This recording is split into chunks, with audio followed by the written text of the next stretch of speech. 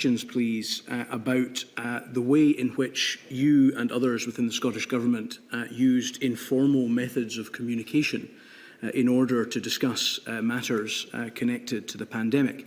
In your statement dated the 16th of November, that's INQ 00027390, at paragraph 48, you say, "Throughout the pandemic, I sought to be open, transparent and accountable in respect of all decisions being taken.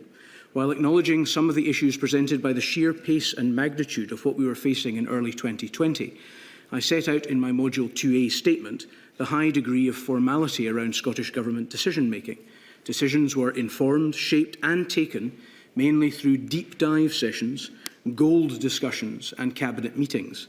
I feel that the nature of the communication that has emerged from the UK Government has created an impression that we were all communicating in such a way. That was not the case, certainly not as far as communications I was party to are concerned. The culture within the Scottish Government during the period in question was serious, formal, purposeful and collegiate. During the pandemic, I did not make extensive use of informal messaging and certainly did not use it to reach decisions. Is it still your position today that you and the Scottish Government were open, transparent and accountable in your actions, not just in your words, at all times throughout the pandemic response in Scotland? Yes, that is still my position.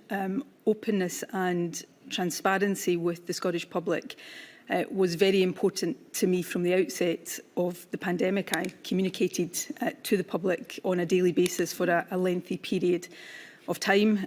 We will not have got every decision right, and we will have made misjudgments, and there will be undoubtedly instances put to me today where, on reflection, I will think that we could have been more transparent than we were. But given the nature of the emergency that we were confronted with, building a relationship of trust with the public was important.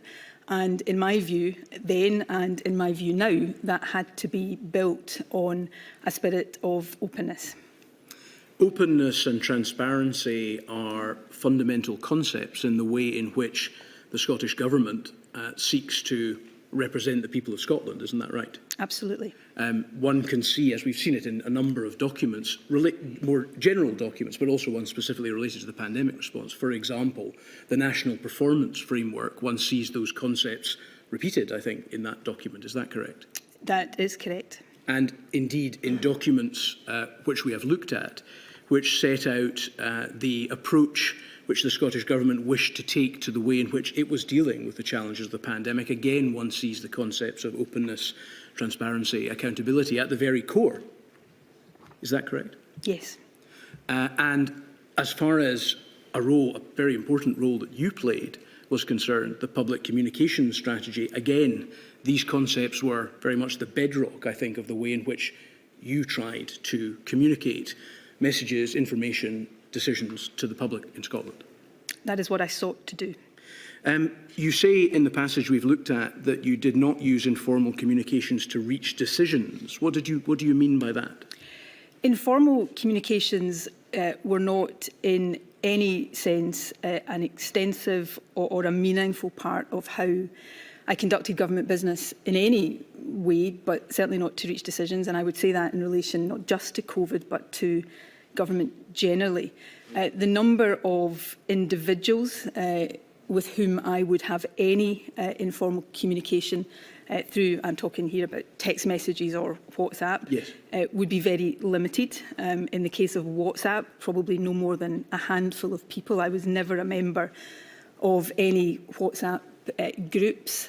And I think the two people that I would have had the most extensive communication with would have been my former Chief of Staff, Liz Lloyd, and Humza Yousaf.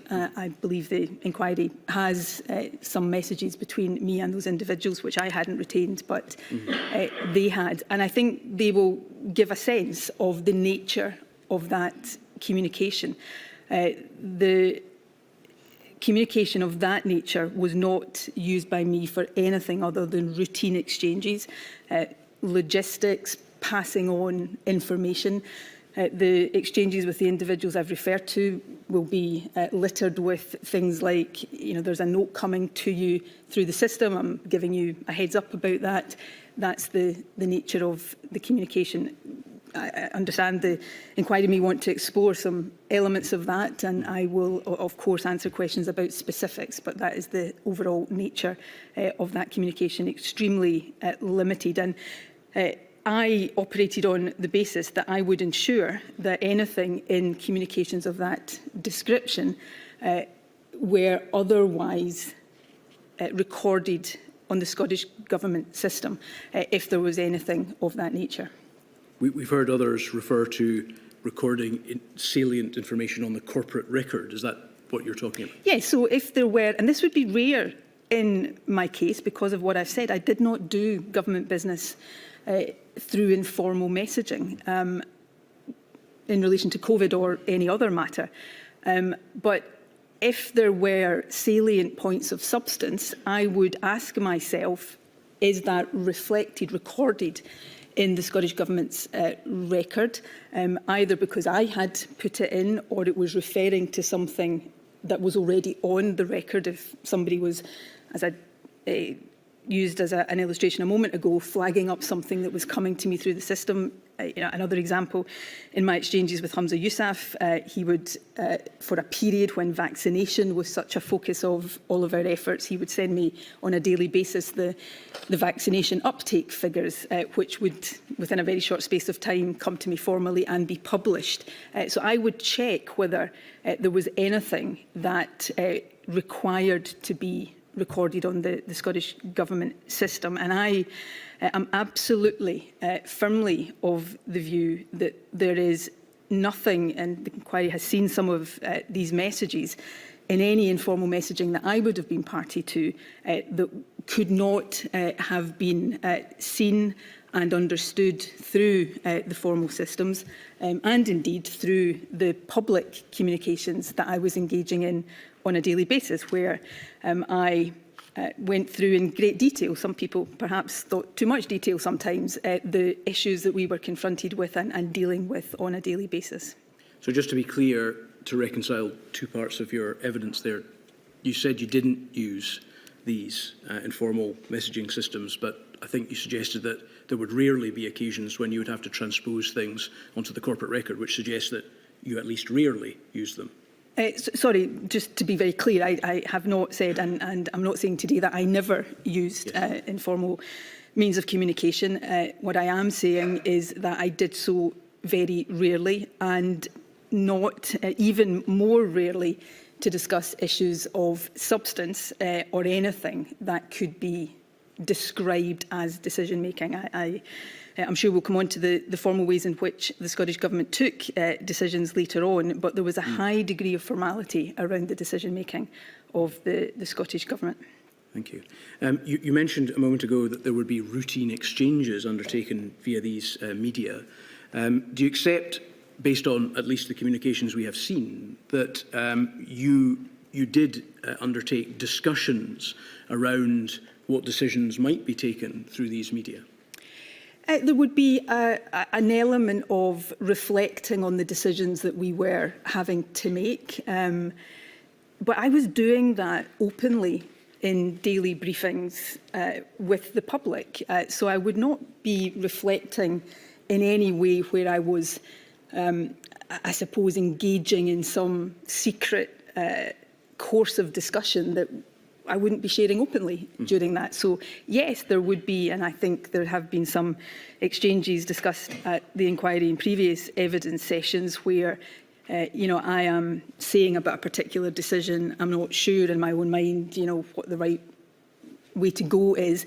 But that would be something that I was trying to formulate in my mind before a formal cabinet discussion where cabinet would take the decision. And that is the extent of that. So other exchanges would literally be, I think in the exchanges between myself and Humza Yousaf, things like Mr Yousaf saying to me, I've just taken part in a Four Nations call, the note of the readout will be on its way to you. If you want me to give you a call to brief you on that before you get it, I'll do that. So that is the nature of the communication that I would routinely, and I again would say it would be limited, that I would routinely have. Thank you. We heard evidence, as you may be aware, from one of the Directors General within the Civil Service in Scotland, Ms Leslie Fraser. She was responsible for the compilation of a number of different Scottish Government policies around information and document retention, and she accepted in her evidence that the primary aim of those policies across Scottish Government was to try to make sure that a reasonable amount of information was retained in order to be able to give any interested Scottish citizen the material from which, amongst other things, they could deduce how decisions had been taken. Do you accept that the messages that we have seen from others contain information that an interested Scottish citizen would like to see in order to understand how decisions were taken in the pandemic? Forgive me, Mr Dawson, if I perhaps haven't seen all of the exchanges. Of course. But I am not sure I have seen exchanges that have been discussed at the inquiry where I would accept, and it may be that I'm showing some today where I do have to accept this, but that I would accept that the interested member of the Scottish public couldn't see not just the decisions that were being arrived at in the Scottish Government, but the reasoning and the evidence behind those decisions from the public record. As I've referenced already and is well known, so I won't labour the point, almost every day during the pandemic I would openly share with the public the state of the pandemic, the difficult choices that was posing for the government, what we were considering in reaching these decisions, what it meant for what we were asking the public to do. So there was a very open form of communication, and I'm not sure I have seen anything that I would say the Scottish public just wouldn't have had any idea that we were talking about that or considering that. It might be a matter for the Scottish public to judge, based on all of the information that was relevant to these matters, whether they felt that they had seen all of the information that they needed to be able to draw conclusions about the appropriateness, timeliness of your decisions. Of course, let me be absolutely clear, I accept that, and of course it's for the inquiry to judge whether that is the case. Simply sharing my views. But again, I repeat this because I do think it is significant and material. The means of communication, the method and the frequency of communication that the Scottish Government was engaging in meant that on a daily basis, it was almost an open conversation with the public, which we thought was important to encourage compliance with what the public were being asked to do. So, you know, these are public statements, and the question and answers after it would go through not just the decisions we'd arrived at, but we would go through the considerations, the balances we were trying to strike, the pretty invidious nature of some of the choices that we were all being faced with then. You referred in the passage from your statement that we went to the fact that it had emerged publicly through the procedures of this inquiry that a lot of this informal communication had been done within the UK government, by WhatsApp in particular, but by other means as well. And you suggested that you felt that the nature of the communication as emerged from the UK government has created an impression that we were all communicating in such a way. We have, fortuitously, by way of example, seen very extensive exchanges between the now First Minister and Professor Leach discussing their attitude to important moments within the pandemic, important decisions they needed to take, important advice they required ultimately to give to you in Cabinet and other fora. It appears from that, and indeed the other messages which have now come to light, that informal messaging, in particular WhatsApp, was a frequent part of the way in which the Scottish Government conducted its business in COVID. Were you unaware of the fact that that was the case as First Minister during the course of the pandemic? The exchanges you refer to, I would have had no knowledge of and had no sight of before seeing them in the course of this inquiry. If you're asking me, Mr Dawson, did I not know that anybody in the Scottish Government was using WhatsApp? Of course that's not the case. WhatsApp had become, in my view, probably too common a means of communication. But I think the exchanges you're talking about would certainly from what I have seen, would not suggest that government decisions were being taken through WhatsApp. WhatsApp was a means of communication that people were using to exchange information on occasion, sometimes to share views about things, and using language or rather ways of describing things that perhaps wouldn't have been done in different forms of communication. One of the reasons, and if I thought this before COVID and this inquiry, I certainly think it even more strongly now. One of the reasons why I don't believe that WhatsApp, for example, should be used for government communication and decision making is that, you know, when I make a public statement, or when I made public statements as First Minister in this context, I would think very, very carefully about the words I use to try to minimise as far as is ever possible the scope for what I was saying to be misinterpreted. When people send messages on WhatsApp, they don't think, including me, you don't think that deeply about how you're phrasing things, and therefore messages, when they are looked back at later on, can be open to different interpretations because people haven't really thought about the words they're using or the phraseology that they're using. And I think that certainly would be true of some of the exchanges that the inquiry has been looking at. Would you, as First Minister, not have thought it to be important that ministers and senior officials would think deeply about the conduct of government business, whether conducted through WhatsApp or otherwise? Of course, that is the case. And in saying that, I'm not trying to suggest that people were not thinking deeply. The form of, and I think every human being probably can recognise what I'm saying, the form of communication can influence the phraseology or the way in which things are worded. And informal communication, I think, lends itself to very short, sharp exchanges that would be very different if you were making a speech or putting something in a formal paper for decision making. Can I say very clearly, when I was First Minister, I would not have expected any of my ministers or any of my officials to have been conducting substantive government discussions, and certainly not taking government decisions through WhatsApp or other informal means of messaging. Thank you for that. On the 27th of May of 2020, as we covered with Mr Swinney yesterday, in the Scottish Parliament, in response to a question about whether he would order a public inquiry into the COVID-19 outbreak in care homes in Scotland, you replied as follows: "Of course there will be a public inquiry into this whole crisis and every aspect of this crisis, and that will undoubtedly include what happened in care homes." So at that stage, you knew that there would be a public inquiry in the future into the Scottish Government's response to the pandemic generally? I always assumed there would be a public inquiry. In fact, of course, as we know, you effectively had the power to order. Indeed, an inquiry, and you did. As it turned out in Scotland, we have more than one inquiry, so yes, I did. Yes. On the 3rd of August 2021, Leslie Fraser, who I mentioned a moment ago, and another civil servant whom you'll know, Mr Kenneth Thompson, sent a do not destroy email to Scottish Government officials with the subject COVID-19 Independent Inquiry Record Retention, explaining the importance of retaining relevant material to the work of the inquiry. Do you recall receiving that email? I do not, as far as I am aware, I did not receive that.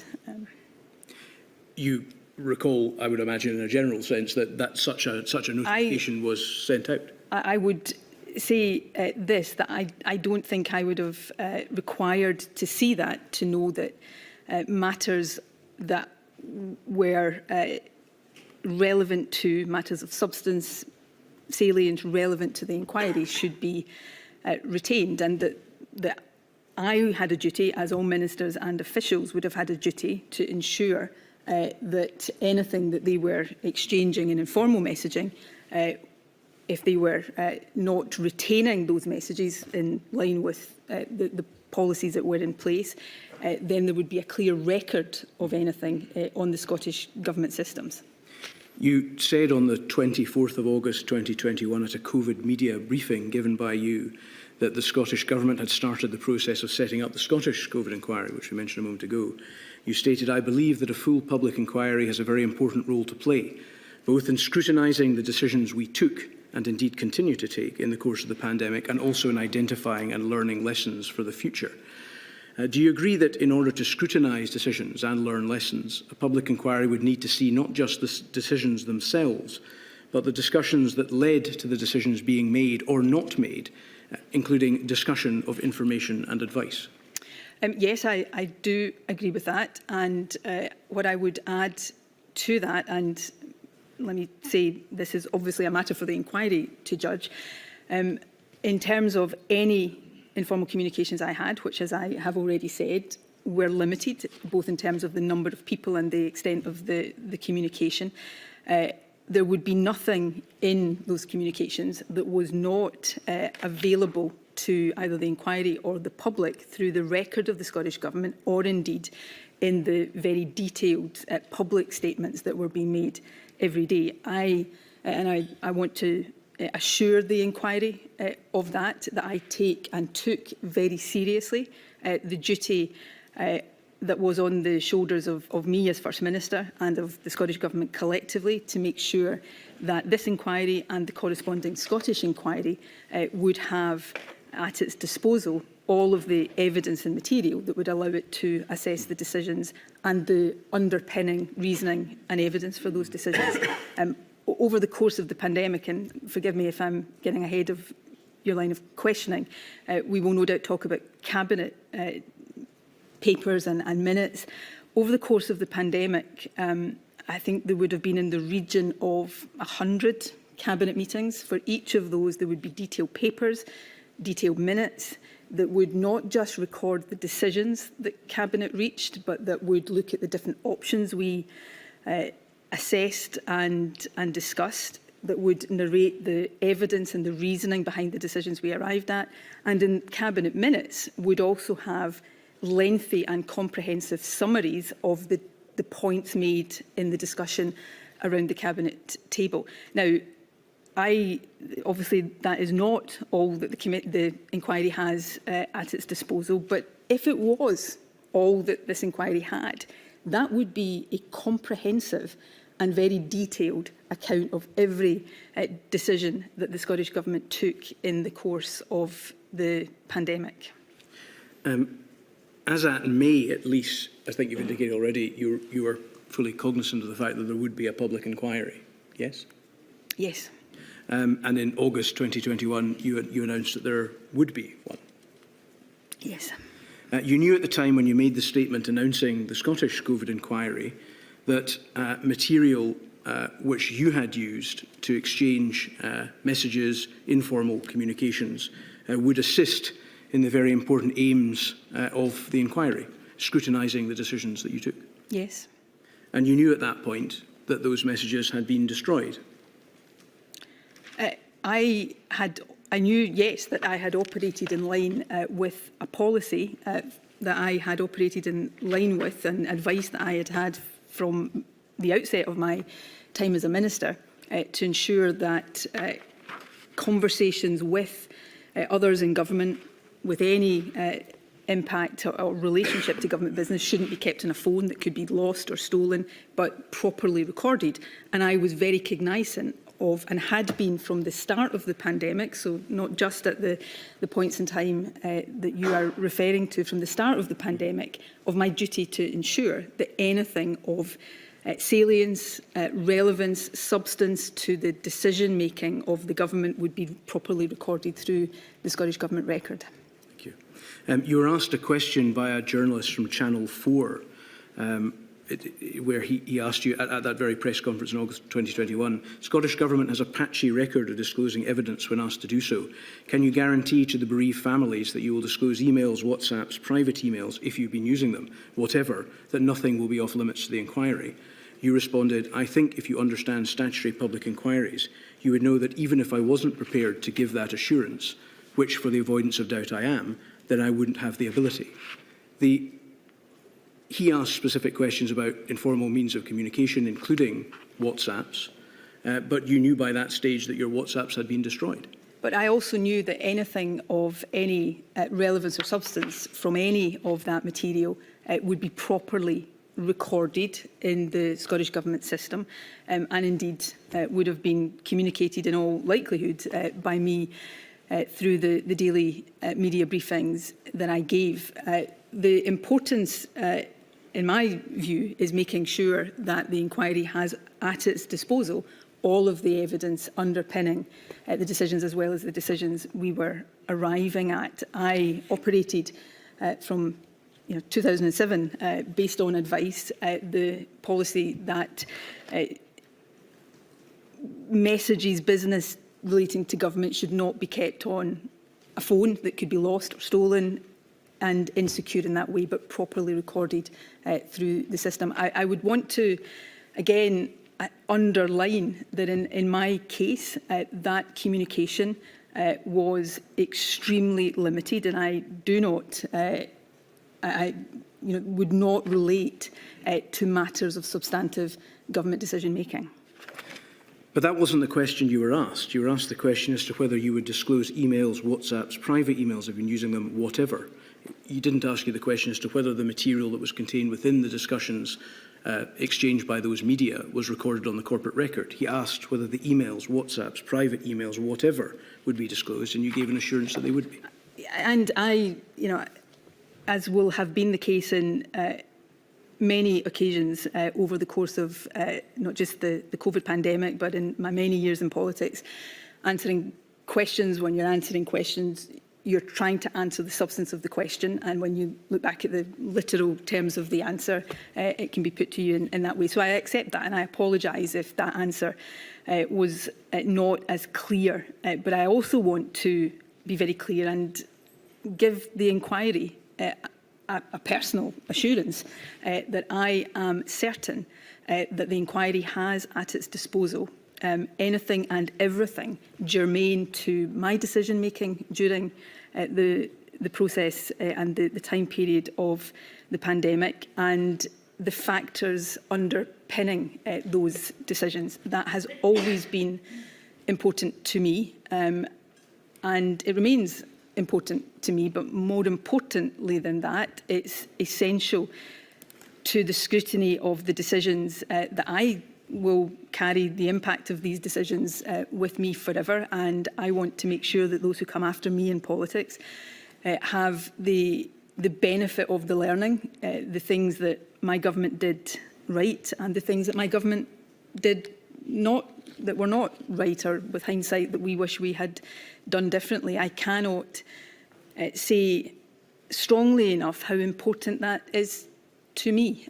These decisions were of a magnitude beyond what I had ever experienced, and that is true of decision makers everywhere, and the impact of them I think about literally every day, and I want this inquiry and the Scottish inquiry to scrutinise those decisions so that we can learn and future governments can learn appropriate lessons from them. In case there's any doubt on the matter, Ms Sturgeon, when I delivered the opening statement in this module, we were keen to try to make it clear that our position with regard to those decisions was that they were extremely difficult decisions, and I think there can be no doubt about that. As regards your production of documents, however, you did not produce to us any WhatsApps, messages or any other informal communications with your first statement dated the 6th of November 2023, despite the request that you do so. At the time, for the reasons I have set out, I did not hold WhatsApp messages or text messages at that point, and as I have said, because I had gone through a process of making sure anything of relevance, which would have been very, very limited, I could assure myself would be available through the public record and the Scottish Government record. When I was asked to double check when the inquiry sent another request for a statement, I discovered an isolated text message with one individual, the then Deputy First Minister of Northern Ireland, which I provided to the inquiry. And I also found, and I apologise to the inquiry because I hadn't at the time thought to look in this place because it would not be a normal means of communication. But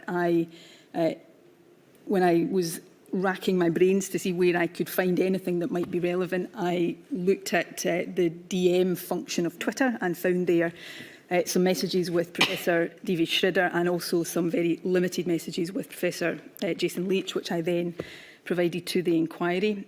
I also sought and was provided through the government with messages between me and Liz Lloyd and Humza Yousaf, which I was aware the inquiry would have from them, but nevertheless, because I then held them, passed them to the inquiry. There is one exchange in the Twitter DM messages with Jason Leach that I think gives an indication of my approach to informal messaging, where he is raising something with me, and I think it is the last message in this exchange. I in terms, say to him, if you want to talk about matters like this, come and see me properly. This is not the place to do it. And that was my attitude to that kind of messaging. So should we take that to be an instruction to Professor Leach that if he wanted to carry out such conversations where he was discussing important matters related to the pandemic with you, you wanted to be clear to him that that was a matter which was not appropriate for these media? It should be done more formally, in person. Discussions was your practice? Absolutely, and that was, I made it clear to him that that was my practice. I think the exchange was related to hospital capacity and ventilation facilities in hospitals at a relatively early stage of the pandemic. Yes. Of course, Professor Leach, we know, conducted extensive discussions related to important decisions in the pandemic with others, including the current First Minister.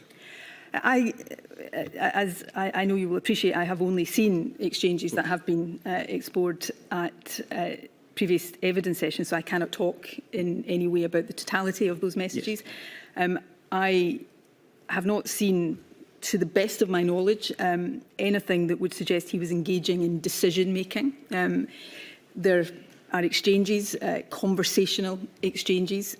It's, many of these exchanges that I have seen, and from other governments as well, I think on WhatsApp would be the kind of exchange that, had people not been working remotely and been in the same building as I actually was with key advisors throughout the pandemic, these are the kind of conversations that would have happened verbally, face to face, and end up being translated to WhatsApp because of the nature of people's working environments. Given the fact that you were in St Andrew's House, I think, quite a lot of the time, as we heard from Ms Freeman, as she was, there were a large number of those verbal conversations between you and others, like Ms Freeman, who are based predominantly there during the pandemic. Isn't that right? Yes, I mean, the majority of the conversations that I would be having with certainly Ms Freeman and the Chief Medical Officer at the time, and other senior advisors would be face-to-face in St Andrew's House. I was in St Andrew's House from very early in the morning till very late at night, almost every day for an extended period of time, as were these other individuals. I think Ms Freeman did say 7 days a week you're all there, for pretty a much. Period, 7 days a week, yes. Yes. Were the salient points of those verbal discussions committed to the corporate record? Yeah, so at my private office were also, not my entire private office, but key individuals in my private office, and they would have a rota. There would be somebody from my private office in the building with me. So salient points would be recorded as appropriate and fed through the system. I think perhaps, if I may, there's two further points to be made there. If I, as First Minister, am having a discussion with anybody that then requires action to be taken, if that's not inputted to the system, action won't be taken. That is how conversations turn into actions that are necessary. The second point is just to reflect, particularly in the very early stages of the pandemic and in the early stages of, well, certainly through March and into April 2020, there was a frenetic pace of decision-making, and we were taking decisions at very short notice. The situation was changing several times a day, and we were all working at pace. I would have conversations in the morning that by the afternoon the situation had changed, and so the nature of those conversations would be different. And I think it's, 3-4 years on, it is difficult sometimes to appreciate just how frenetic the pace of activity was at that time. The fact that you're working at pace, though, doesn't alter the obligation to make sure that salient points of conversations and messaging are on the corporate record. Oh no, absolutely.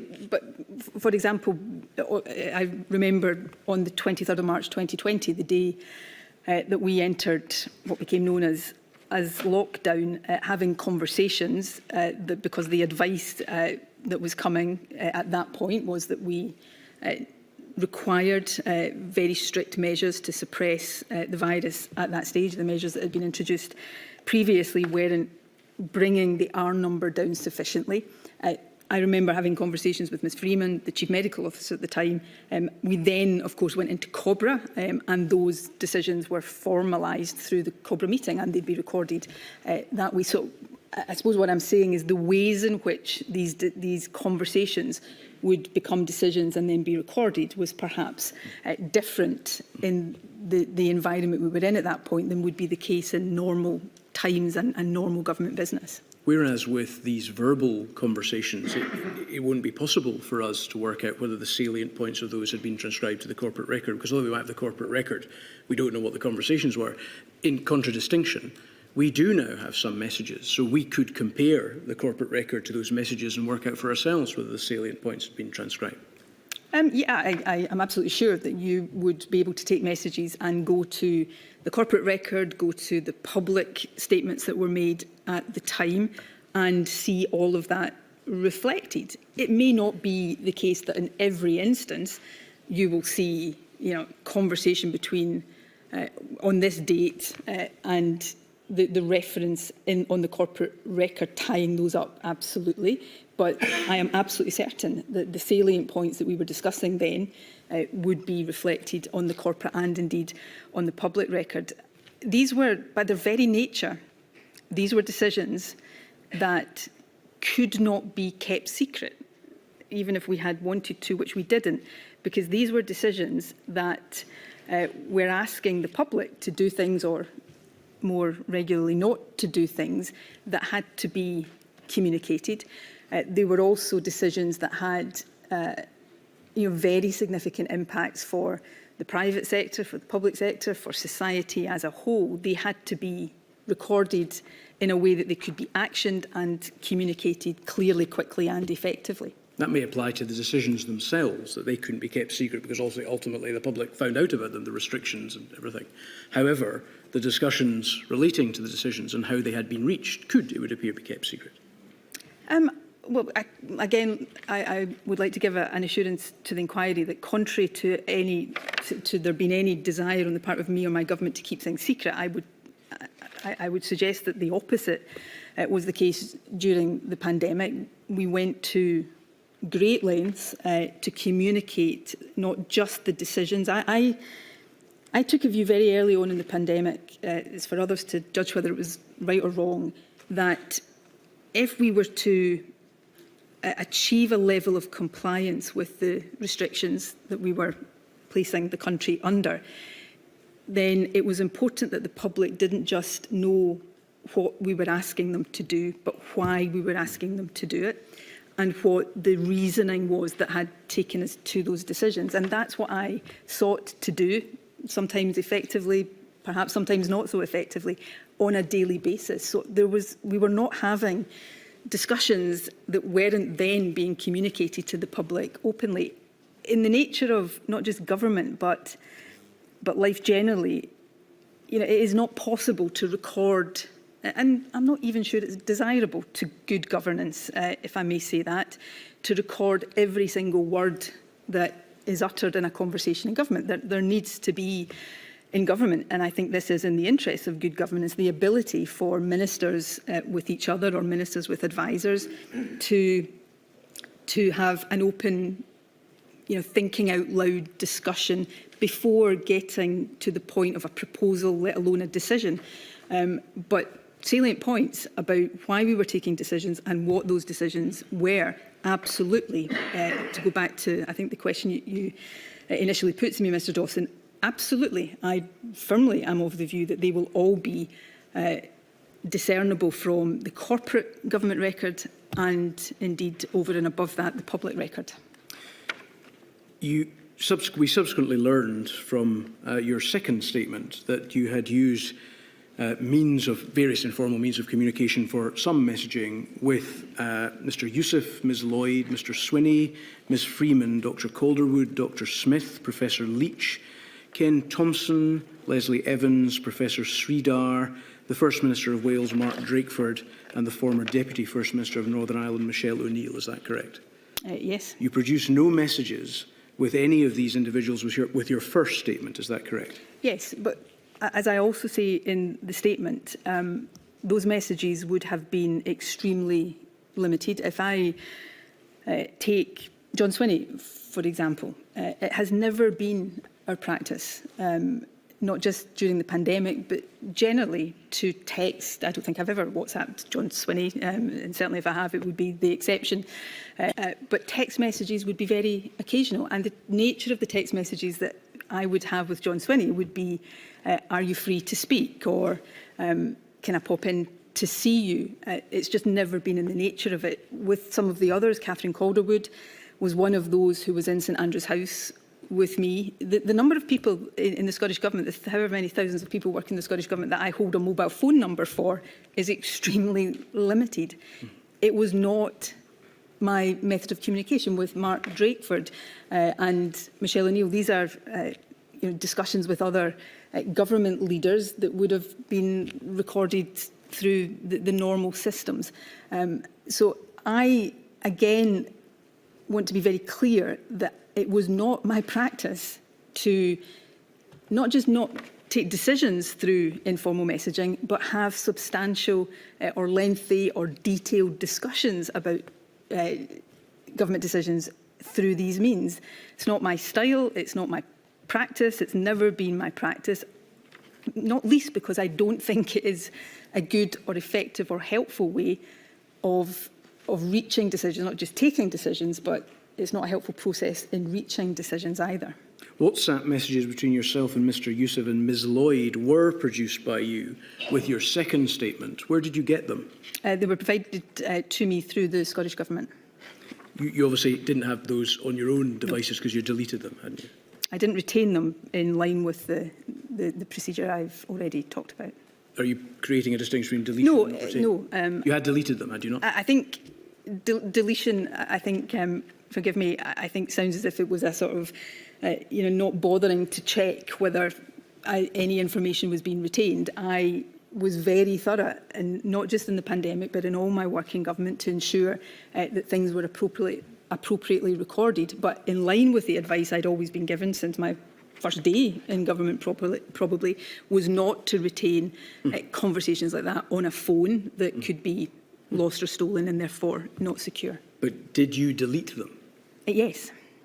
And as far as the other messages are concerned that you couldn't produce yourself between you and all these others, you deleted all of those as well? In the manner that and after the process that I have set out, yes. You also produced some direct Twitter messages that you've already mentioned with Professor Leach and Professor Sridhar. Professor Sridhar also produced those messages to us, although slightly later than you, at the beginning of December. Did you have any discussions with her about the production of those messages? I think I let her know that I'd found messages and would be providing them to the inquiry. So there was contact between you and her related to the messages? I simply, as a courtesy, to let her know, yes. Could I have a look, please, at INQ 000287766?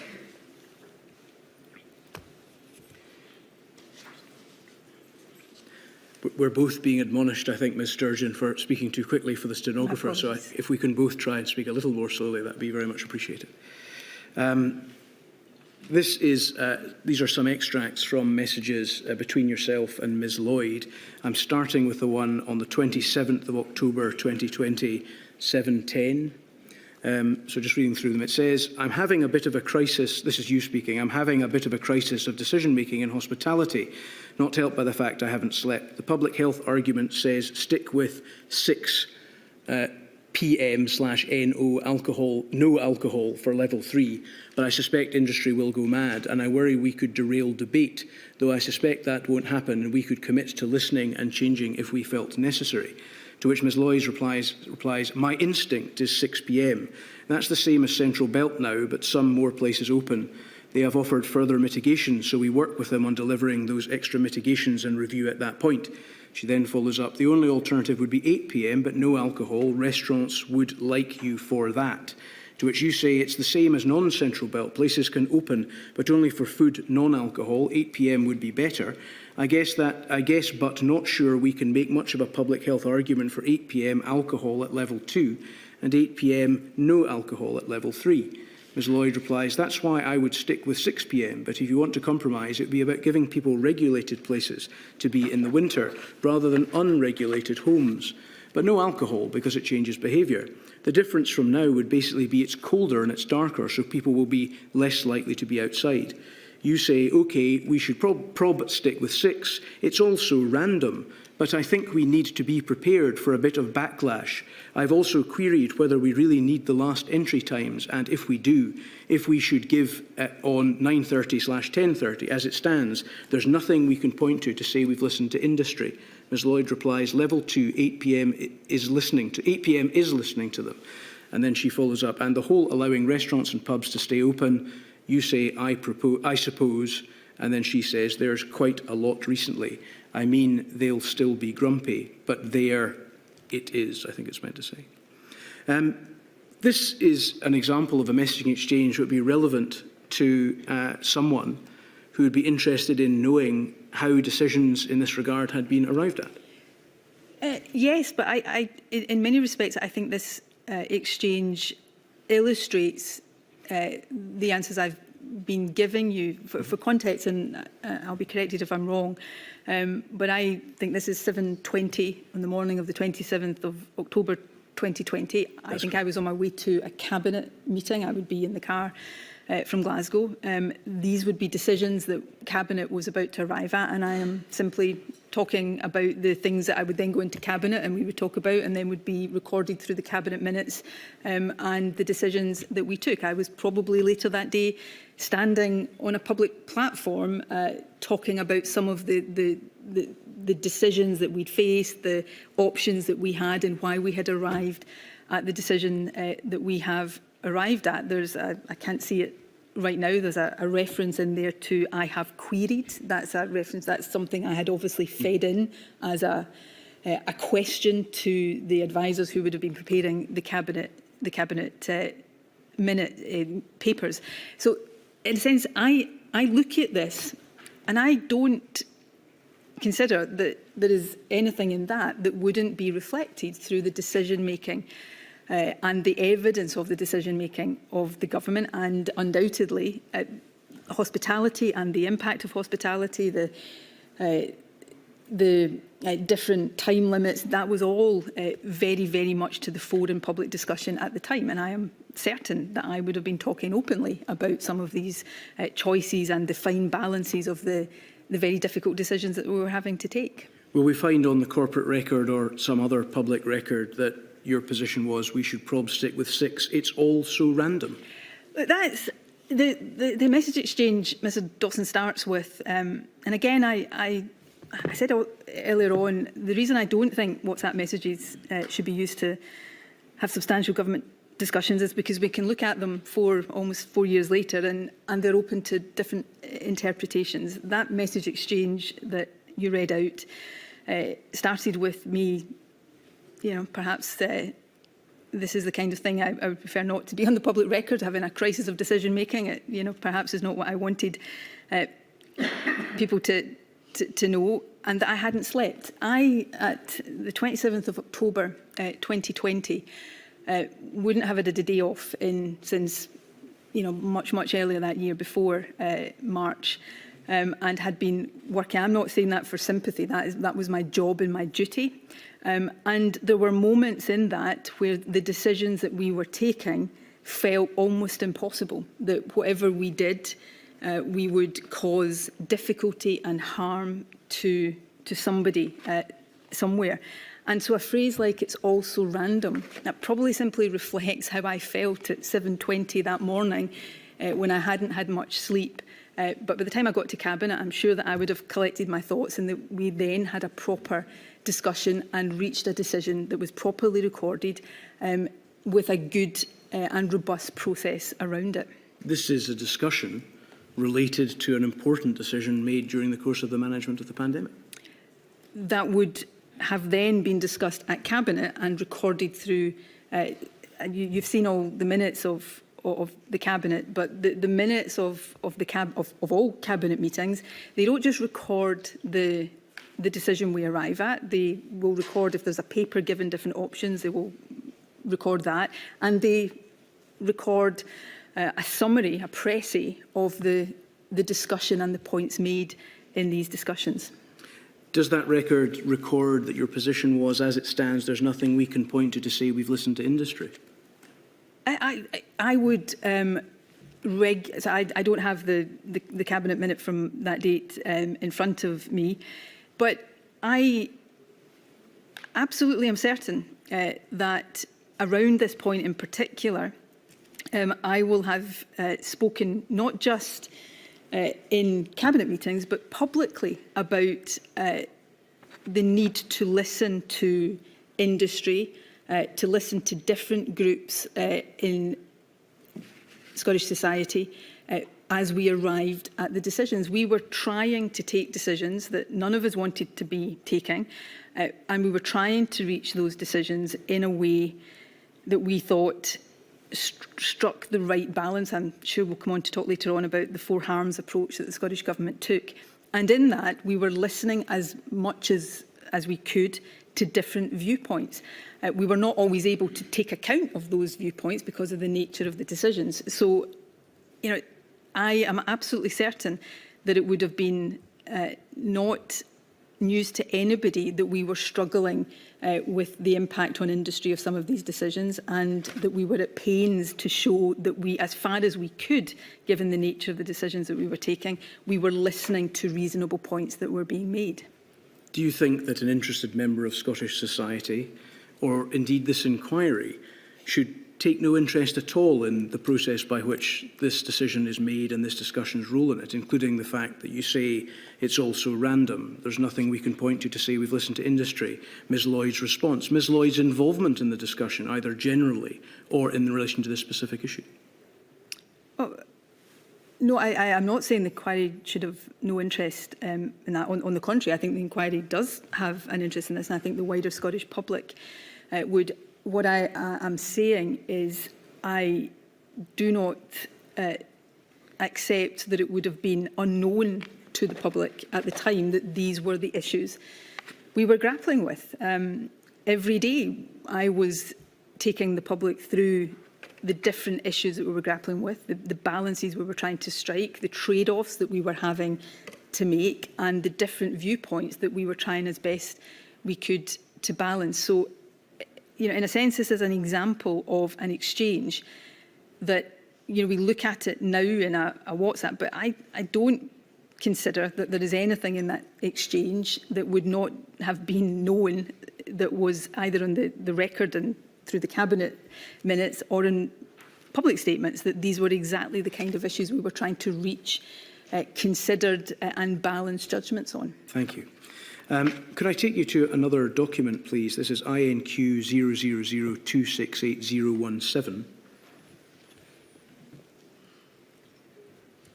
This is another exchange. This is not a group that features you, but it's another piece of evidence that we've seen. And I'd be interested in understanding your reflection on some of the content of the exchange. This is in your capacity as the former First Minister and First Minister at the time. This is in a WhatsApp group chat called COVID Outbreak Group. These messages were provided to the inquiry by Dr Jim McMenamin of Public Health Scotland, who did not delete his messages. and not by the Scottish Government or its officials. In the exchange at 27th of August 2020, you'll recognise, no doubt, the individuals involved. Ken Thompson says, just to remind you seriously, this is discoverable under FOI. Know where the clear chat button is, to which Nicola Sturgeon replies, yes, absolutely. Jason Leach points out DG level input there. Mr Thompson says, plausible deniability are my middle names. Now clear it again. Jason Leach says, done. Nicola Sturgeon, me too, and someone called Donna Bell and me. Were you aware in your capacity as First Minister that these sort of exchanges took place and that a senior member of the civil service considered plausible deniability to be his middle name? As you said at the outset of the question, I was not a member of this group until some of these exchanges were explored in evidence sessions last week. I had never seen these messages before. Did I know that there would be WhatsApp groups where officials were exchanging information? I'm not sure I was particularly conscious of it, but I would have, had I been asked to stop and consider that, I would have said, well, I would assume so, given the nature of how people were working. I would absolutely expect all officials in the Scottish Government to retain, in line with Scottish Government policies, information relevant to our decision making. I look at that exchange and what I don't see is an exchange about the decisions we're taking. I see a light-hearted discussion between officials. Ken Thompson, I know, has been before you and has given his interpretation of that, so he can answer and has answered for himself. I would read that as him reminding people of the need to be professional on WhatsApp, even when discussing light-hearted things. The other thing I would say about all of these individuals on the screen before me is that they are all, in my knowledge and experience, and with some of them, particularly Ken Thompson, this is extensive experience. They are public servants of the utmost integrity. And at this point and throughout the pandemic, they were public servants who were working in a committed and a dedicated fashion in terms of the hours, and they were working the pressure under which they were working above and beyond probably the call of duty. Ken Thompson is somebody I've worked with throughout my time in the Scottish Government, and he is a civil servant, as I say, of the utmost integrity and the utmost professionalism. This group was called COVID Outbreak Group, obviously connected to the COVID pandemic, yes? If that is what you're telling me, yes. One assumes, yes, that is the name of it. One assumes, therefore, it's to do with COVID Outbreak Group, to do with COVID, and therefore relevant to the pandemic. What Mr Thompson does here is that, despite recognising that material in this chat is discoverable under freedom of information legislation, is to tell other individuals in the group that they should clear it or delete it. Is that not correct? That is what is in front of me, yes. Could I just go a little bit further down, please? I'm just tracing the messages down to 1617, so very shortly after the exchange that we've had. At 1617, so this is just a couple of minutes after. Further down, you can see in the background other what happens in between. There is something which Jason Leach says at 1617, which is redacted, and then Ken Thompson says the information you requested is not held centrally. Is that a phrase you recognise? Of course it is, yes. Is that a phrase which often appears in freedom of information requests when documentation is requested from the Scottish Government? Yes. Is it a phrase which indicates, as a result of a request, the Scottish Government is not in a position to be able to provide the information it might otherwise because it doesn't actually hold the information in its central repository? Yes. Does it look to you that this is Ken Thompson suggesting that that response is an excuse often trotted out by the Scottish Government in response to freedom of information requests? I absolutely accept that as an interpretation that can be put on it. These are not my words. Of course. This is not an exchange I'm involved in, so there is a limit to how far I can go in trying to interpret what he meant by that. In looking at the exchange, my interpretation of it, which may or may not be correct, is that he is reminding the others on the in the chat that the kind of things they are talking about, they probably shouldn't be on a chat like this. Somebody says, I was a nippy teenager in 1986, for example. That's the nature of that. Again, all I can repeat about Ken Thompson is that he is a civil servant, in my experience, who took the responsibilities around recording and making sure that the government record was complete extremely seriously. He's one of the civil servants in my experience that was not just most experienced in that, but that was most assiduous in that side of things. So I can't answer for him. I can speak about my experience of him, and I can give an interpretation based on the context of that was meant to be a light-hearted comment, but that is only my interpretation. Forgive me, the other thing I would say, like many people, given, and I can reflect back to this time, our discussions in government were very serious. There are times when they were extremely sombre. There were days when they were very, very dark, given the nature of what we were dealing with. And because the public as a whole were going through unimaginable trauma at the time, many of them still living with that trauma, reading now light-hearted exchanges, I think, can be very difficult because it gives an impression that people were not taking the situation seriously. That could not be further from the truth. I think what you have there are public servants who were working incredibly hard to take the best decisions, to support ministers to take the best decisions to keep people safe, who were, perhaps, as is human nature, occasionally engaging in light-hearted comment to try to probably get themselves through the day. That's my interpretation of what's before me, but I appreciate others may arrive at a different one. If it were ultimately to be determined that there was a culture of plausible deniability, a culture of deleting messages that would be recoverable under FOI requests, a culture of suggesting, in order to get out of FOI requests, that documents are not held centrally.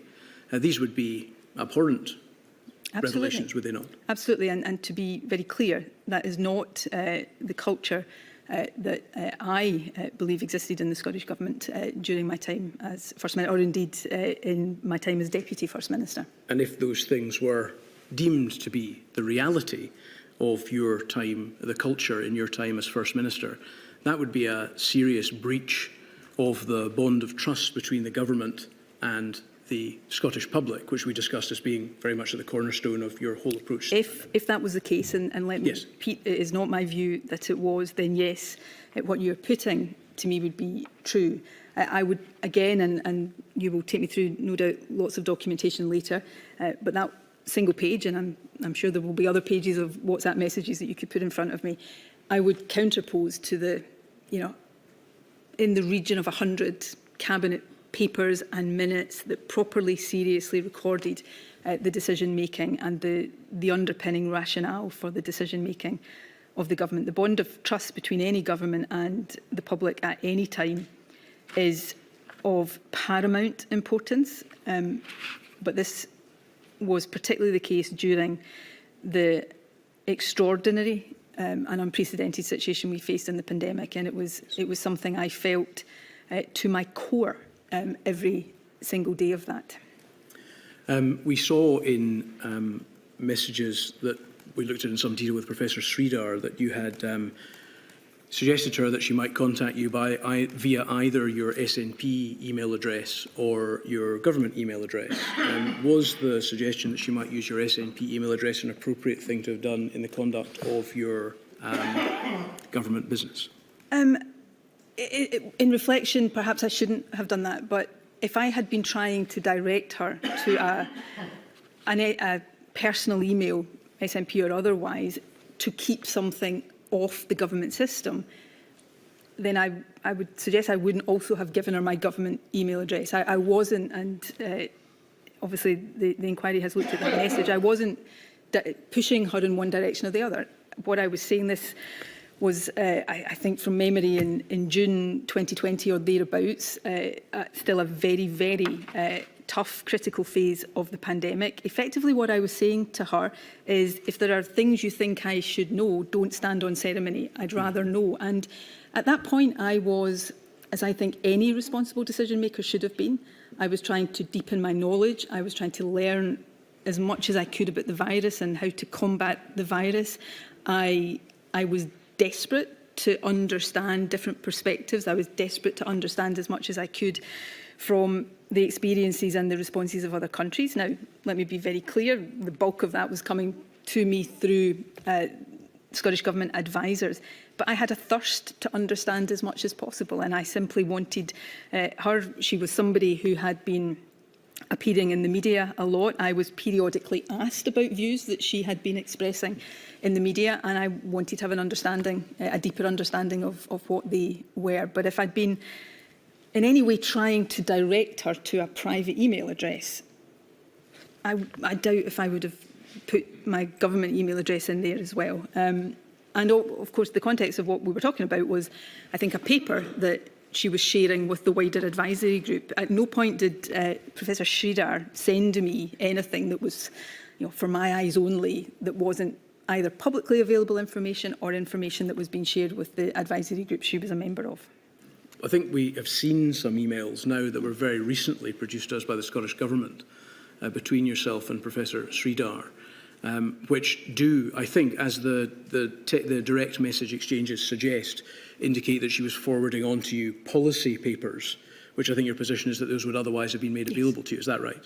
Have I got that right? Yes, these were, she was a member, and I know the inquiry is aware of this, she was a member of the Scottish Government COVID-19 advisory group, and these were papers she was preparing for the group. What the group did with them, or what weight it gave to them, that would be for the group to answer, but these were not things that she was preparing for me and sending to me alone. They were simply copies of things that were in wider circulation. It would, one assumes, be in accordance with the normal practice of the group, that the group would decide whether that needed to be sent to you rather than Professor Sridhar, isn't that right? Possibly, yes, but at that point, and if this was the wrong approach to take, Mr Dawson, I apologise. At that point, in dealing with an unprecedented situation and a pandemic, I wanted to understand as much as I could. I wanted my decisions to be as informed as possible. I read, perhaps one of the reasons why in the early exchange I was saying I hadn't slept much, I read extensively from public sources of articles and research studies online. I was trying to understand as much as possible and as quickly as possible. And I took the view, if somebody could help me with that, if somebody could send me something that I would otherwise see, but I might see. I'm not even sure, with my apologies to her, that I would have necessarily read everything she sent me, because I might already have seen it, or I would perhaps not think it was particularly relevant. But I had a desire to have as much information in order to deepen my understanding of the situation we were facing as I could. And while there are things we may talk about today where I think, if I was to go back and have my time again, I would take a different decision. I hope I wouldn't take a different decision on that. It was important to me to be as informed and as educated as I possibly could be. You used a personal phone for the conduct of government business while First Minister, is that correct? Yes, I did. And you never used a government-issued phone, is that right? We've heard evidence from a variety of ministers that they seem to use phones from a variety of different sources, some Scottish Government, some personal, some Scottish Parliament issued phones. Is it appropriate in your view as the former First Minister that ministers are conducting business on phones that are not government issued phones? It was never suggested to me at any time during my period as First Minister that it was not appropriate. The reason I used a personal phone was that I didn't want to have multiple devices. A government phone, I wouldn't have been able to do constituency business or party or personal matters, and on a constituency one I can do the other. So you get the picture here. Yes. So I wanted to have one device. It was never suggested to me that was inappropriate, and I don't believe it was inappropriate. I think any phone, whether it is personal, Parliament, government, is vulnerable to being left on a train or lost somehow, which goes back to points I made earlier on about the practice and the policy around how information is retained in government. We've been made aware of an article which appeared in the press just yesterday suggesting that your expenses claims indicated that on the 19th of March you purchased a phone and a number of SIM top-ups. And the article also suggests that you purchased a second prepaid phone in between 2020 and 2021 because it's based on your expenses claims, I think, and the amounts are there. Why did you purchase those phones, and why did you? They were purchased certainly through my expenses on my authority. I didn't personally purchase them. They were also not for use by me.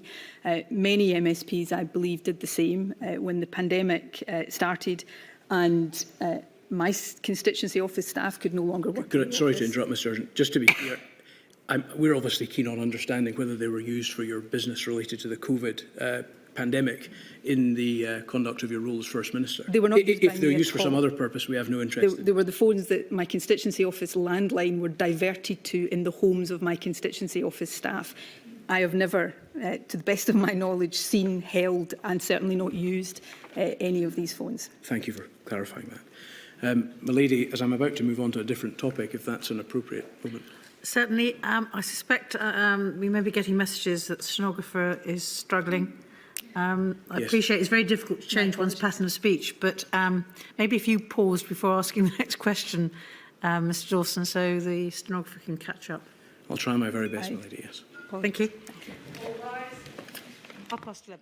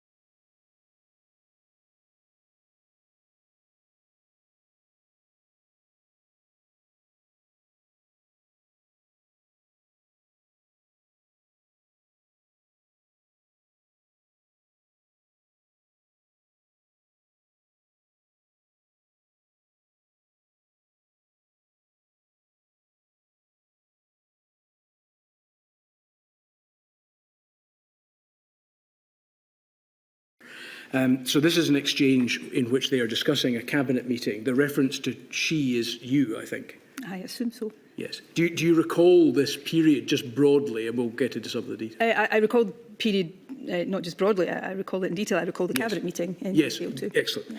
Yeah. I think what the context is, if I understand it from the evidence that we've heard from Mr Youssef and indeed Ms Forbes, is that there were discussions around the possibility of having further measures, but there were issues pertaining to whether or not there would be funding to support business if there were a further lockdown or further restrictions.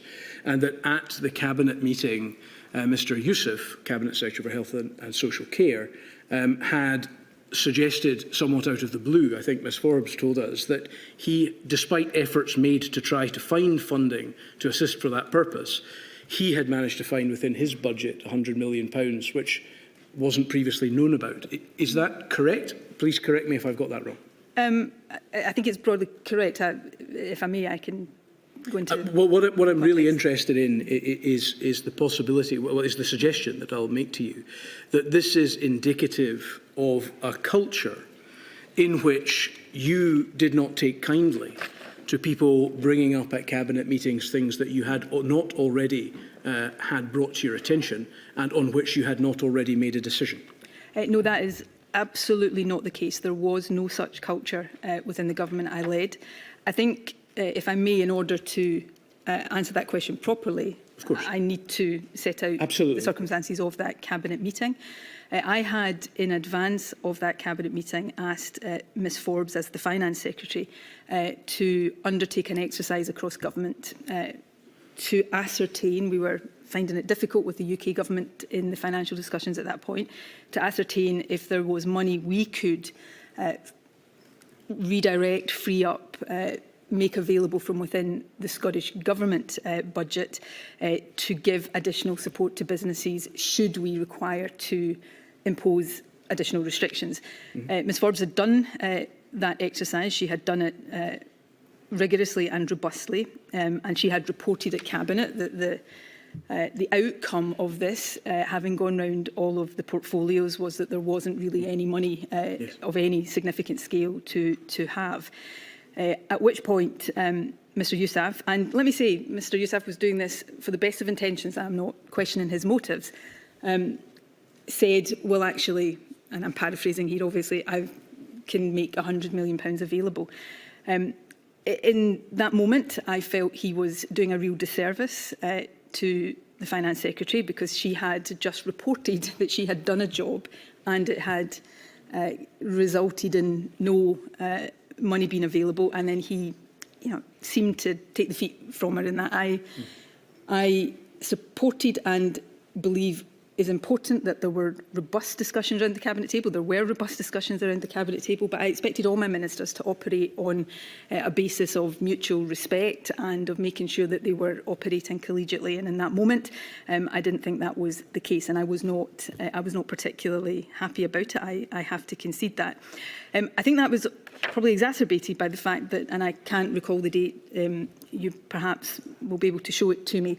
I think sometime maybe a couple of weeks before that, Mr Youssef had indicated to me on WhatsApp that he might be able to find some money in this order. And my response to him was, speak to Kate. And at that meeting, it appeared that he hadn't done so. So that was the context. And I perhaps was also sceptical given the pressures on the National Health Service at that point, that it would be sensible to take £100 million from dealing with the acute pressures in the health service to fund business support, but that is more of a substantive issue. So that is the context of that. As First Minister, I make no apology for this. I always tried to lead from the front. I always took the buck stops with me attitude. I always took Cabinet meetings extremely seriously, made sure I was briefed and had done all the preparation and reading, and I expected similar from my Cabinet Secretaries, and I think that is how good government should work. So that's the context of that. That was not a regular occurrence at Cabinet. It was a very particular set of circumstances that as it happens, I'm not sure that that exchange doesn't slightly overstate it, but I do concede that I expressed some displeasure at the process by which the offer had come to the table. And it was more on behalf of Ms Forbes, because I thought it did a disservice to her and the very professional job that she had done. But we've heard Ms Forbes on this very subject, so we know what her position in that regard is. Do these messages show, Ms Sturgeon, that whilst Cabinet Secretaries might complain in private, as in these as we've just seen, they would ultimately be expected to fall back in line behind your view on matters? No, absolutely not. I suspect in every government everywhere across the world, and I would imagine that the Scottish Government was no different, that ministers will, moan about the First Minister or the Prime Minister to each other. Maybe I used to do it in a previous job in the Scottish Government as well. So that is normal. But I expected Cabinet discussions, and Cabinet discussions were full, robust, detailed. I expected all Cabinet Secretaries to come to those discussions able to argue their point, put their point of view across, and then for us to come to a position at the end of that. That's how Cabinet government works. It was absolutely not the case. And I've referenced Cabinet minutes before, and you have seen all the Cabinet minutes in relation to COVID, but this would be true of Cabinet minutes generally.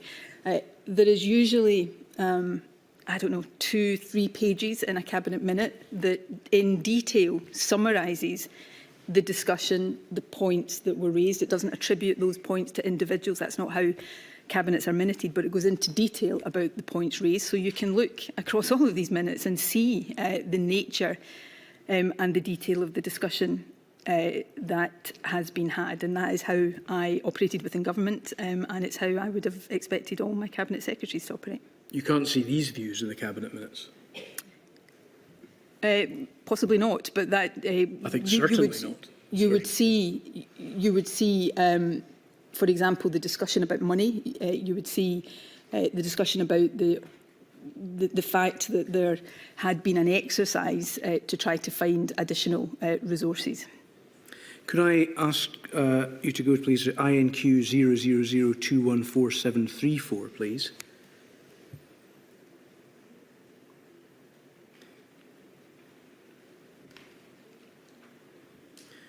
Bottom of page 6. If we just go to the first page, please, can we do that? Just to see what it is.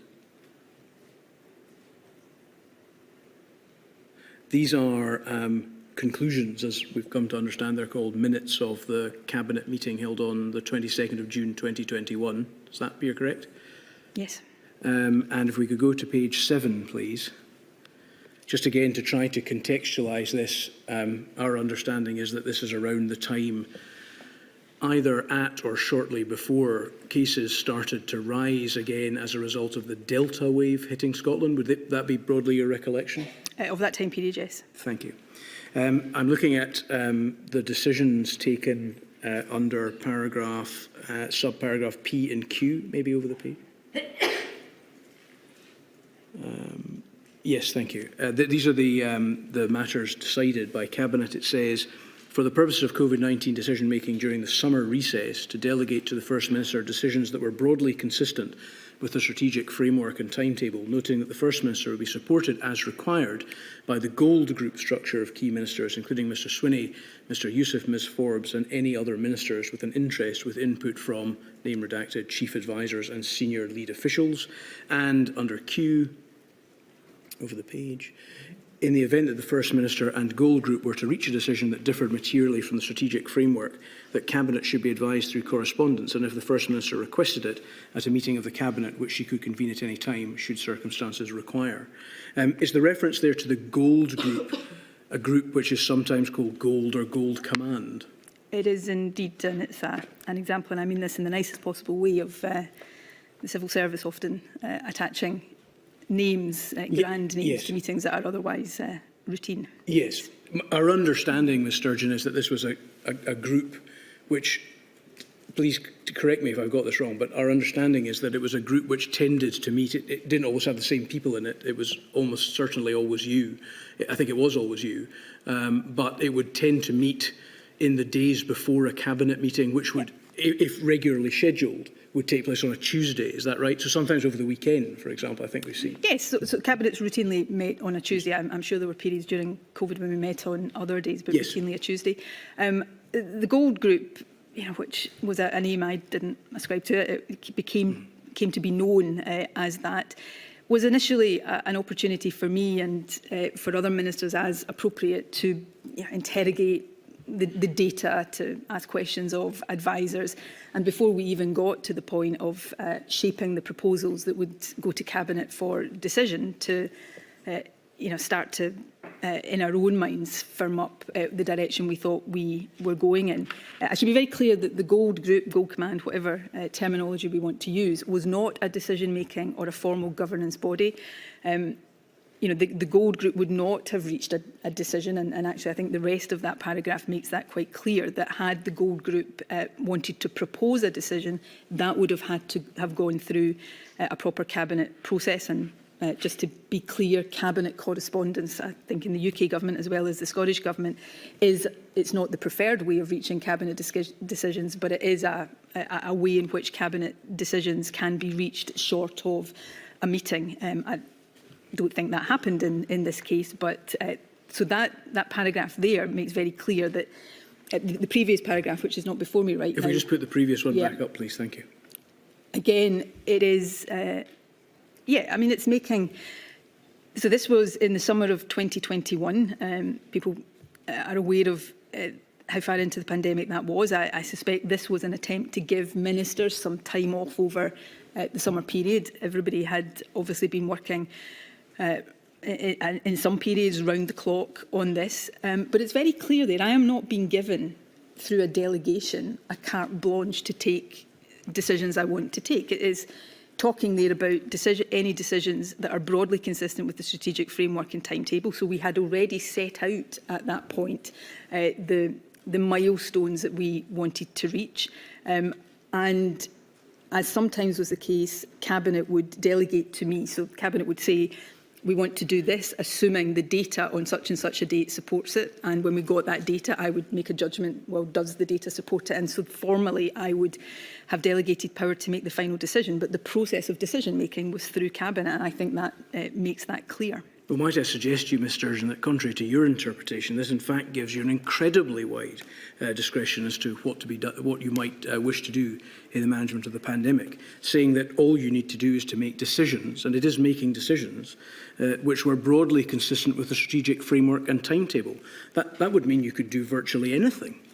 With respect, I would challenge that and say that is not the case. The strategic framework, by its nature, strategic frameworks are broad and high level, but the timetable was very detailed. To depart from that, I would not have had latitude to depart from that. Departing from that would have required me to go through a decision-making process, and I did not have carte blanche, wide latitude to take decisions, and nor should I have had, incidentally, nor would I have wanted to, given the seriousness of what we were dealing with. I'm not sure anybody would have chosen to take solely onto their own shoulders the decisions that were falling to be made, although I always accepted that the final accountability and responsibility as First Minister lay with me. So I respectfully don't think the characterisation of that is accurate at all. And I think if you were to look at Cabinet, forgive me, there was a Cabinet minute discussed with Mr Swinney yesterday, I think from the 19th of December 2020, where conclusions were put to him similar to that. Decisions are delegated to the First Minister. Looking at only those conclusions would have given the impression that has been given now. But when you look at the minute in its entirety, the previous 2 pages of that narrate the Cabinet discussion, make very clear that Cabinet agreed with the decisions that were being proposed, and that there had been a full and comprehensive discussion. So yes, when we look at paragraphs like that in isolation, I accept that gives a certain impression that is, I would say, is not accurate, but also would not be the impression given if these minutes are read in their entirety. You mentioned in your explanation, your helpful explanation, that the process would be that there would be a discussion to ascertain whether Cabinet agreed with the decisions that were proposed. Does that not lead to the conclusion that decisions had already been reached and that Cabinet was in effect a decision ratifying rather than a decision-making body? No, that's not the case, because in many of these instances, there was not one proposal put forward. Cabinet would have a range of different options. One Cabinet we may come on to talk to later on at a later stage to this, as we go into the latter part, into Christmas of 2021, when Omicron has been identified.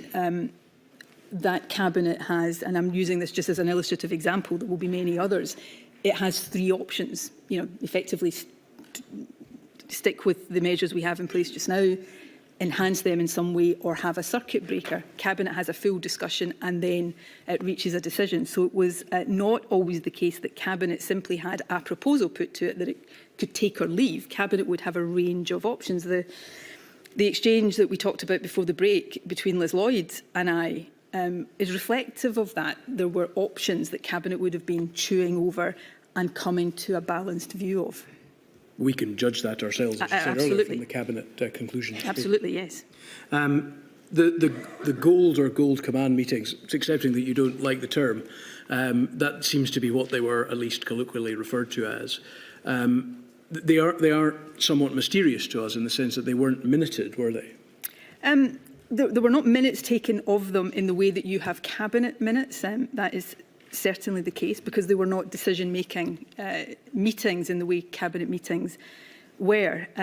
However, and I believe, forgive me if I'm misinformed here, I believe the inquiry has papers that went with and around those meetings, slide packs that would inform the discussion, agendas of the issues we were going to discuss, and where there had been actions out of these meetings, usually to do further work to inform decisions, then notes of action points. And I've certainly, the committee, the inquiry, apologies, had asked me to review some of that. So I've reviewed that paperwork, and I know that that is there. But in many of these meetings, the purpose of them was, Cabinet had choices and options, but no Cabinet on any issue, anywhere, sits with a blank sheet of paper. So there is a process of shaping the options that will then become the decisions that Cabinet takes. And these meetings were often to try to shape those options. So in a sense, the output of those meetings, and I use this term loosely, the minutes of those meetings are the Cabinet papers that then go to Cabinet for decision, because that is what comes from these meetings into the Cabinet papers that then inform and shape the decisions Cabinet reaches. We've certainly had access to certain action points. They don't relate to every gold meeting. We've struggled rather to work out even when the gold meetings took place. We have to look at other documents to tell us when they might have happened. We have seen action points, not in relation to all of the meetings that appear to have happened, but the action points appear very much to be effectively the conclusion of the meeting rather than any discussion as to how those conclusions were reached. Therefore, is it fair to say that the documentation to which you refer does not tell us the salient points that were discussed in the conduct of government business at those meetings?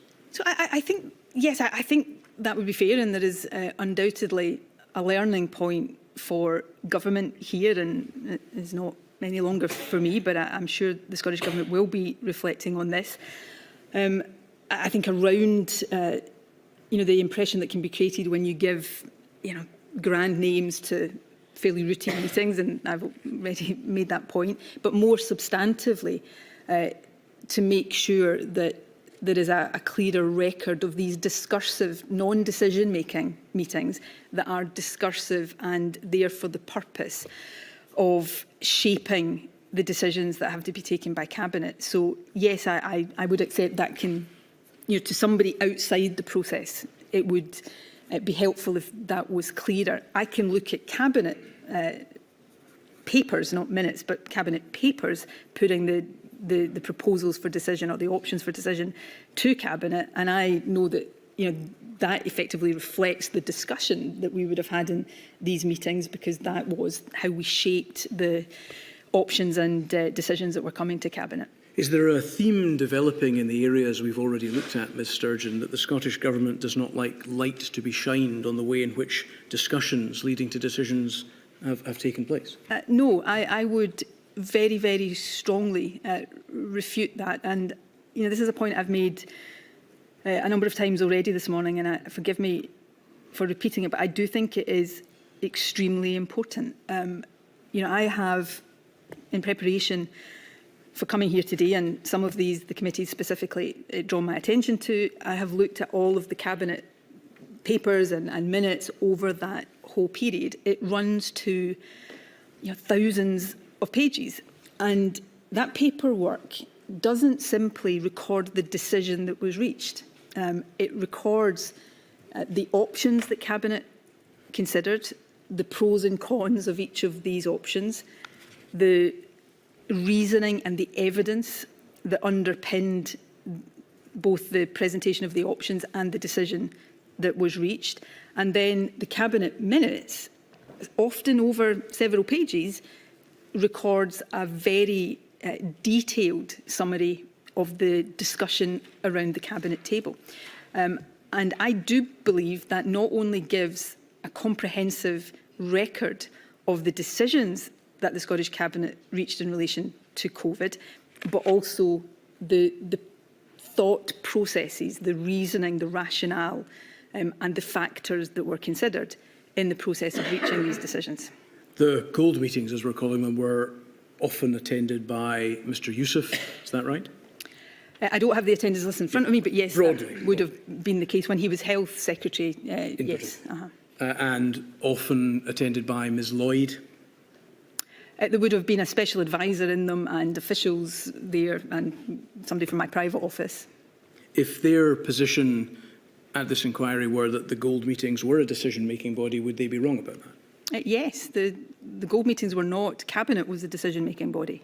How was the list of attendees decided? I think you said that Mr Youssef would attend in one role, but perhaps not in that. It would depend on the nature of the decision that we were about as Cabinet to consider. So that would vary depending on the state, the stage of the pandemic and the state of things that we were dealing with at the time. So sometimes that would be very health focused, particularly later as we go into 2021, when finance to support our public health decisions was becoming more of an issue. That would include finance. I was, again, at the committee's request, reviewing the inquiry, my apologies, request, reviewing some of these papers over the course of yesterday.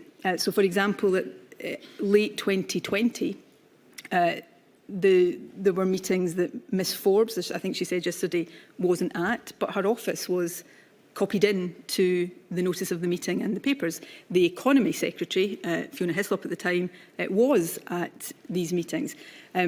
Later in 2021, when finance was much more of an issue, Ms Forbes would be in attendance and perhaps another minister might not be.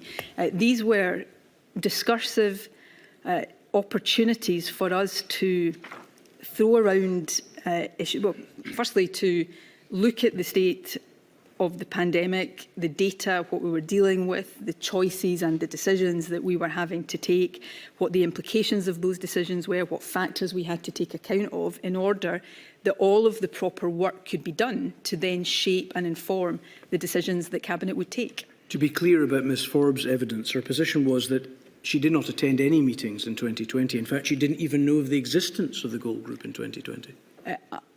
I obviously cannot say what information was shared with her at that time about these meetings with the private office, but having reviewed some of these papers last night, and I will apologise and be corrected if I've read this wrongly, her office was copied into the papers and the notification of meetings at the end of 2020. But she didn't attend in 2020? She wasn't in attendance in 2020. I don't think it would be true to say that her office didn't know about these meetings. Had she known, and obviously from her evidence yesterday she didn't know, but had she and had wanted to attend, there would have been nothing to stop her attending. But in those meetings at the end of 2020, I believe that the Economy Secretary was present, because at that point, as we've reflected earlier on, issues around hospitality, the impact and the burden on businesses was one of the issues that we were frequently discussing and reflecting on. These meetings presented discursive opportunities, as you described them, at which Ms Forbes, the Cabinet Secretary for Finance, did not participate. Is that correct? She did not participate in all of the meetings, no. She didn't participate in any of the meetings in 2020? I think there were probably only, I think there were only few meetings in the latter part of 2020. I don't have the list in front of me right now, but I believe that these meetings, these gold meetings, started in perhaps September, October 2020. So I don't think there were very many meetings in 2020. She wouldn't, from her evidence yesterday, she wasn't there. She was at meetings in 2021. There was no, this was a, as I think you're demonstrating in your questioning, it was a reasonably fluid group, in order that we had the right people around the table to sort of throw around the issues that we were discussing in order to inform decisions at Cabinet. Of course, Ms Forbes, with all other Cabinet Secretaries, would have been at Cabinet when the actual decisions came to be taken, and would have been and did make their views known and contribute fully to those discussions and take part in the decisions. As she wasn't there, she obviously wasn't one of the right people to have round the table. Was that right? No, that is, well, she was there when we got into 2021, when finance became more of an issue. That is not the basis on which I operated at any time over my period as First Minister, and certainly not during the pandemic. All I was interested in was having around the table the people that we needed to inform the decisions that we were taking. And when those decisions failed to be taken, all of the Cabinet were there. My only motivation at any point during the pandemic was to do the best we could to keep the country as safe as possible. Sometimes we would have succeeded in that, other times we didn't. And I carry the regret for the occasions that we didn't all the time, and always will do. But the motivation was just to try to take the best possible decisions we could. Could we go to INQ 0003464141, please? This is some notes taken by Ms Lloyd. You may recognise the handwriting. From the 28th of September 2020. And in these notes, she says, Gold Command, and she refers to, let's find the page. The next page, I think I want to look at, if that's okay.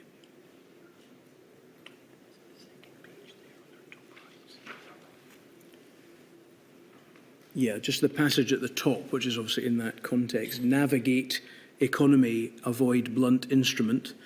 FH, no finances. FM, starting point. How do we reduce impact of spread with minimal economic impact? Political tactics, calling for things we can't do to force UK. This is a Gold Command meeting that Ms Forbes was not at. Is that your understanding? Yes, FH will be Fiona Hislop. Yes, Ms Hislop was. That's my understanding as well. This is a meeting in which there is a discussion about important financial matters relating to how we would reduce the financial impact of possible restrictions that were being contemplated at that time. Is that correct? That certainly is how it appears from what's in front of me. Again, to contextualise this, just to make sure we're literally on the same page, but my understanding of this period is that this is a period when cases have risen. You made an announcement on the 7th of September that you would have to slow down the easing of the lockdown. There was advice being given in this month by SAGE and others within the Scottish Government as well that there may need to be a circuit breaker. And I think what the context of this discussion, just so we're understanding each other, is that there was consideration of what the economic situation would be if we had another lockdown, in particular whether there would be funding for business and for furlough and that sort of thing. Is that, again, broadly your understanding of this period? Yes. We discussed this, I think, with Ms Lloyd, in particular the part where she talks about political tactics calling for things we can't do to force UK. What was the reference there? Do you recall? Well, this was during a period as we are sort of September through the autumn of 2020, which culminated in the second lockdown in England, enhanced measures in Scotland, but not full lockdown. And it was at that point, it became much more of an issue as we went into 2021. But this was at the point where this issue, which I spoke about very often at the time and which no doubt we'll speak about later today, was starting to come to the fore of a disjoint between the ability of the Scottish Government and the responsibility of the Scottish Government to take public health decisions, but our inability to borrow the money or raise the money to compensate businesses or individuals for the impact of those decisions.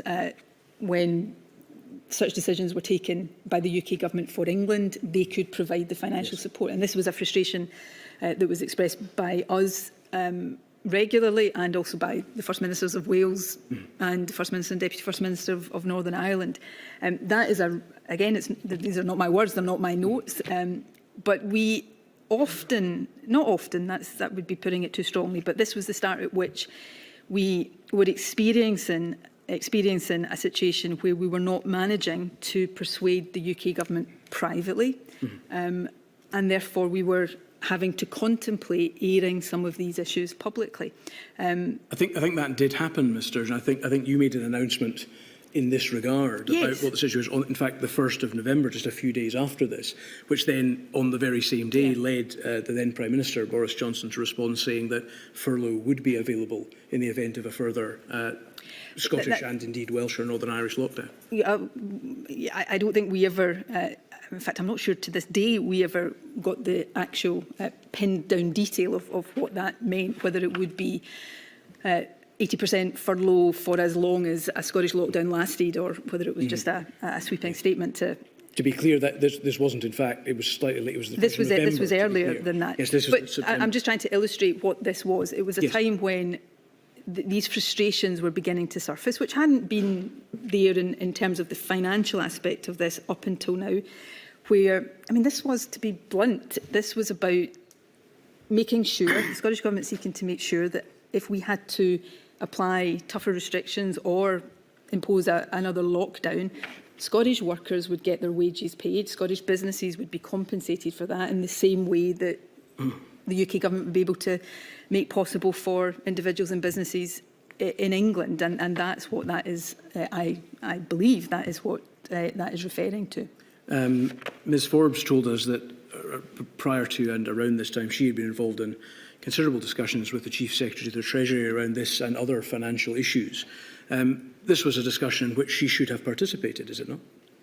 It may have been. If what is being put to me, and forgive me for if I'm reading into things that are not there, but if what is being put to me is that Ms Forbes was somehow being excluded from discussions that she should have been party to, then that is absolutely not the case. Ms Forbes was an extremely highly valued member of my cabinet, an extremely competent and professional member of my cabinet. If she, any discussion she would have been having with the Chief Secretary to the Treasury would have been properly reported to me and through the government. There were many different meetings at many different levels within the Scottish Government at which different ministers and cabinet secretaries and officials would have participated. Fiona Hislop, and we at that time had a finance secretary and an economy secretary. She was there that day clearly to represent the broader business financial interests. And I'm sure, again, you'll be able to check whether I'm right or wrong on this by reference to the corporate record, is that if there had been issues raised there that required answers or considerations around financial impacts, then Ms Forbes' office would have been contacted and she would have been part of wider discussions. I did not operate on any issue at any point of the COVID pandemic in a way that sought to exclude people from decision making. I tried to lead from the front. I tried to shoulder my fair share, sometimes deliberately more than my fair share of the burden of decision making, given the severity and the difficulty of the decisions that were being made. I thought that was appropriate for a First Minister. unlike Cabinet Secretaries who have their own portfolios, I also had a responsibility to see the whole picture. But I tried to use the best resources I had available, ministerially and in the civil service, for the Scottish Government in the whole to reach the best decisions. And I absolutely accept that it's the case that we can look at a single note of a single meeting and look at, well, a particular person wasn't at that, and reflect now. So I'm sitting here thinking, yeah, I don't know why she wasn't there that day, and probably she should have been, but that was not some deliberate attempt to exclude her. On the contrary, she was crucial to the pandemic response in many ways.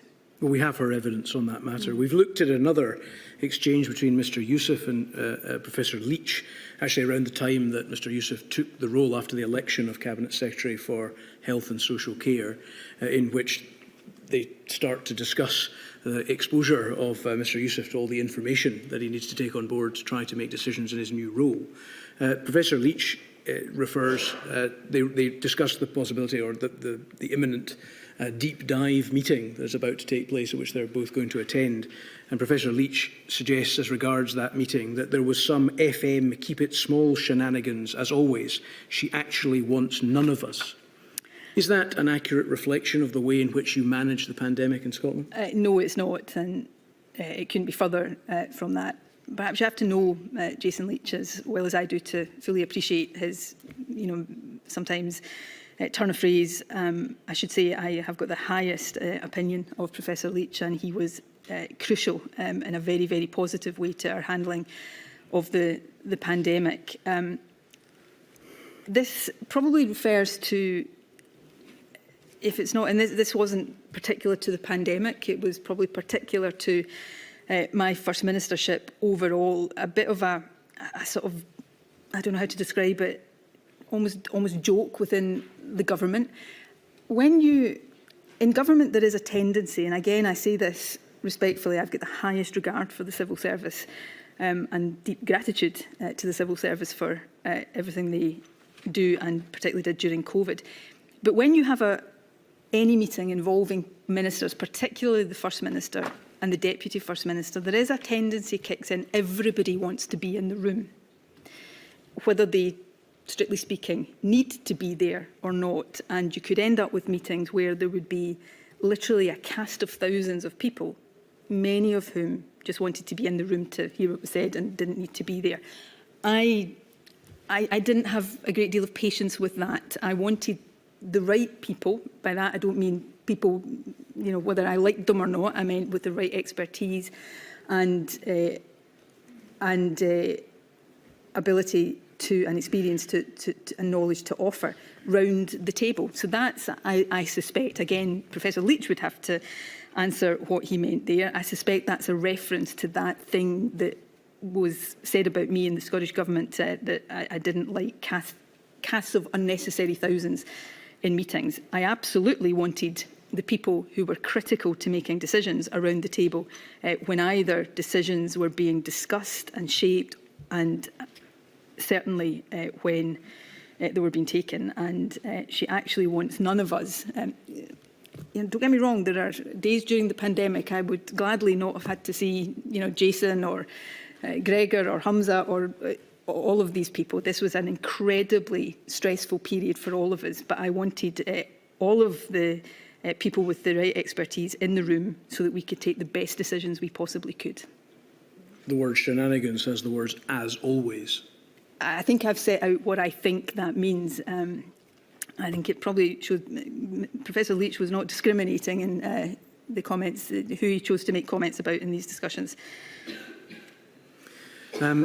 You gave some previous evidence when you helpfully appeared in Module 1 about your ministerial experience, having been Health Secretary, Deputy First Minister and First Minister. And you told the inquiry about the fact that you had in fact had, I think in your role as Health Minister, experience of dealing with a pandemic before, as you had dealt with Scotland's response to and position in the 2009 H1N1 swine flu crisis. Is that correct? That is correct. Although her ladyship is still to make determinations on the matter, It was suggested by a number of witnesses in Module 2 that the then Prime Minister, Mr Johnson, was the wrong Prime Minister for this crisis. Did you share that view? Yes. I'm risking here going further than I should and being reprimanded for sounding political. I'm not meaning to be. I suppose I'm trying to put that into context where I don't think I'm betraying any secrets here when I thought Boris Johnson was the wrong person to be Prime Minister. Full stop. So I think that answer has to be seen within that context. Did you consider yourself, against that background and your considerable ministerial experience, to be precisely the right First Minister for the job? No, that's not how I would have thought of it at all. I was the First Minister when the pandemic struck. There's a large part of me wishes that I hadn't been, but I was, and I wanted to be the best First Minister I could be during that period. It's for others to judge the extent to which I succeeded. Thank you. It's undeniable that you had the previous experience of the H1N1 crisis, that's simply a fact, and that you had considerable experience in dealing with health matters, in particular as you had been Cabinet Secretary for Health.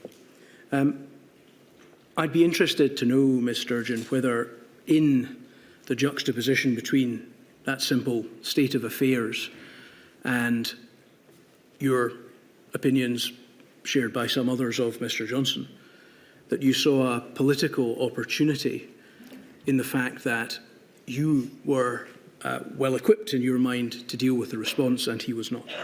No. The answer I gave you a moment ago about Boris Johnson, I don't remember thinking that in the moment. I've made the political comment about my views of Boris Johnson generally. In those early days of the pandemic, my view was, and my experience was, that we were all trying our best in almost impossible circumstances. To the next bit of your question, did I see an opportunity? I didn't see an opportunity of any description in COVID. I saw a threat, a risk, a catastrophe. My memories of the early part of 2020 in terms of how I was feeling and thinking and the emotions that I was experiencing was at first fear at what might be about to unfold and confront the country. At times, and I think you've seen snippets of perhaps the sort of human side of being a leader and a politician in these moments. At times in those early days, I felt overwhelmed by the scale of what we were dealing with. And perhaps more than anything, I felt an overwhelming responsibility to do the best I could. And so the idea that in those horrendous days, weeks, I was thinking of a political opportunity, I find, well, it wasn't true. Was it the case, Ms Sturgeon, that the overwhelming responsibility that you've described feeling manifested itself in you taking a very firm grip over decision-making, difficult decision-making, such that ultimately decisions about the management of the pandemic were made by you? No. And again, I would say any reading of the Cabinet documents, I think would show that that is not the case. Decisions were made by my Cabinet. Did I, in those discussions leading to decisions, have views? Of course I did. We've reflected earlier on, I was trying to inform myself, to educate myself. I had a role in Cabinet that, to an extent, the Deputy First Minister had as well, to see the whole picture and not just particular portfolio impacts. But the decisions were taken collectively by Cabinet, and I absolutely maintain that that is what the Cabinet documentation shows. You asked me if, at the start of that, given that overwhelming responsibility, did I take a firm grip of leadership? And I hope I did. I had never experienced, and most people at that time had never experienced, I had been Health Secretary during swine flu, thankfully turned out not to be anything as severe as COVID. I had never experienced this before, and I had a sense of responsibility that as First Minister I had to lead from the front, that I had to take the decisions collegiately, but ultimately have an attitude that said that the buck stopped with me, that I was accountable. So we'll talk about decisions, and have done today, and will do no doubt later on, that are decisions that were probably taken not by me but by my cabinet secretaries or ministers. There is no part of me that will ever say, well, that wasn't anything to do with me. I was ultimately accountable and responsible, and that's the only way it could have been, and I tried to do that to the best of my ability. You've mentioned, Ms Sturgeon, on a number of occasions the very initial stages of the pandemic, and that's what I'd like to turn to next. Just to link it into a matter that you've in fact just been discussing, we've heard some contradictory evidence about the extent to which those who were involved from a scientific perspective in the 2009 swine flu crisis, at the time when information was emerging about the new threat, took that experience to be something of a comfort, based on the fact that, as you've said, it didn't turn out to be as bad as it might well have been in Scotland. And from others that use that experience really almost in completely the opposite way, to lead to the conclusion that the threat was incredibly great. Based on your previous political experience of that and knowledge, which you've told us about in Module 1, to what extent were you able to draw on that experience? And in particular, what advice do you recall having it in the first couple of months, January, February time, about whether that experience should be something from which one should take comfort, or something from which one should, in fact, sense considerable alarm? If I may, there's different parts in that, so Yes. if I can try to address all of them. I don't think there was any advice in that early period that said, in terms, you know, don't worry, it will just be like swine flu versus, you know, we should be thinking that because it was mild as swine flu, it will be the opposite. I don't think there was advice in those terms. During January and into February 2020, I think I received the first briefing. Forgive me if I'm not getting my dates absolutely correct here. I think I received the first briefing about swine flu around the 17th of January. I convened the first meeting of the Scottish Government's Resilience Committee, the Scottish Government equivalent of COBRA, I think on the 28th or 29th of January. So from January onwards, there was a distinct and almost on a daily basis growing understanding and apprehension that this was going to be extremely serious. Sometime in February, early February, and I remember this vividly because it was part of that sense of fear and responsibility I spoke about, seeing, you know, reasonable worst-case scenario projections that were terrifying in terms of what could have happened. In terms of going back to swine flu, in my own view, this is a question I've asked myself often. Did the experience of swine flu even subliminally influence my attitude in the early days to COVID? It was definitely there. I learned things in relation to swine flu, the communication approach, the daily briefings. The then Chief Medical Officer, Sir Harry Burns, and I did a similar approach in swine flu. So I'd learned about the importance of clear, regular communication, and I was able to draw on that. I don't think I had any sense that because swine flu had turned out to be, to use a loose term, a false alarm, the same was likely to happen with COVID. In fact, I think that because that was in my mind, I think I was guarding against that in those early days. But it's a complex question with perhaps no simple answer. I think there are other things which no doubt we'll come on to in those early days or those early weeks, that if I had my time again, I would want to do differently. I think there were assumptions made, for example, around the public's willingness to comply with restrictions and how long that would last, that were made by decision makers, myself included, that turned out to be wrong, I think, that perhaps influenced some of those early decisions more than a memory of swine flu did. Thank you. As I say, we have conflicting evidence about what scientists thought about that. We heard evidence from Professor Nick Finn, who was not actually at Health Protection Scotland as it was at that time, but spoke on behalf of that body and Public Health Scotland in the evidence we heard. He, in his evidence, was one of the witnesses who sought to draw on the H1N1 experience as something of a comfort, given the way it had turned out. Was HPS a body from which you were getting advice about the threats at this time? Yes, so I referred to the early briefings. They would come either from HPS or, informed by HPS through whatever channel in the Scottish Government. Looking back at swine flu, HPS back then was a body, I was Health Secretary, I was familiar with it anyway, but worked closely with Jim McMenamin, who I know you heard evidence from as well, worked extremely closely with him, and somebody else I have the highest regard for, his expertise and commitment to these issues.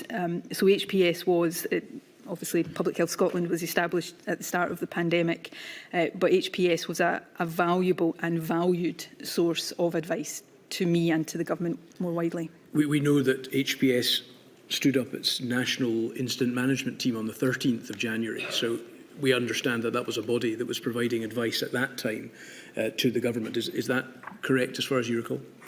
Yes, so I think the 17th of January was the first time a briefing came to me, but that would have been informed by I think at that early stage it was, and I think this is reflected in the early advice, it was something of an intelligence gathering operation from what was happening principally in Wuhan, in China, and anything else that was being seen across the world. But that would have been the source of the advice that was coming to me. You were also quite naturally receiving advice from Dr. Calderwood over this period, is that correct? Yes.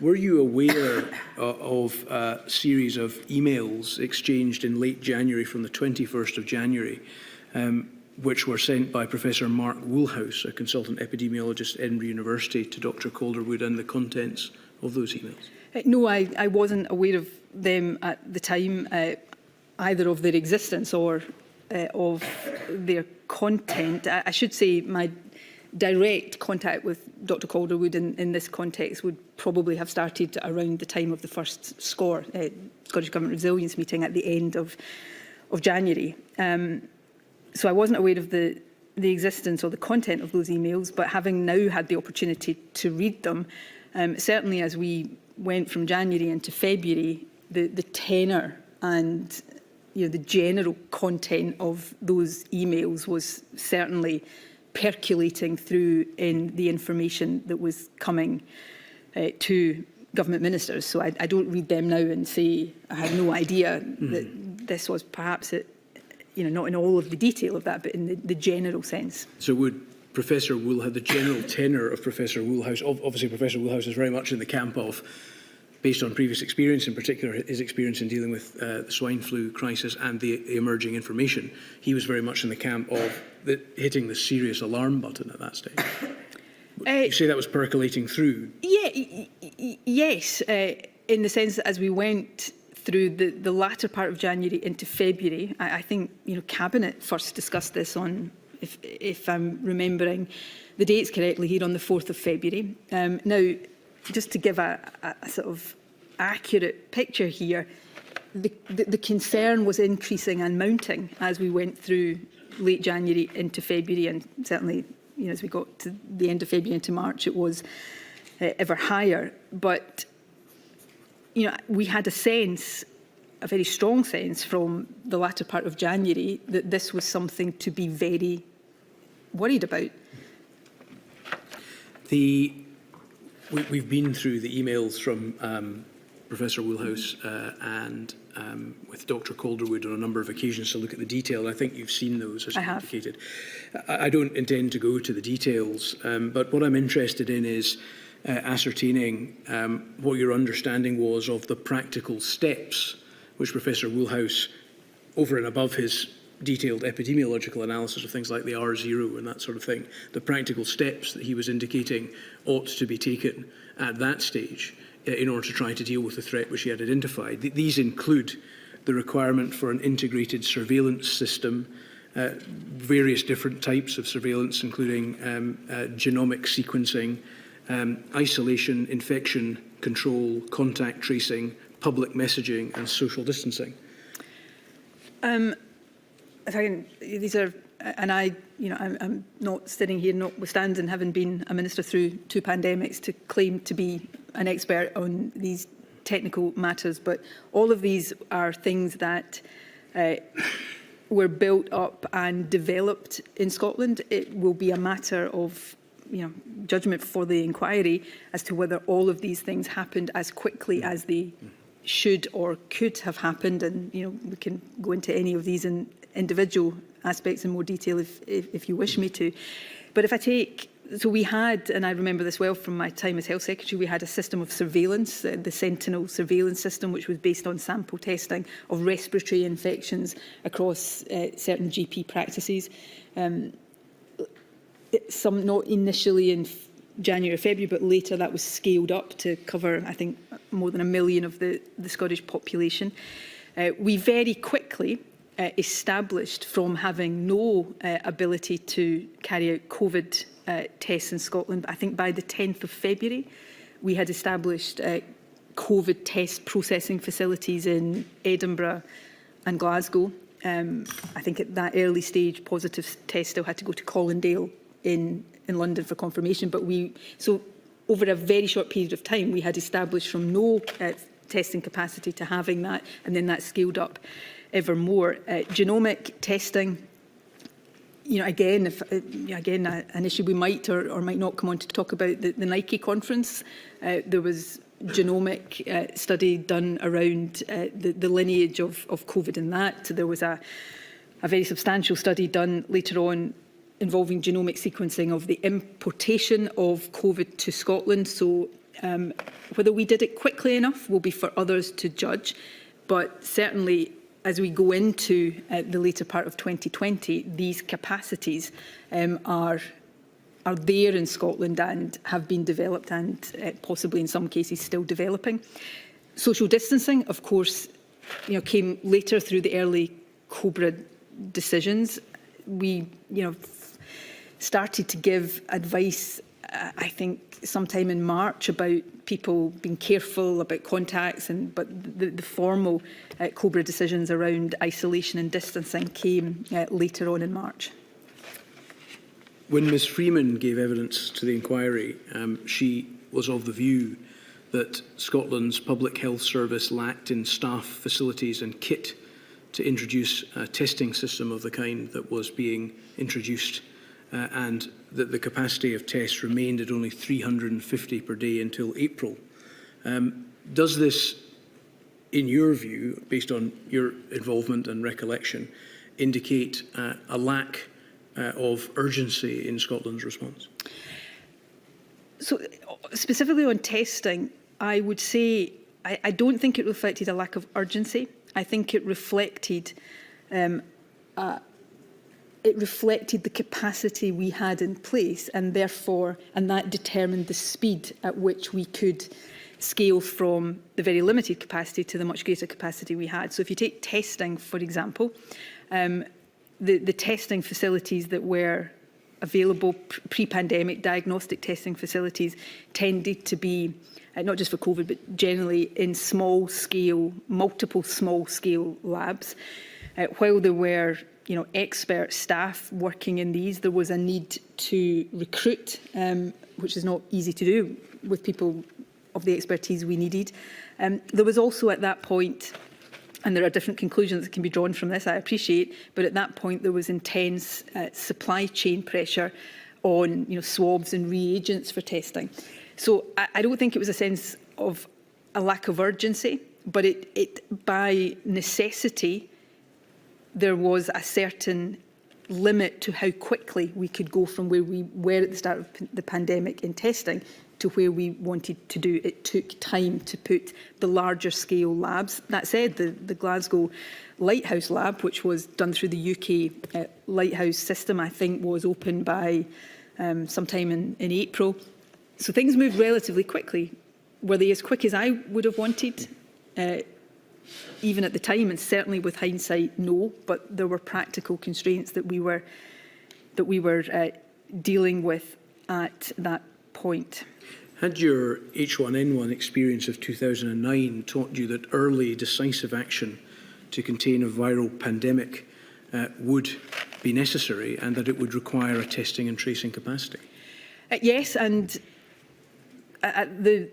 because of what we've already talked about, swine flu and the way it developed or didn't develop, the limited testing and contact tracing that we had in place at that time was much more capable of dealing with the scale of the threat. So yes, it did teach me that. I think there is, and it's certainly a point I have reflected on with hindsight, and I think governments now have to reflect on with foresight, is the level of testing and contact tracing infrastructure that is kept in place outside pandemic periods.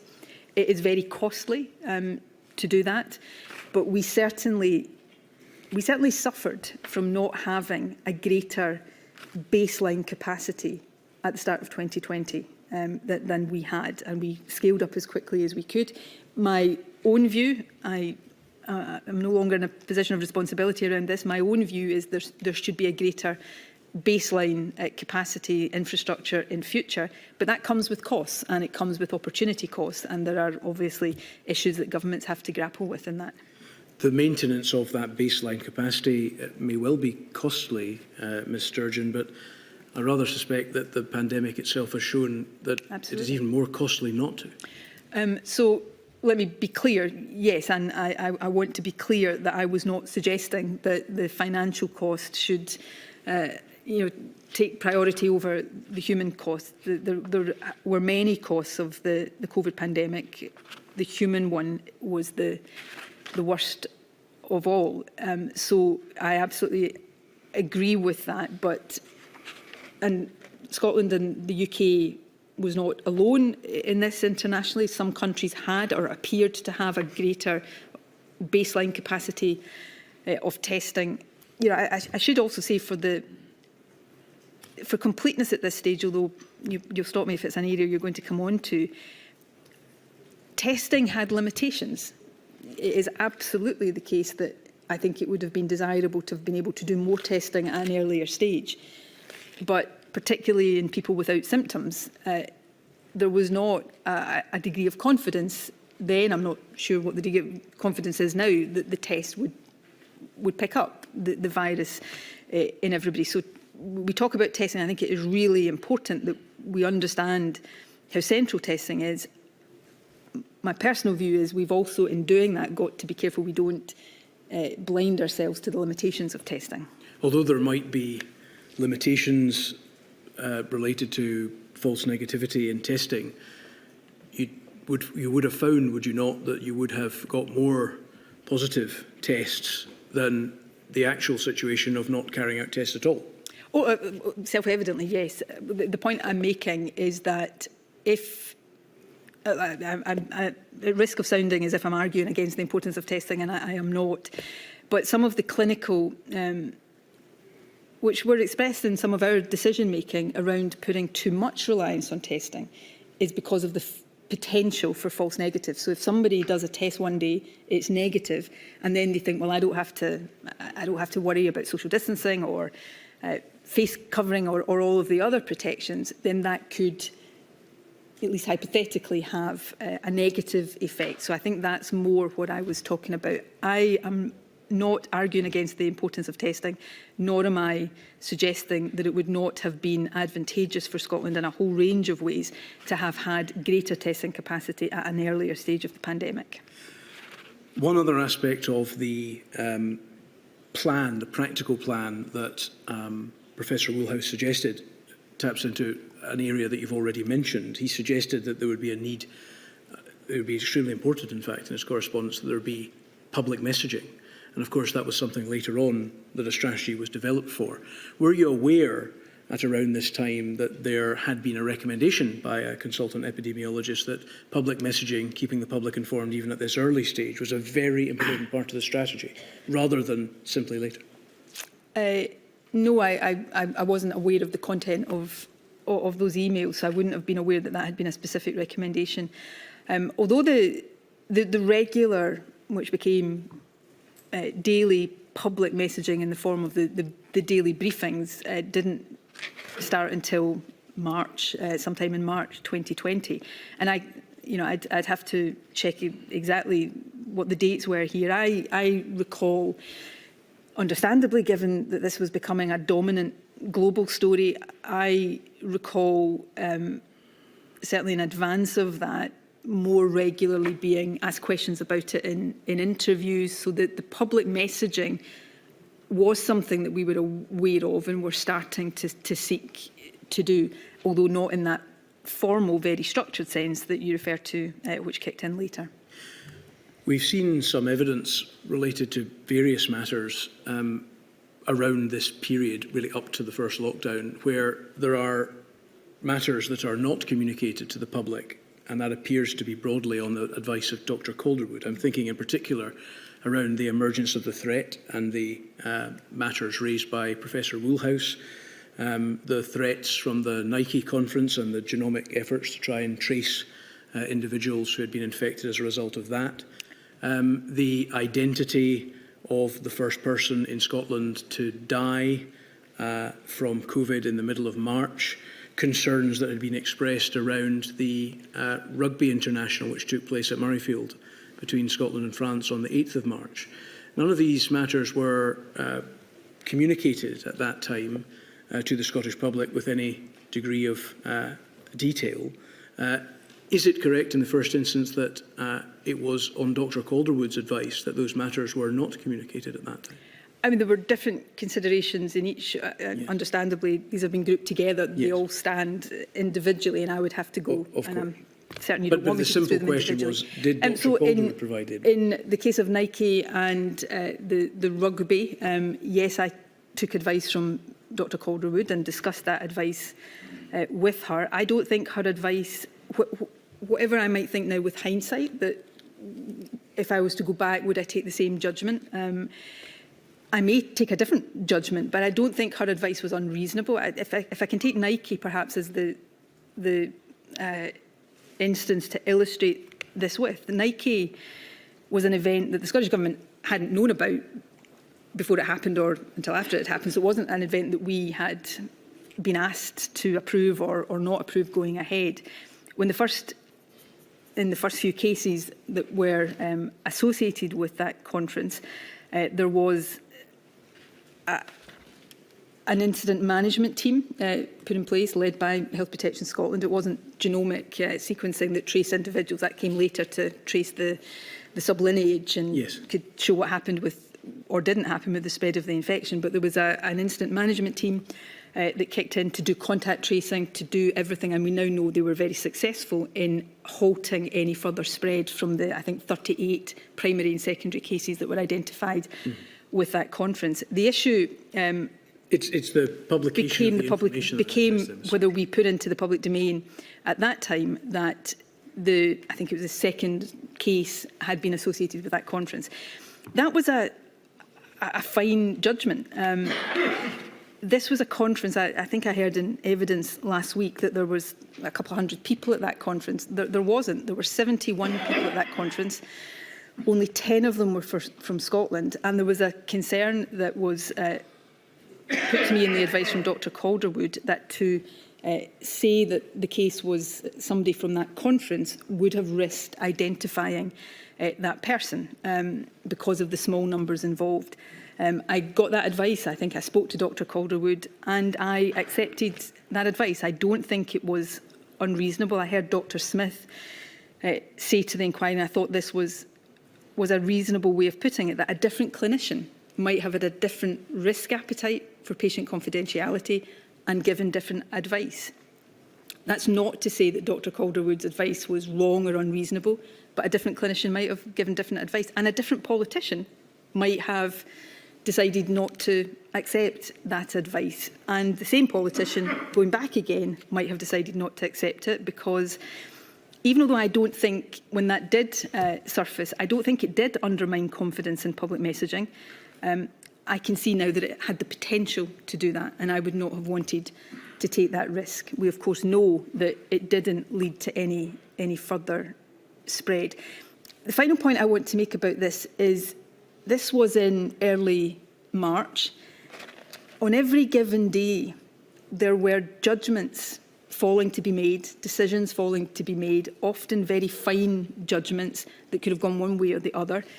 And we were taking these in this unprecedented situation, trying to reach the best decisions we could. I hope the majority of these decisions were the right ones. Some of them, undoubtedly, we would have fallen on the wrong side of that judgment, and perhaps with hindsight, this is one of those. But that doesn't mean it was a decision reached with a motivation of secrecy. There would have been no reason, other than the patient confidentiality, for the Scottish Government not to have said that this was associated with a Nike conference. The reason the decision was reached was on the basis of patient confidentiality. It may have been a judgment we should have taken in the other direction, but that was in the nature of what we were dealing with at the time. I've put the Nike conference and the lack of publication of it in the context of a number of other things for a reason, which is, would you agree, if it were to be concluded that over this period, despite the clear indication that had been given by Professor Woolhouse of the need for clear public messaging over this period, that the Scottish Government adopted an approach of secrecy such that it released very little, if any, information about the threat to the people? No, I wouldn't agree with that at all. I think, you know, if we're talking about the time period in which the Nike decision was made, which is around the same time period decisions were being made around the Murrayfield rugby match, there was copious amounts of information. I think on the day that I got and accepted advice around the rugby match, we had just published the Four Nations strategy document. We were putting lots of information out there about how we perceived the risk and what we thought the steps that had to be taken were, and how that was going to unfold. The decisions that were taken on all of these things were not taken with the intention of being secretive or keeping information away from the public. They were taken on the basis of, in the case of Nike, considerations of patient confidentiality that I accept. Other clinicians, other politicians may have taken a different view on, but they were the genuine considerations that were being taken into account. In the case of the rugby going ahead, that was HPS, gave advice that came to me through Dr Calderwood at the time, that taking it all into account, the fact that it was open air, the fact that there were likely to be supporters that if they weren't going to the match would go into pubs instead because they would all come to Edinburgh, that it was relatively safer for the match to go ahead. These were the decisions we were weighing and arriving at every day. Was every one of these decisions, with hindsight, the correct one? Absolutely not. But they were being taken in good faith, for the best possible reasons and in the best possible way, to try to keep people as safe as possible and be as open as possible along the way in that process. Were the decisions wrong with hindsight? Would I take, because on Nike, because I saw the potential, I don't think this was the reality. I don't think this risk materialised, but I saw the potential for the Nike conference to emerge later through a media disclosure to undermine confidence. With hindsight, I would have, I think, gone the other way on that. I think the rugby at that point is a more difficult one to call. Again, with all the benefit of hindsight, yes, and within a few days, of course, I was absolutely recommending that mass events should not be going ahead. But this was public health advice that was being given to me by, respected experts, and I accept it, and I take responsibility for accepting it. And yes, on some of these, would I go a different way now? Does that mean they were right versus wrong? These were matters of judgment. There were balanced decisions we were seeking to make for the best possible reasons. We absolutely didn't get all of them right. Was the first person to die from COVID in Scotland a French national who had been at the rugby? He was, yes. No further questions at the moment, my lady, if that's a convenient time. Certainly. I shall return at 1:45.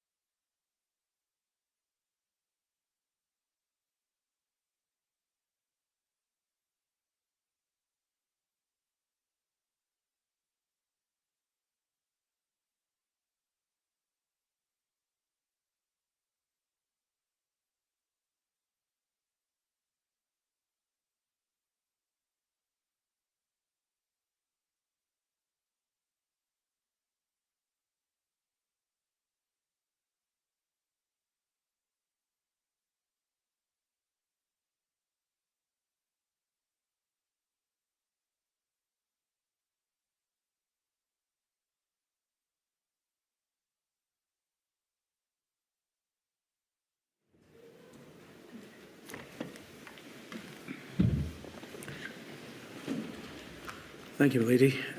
Ms Sturgeon, before the break, we were discussing some of the early decision-making on the part of the Scottish Government relating to the emergence of the pandemic. We talked about advice being provided by Dr Calderwood and others. In that period, do you recall whether you received advice from the then Deputy Chief Medical Officer, Professor Smith? He was part of the process of giving advice, so during that period, the then Deputy Chief Medical Officer was mainly, I don't think this was exclusively, but mainly the Scottish Government's observer at SAGE, for example.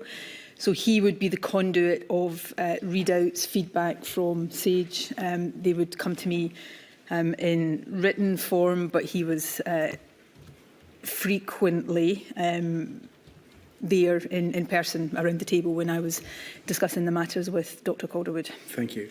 And we've also obviously heard evidence from Professor Leach, who we've talked about already, the National Clinical Director. Was he providing advice as well at that time? Undoubtedly he would have been, but it wasn't, as far as I recall, I don't think it would have been coming to me directly from Professor Leach, but I am sure he would have been part of the process of that advice being gathered from different clinicians and different experts to put to me. The three principal government medical advisors, Dr Calderwood, Professor Smith and Professor Leach, came from an obstetrics and gynecological background, a general practice background and a dentistry background. Is that correct? Yes. None of them were trained in virology, epidemiology or respiratory medicine. Is that your understanding? As far as I am aware, I know that they have varying degrees of experience in public health. Professor Leach in particular has qualifications in public health. Forgive me, I'm not saying this in any way to say these appointments are nothing, but the First Minister is not involved in the appointment of these, so that I wouldn't have been involved in the appointment process for any of these individuals. We've seen in this module and others that advice was provided to the UK Government by Professor Chris Whitty, who is an expert in infectious diseases, public health, Sir Patrick Vallance, who had a background in clinical pharmacology and had worked in industry dealing with, amongst other things, vaccines. We've obviously seen and discussed some of the evidence that emerged from individuals in the background, certainly in Scotland, Professor Woolhouse in particular. Professor Woolhouse was also in his advice able to draw on discussions he had had with other experts, such as Neil Ferguson and others who he mentions. Did you have a concern over this period that the people from whom you were getting advice were not sufficiently expert to deal with the threat? No, I didn't. The advice I got from all of these individuals, not just initially, but in the case of two of them over the course of the pandemic, I had a high degree of confidence and trust in, and I think that confidence and trust was justified. I was also aware that they were not simply giving advice to me as individuals, operating solely. They were drawing on other sources, Health Protection Scotland, other experts in various aspects of this. And of course, when we get into March 2020, the Scottish Government COVID-19 Advisory Committee is established, which has a range of experts. Professor Woolhouse, of course, was a member of that. And I remember specifically the membership of that, again, was not selected by me. It was advised to me by Dr Calderwood at the time. And I do recall that she specifically said that she thought it was important to have him on there because she wanted to ensure that there was a diversity of views coming through that we didn't want to have people. Obviously, we were guarding against anything that could be described as groupthink or simply people that had one particular perspective. But that body didn't exist. It wasn't set up until the end of March and became operational in early April. Is that right? Again, you will have the dates in front of me. I don't have the dates in front of me. I think it met for the first time in late March. And it was set up, established by Dr Calderwood at my request for specific reasons that I'm happy to cover if you wish me to. But before then, again, SAGE was an important source of advice. And although there were frustrations I had with the SAGE process that led me to ask Dr Calderwood to establish the advisory group, I had great confidence in the scientific advice coming through SAGE. So at no point did I feel that I was not getting good advice. It was an uncertain time. The knowledge of the virus was developing. There was significant doubts and uncertainties around different aspects of how it transmitted, which became less uncertain over time. But I had confidence in the advice I was getting, and I have great respect for and indeed real gratitude for the work that Dr Calderwood, Dr Smith and Professor Leach did in that period, and in the case of the latter two, subsequently to that. We've seen some evidence to suggest that Dr Calderwood didn't appear to have very much of a plan as regards the testing aspect of the pandemic response. Was that your experience of dealing with her over this? Forgive me, I didn't hear whether you said did or did not. The evidence is that she did not have a plan I wouldn't agree with that, and nor would it necessarily have been on testing solely for the Chief Medical Officer to have that plan. I think I said earlier on, we went from a period in late January to having no capacity whatsoever in Scotland to process COVID tests, to by the 10th of February, I think, if I'm getting that date correctly, to have facilities established in 2 labs, and in the week subsequent to that, capacity rolled out to every health board in Scotland. So there was a plan. I think there are very legitimate questions, which we covered this morning, about whether the pre-existing infrastructure we had in place allowed that plan to develop at sufficient pace. But I would contend the Chief Scientist for Health, David Crossman, was also closely involved in and brought great expertise to the role of developing our testing capacity and the use of testing, which of course was as important as the capacity that we had. Would it be fair to say that Dr Calderwood was one of the main architects of what there was of a Scottish Government strategy in the period from January to March? Strategy for testing or strategy for overall? Overall. She was a critical part of that. She was the main conduit of clinical advice to me, but that advice was coming from different sources, and she was part of the collective Scottish Government team that was responsible for both devising and implementing the plan to respond to the pandemic. I don't think it would be accurate to say that was her sole responsibility. And while different people would interpret phrases in different ways, key architect, I'm respectfully not sure would properly describe it either. She resigned on the 5th of April. Yes. When did you become aware of the circumstances which led to her resignation? On the evening of the 4th. The Saturday night. She resigned on the Sunday, if that's the 5th of April. Right. I struggle sometimes with the precise dates. On the Saturday evening, I got a call from one of my special advisors, who advised me that they had taken a call from a Sunday newspaper with the story that then emerged on that day. Were attempts made within the Scottish Government to retain Dr Calderwood despite that report? So I will, as I do for all aspects of the COVID response, but in particular this one, I take absolute responsibility.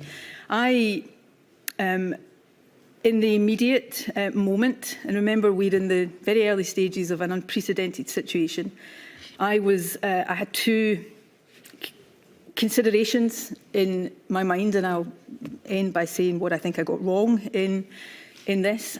Firstly, I immediately understood that there would be significant public anger about this, and that would have to be addressed, and that Dr Calderwood would have to very clearly apologise and be very clear that she had made a mistake, and that the rules apply to her as they did to anybody else. The other consideration was that we were at this relatively early but still very pivotal stage in the pandemic, from a period of decision-making that was very fast-paced, that we had to respond very quickly to things, we had begun to settle into, I'm talking internally in government decision-making, more of a rhythm of how we were doing things, of the advice and the decisions that would then lead to. And Dr Calderwood was a very key part of that. She was a conduit of clinical advice to me. I had high trust in her, and she was a key part of the communication effort as well. And therefore I was mindful of how disruptive it would be to suddenly, in those circumstances, lose a chief medical officer. And so I initially thought I wanted to try to achieve two things: address the public anger and make sure there was no doubt at all that she had made a very serious error, but retain what I thought was very valuable expertise and advice in government.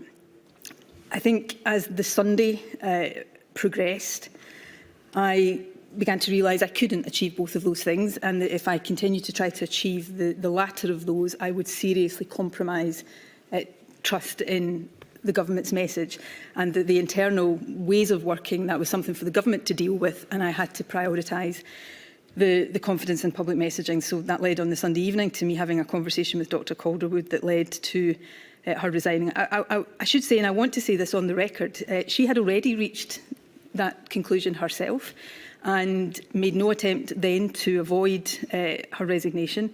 And I think it is to her credit that she, at that point, was very clear with me that the public, the confidence in the public messaging had to take priority. And I do think perhaps stands contrast to other incidents, but I think that is to her credit. But it was a very difficult episode in what was overall an incredibly difficult period. We've seen some correspondence over that weekend, as you described this. She eventually resigned late on the Sunday, the 5th, that tend to suggest that there was a process over that day whereby there was an evolving realisation, I think, that she would end up having to resign. Are you saying, for Ms Sturgeon, that your initial reaction was to try to keep her, but that became impossible? Yeah, I think I thought wrongly, as it turned out, and I quickly realised this was not possible to achieve both of those objectives, to make sure we didn't have the public confidence in our messaging undermined and keep the Chief Medical Officer in post in the midst of a pandemic. And I perhaps tried to give equal weight to those considerations, but over the course of that Sunday I realised that was not possible, and if I continued to try to achieve the latter, the outcome of that would be the undermining of confidence, and that quickly led to the situation that unfolded on the Sunday evening. But as I say, Dr Calderwood had already, I think herself, come to that same conclusion. So ultimately, did you tell her to resign, or did you agree that she should? In point of fact, I said earlier on that Chief Medical Officer is not a first ministerial appointment. I probably technically couldn't have made her resign, but that wasn't necessary. By the time I spoke to her on the phone on the Sunday evening, I was clear it was an inevitable outcome, and she was clear it was an inevitable outcome. So the conversation really became that is what was going to happen. We've also seen some internal correspondence involving Professor Smith and others that tended to suggest that the way in which the resignation had been handled had undermined their position, and they felt that it had undermined the confidence that they felt was in them to be able to continue in that role. Was that something of which you were aware? I wasn't aware of it at the time. Looking back on it and having now seen that correspondence, I suppose that is not surprising.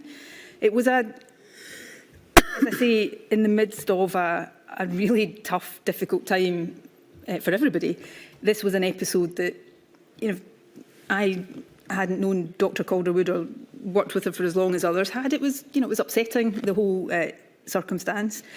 And so, yes, I can see that perhaps the process that unfolded over that Sunday of trying to achieve both of those things may have given an impression to other advisers that I thought the loss of her would be so catastrophic that they felt that I didn't value their advice or their input.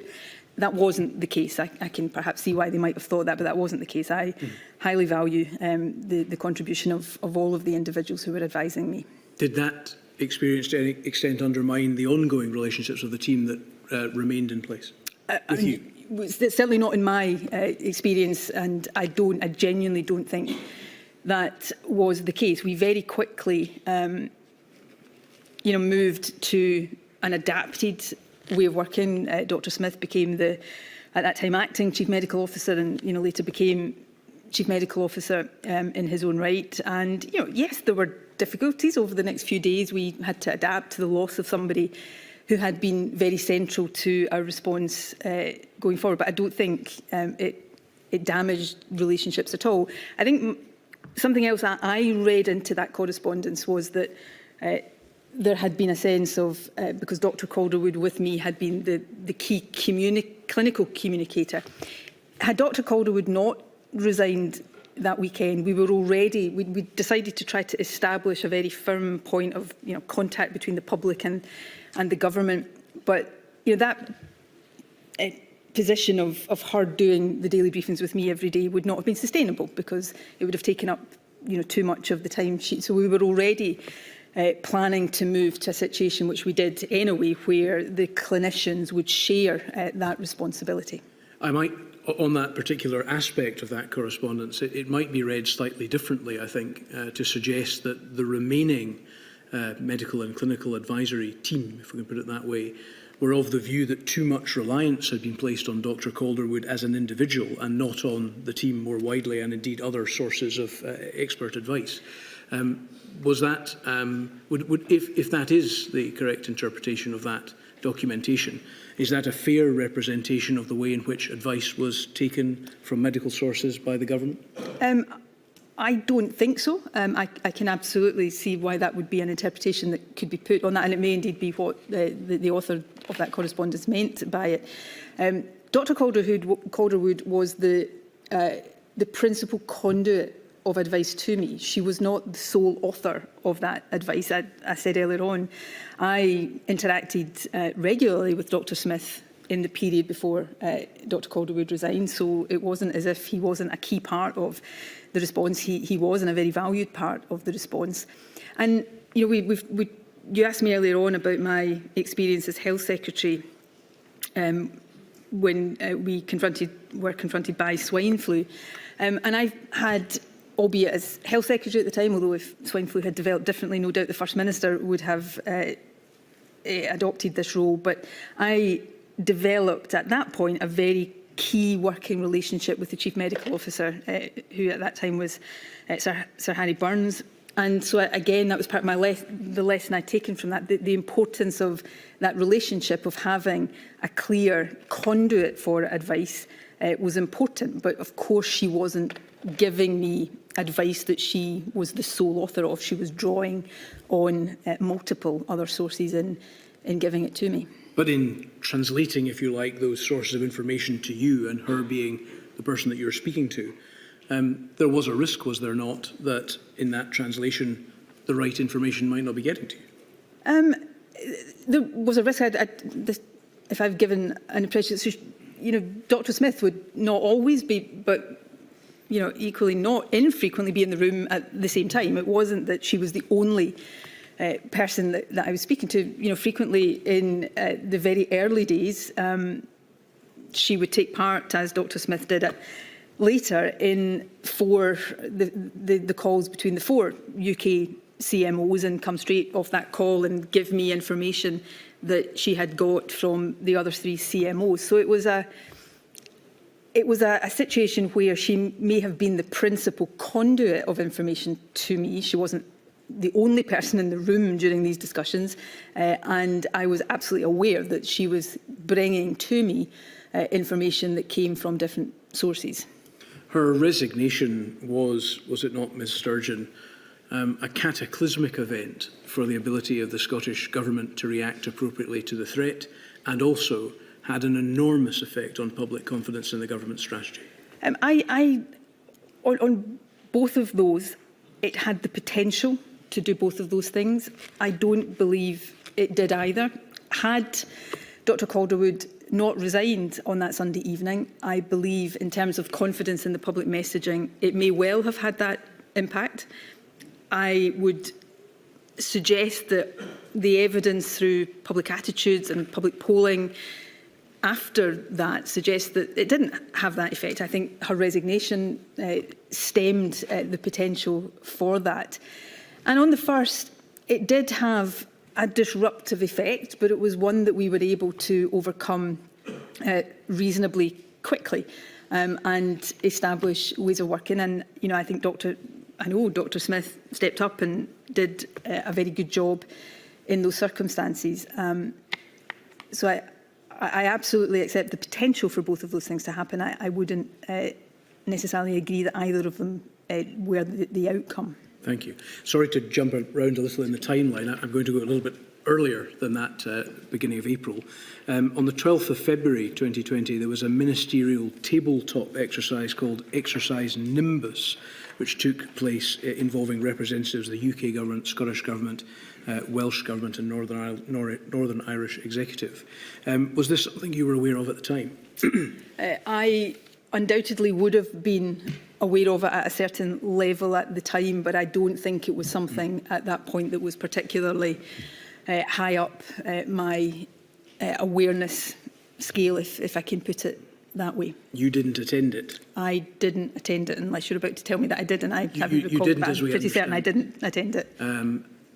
Ms Freeman also did not attend it. Mm-hmm. Is that your understanding? Yes, that is my understanding. Yeah. It was attended by Mr Fitzpatrick, who is a minister in the health area as well.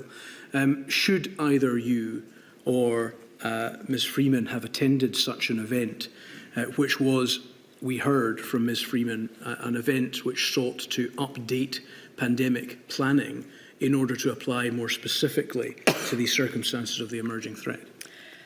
I think, forgive me, I haven't, in advance of today, reviewed Operation Nimbus. I hadn't been aware you wanted to question me on this, so I would have to go and review the detail of that to give you, and I'm happy to do so if you wish me to give you an answer about whether, with hindsight, on reflection, I think I should have been at it. Personally, I suspect my answer to that would probably be no. You know, having a minister, Mr Fitzpatrick, involved in that would not be in any sense abnormal in these circumstances, and you know, he would have fed back through the normal processes in government what the findings and conclusions and any recommendations from that would have been. There would have been, I'm absolutely certain, senior officials in attendance at it as well. I think Dr Calderwood was at it as well, to be fair. Dr Calderwood was at it. Then that makes part of my point. I think, and again, you know, we may come on to other aspects of this. I think in government, in normal times, but particularly in the times we were in, not everybody can be at everything. And just because a particular minister or a particular civil servant is not present at a particular meeting doesn't mean that that minister is not engaged in the outcome or the deliberations around that meeting. But it's a matter of priority between conflicting commitments, one imagine. Most days in government, yes, that is absolutely the case. That there will always be an element of prioritisation. Would this event not have been, in the circumstances, given the evidence we've heard about the Possibly. extent of the threat, something which should have been prioritised more than it appears to have been? Possibly. I'm not genuinely not trying to avoid answering the question. I've not, in advance of this, reviewed Operation Nimbus, so I don't want to, without having done so, I don't want to be more definitive than I've been. It may well be that what you're putting to me I would answer yes to, and I'm happy to give some written evidence to the inquiry on this point, if that would be helpful. Thank you, Ms Sturgeon. We have seen in a notebook from an individual named Mr Derek Grieve, the Deputy Director for Health Protection Division within the Directorate of Population Health, a number of entries ranging from the 26th of February to the 5th of March, which read as follows. On the 26th of February, it says that he attended the Cobra M meeting with the Cabinet Secretary, Ms Freeman. He noted that it's clear all departments in the UK government are fully engaged and mobilised in a way that the SG simply isn't. The next day, he indicates that despite attempts to encourage them, still no real engagement. They then spent 20 minutes talking about internal SG comms, completely amazed. And even by the 5th of March, he notes, I attended directors' meeting, laid it out thickly, but few believe this is going to be serious. Is that, as far as you're concerned, and as far as you were aware at the time from your position, an accurate understanding of the state of preparedness and urgency amongst directors in the Scottish Government, in particular the observation that it appeared that the UK Government's operation was sufficiently further advanced? I couldn't comment in any detail on the UK Government's operation at that point, and perhaps I should limit myself to commenting on the government I was responsible for. That wouldn't be my understanding or experience. That said, and I didn't know about these views at the time, Derek Grieve is a civil servant that I have worked with in various capacities over my time in government. Again, you know, he is a civil servant of the utmost professionalism, integrity and skill and expertise, so I would take seriously what he says. I would make two, I suppose, in acknowledging that I can't directly comment on a meeting I wasn't at and a note that I didn't write, beyond saying that was not my experience at the time. I think there's two other things I would say.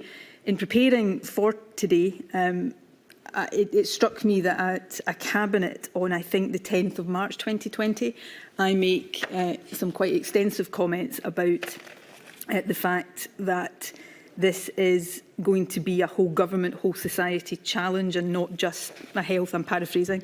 So clearly at that point, it was something I was certainly stressing, that it had to be something everybody saw as their business and their priority. The other comment I would make, which possibly is not fair to ascribe, and I'm not trying to ascribe it to Derek Grieve, but I remember at the start of swine flu, as Health Secretary, that I sense when you're in a crisis that is very much initially focused on health, it is absolutely all you're thinking about. And even people who are thinking about it a lot, but maybe not as much as you, there is a sense of frustration that they're not as seized of it as you might be. And of course, swine flu, thankfully, didn't progress beyond it being largely a health challenge in the way that COVID did. My recollection, my experience, my understanding is that there was certainly an increasing over that period realisation of how serious this was in the Scottish Government, but there was a realisation that this was something that was serious and that was going to affect everybody and every section of our society. Can we go to INQ 000238-705, please? These are the minutes of a cabinet meeting held the day before the entries that I've started to read out from Mr. Grieve's notes.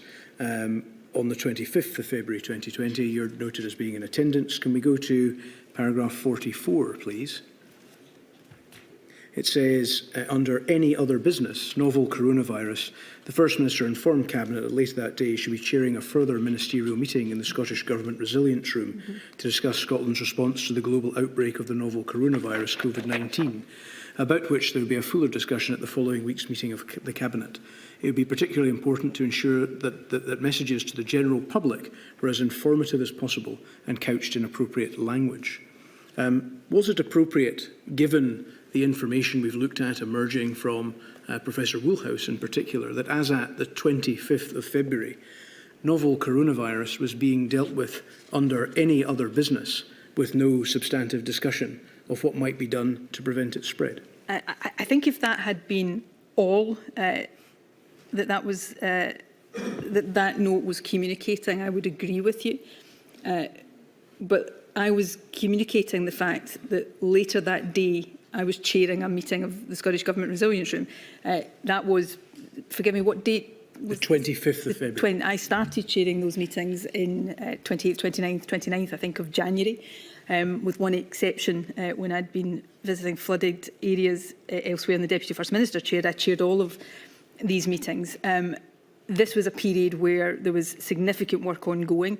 There was either the following week or the week after that, at Cabinet, there was a very substantive paper submitted and led by Jean Freeman. So I would suggest that that was giving, if that had said there is there's a global outbreak of the novel coronavirus, we'll keep Cabinet informed, and there was no action behind it, I would accept that. But that, in Scottish Government terms, is very significant action that is clearly in train as a result of that information, and that there would then be a more fully informed Cabinet discussion in the week after that. This was also not the first discussion that Cabinet had about COVID. I think the first discussion was on the 4th of February. And so there would have been extensive Cabinet discussions along the way. And that is an indication to fuller discussions that were ongoing across government. There's no note of any discussion relating to procuring or building a testing capacity, is there?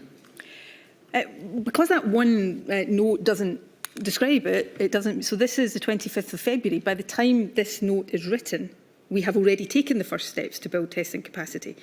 Our testing capacity at the end of January, 0.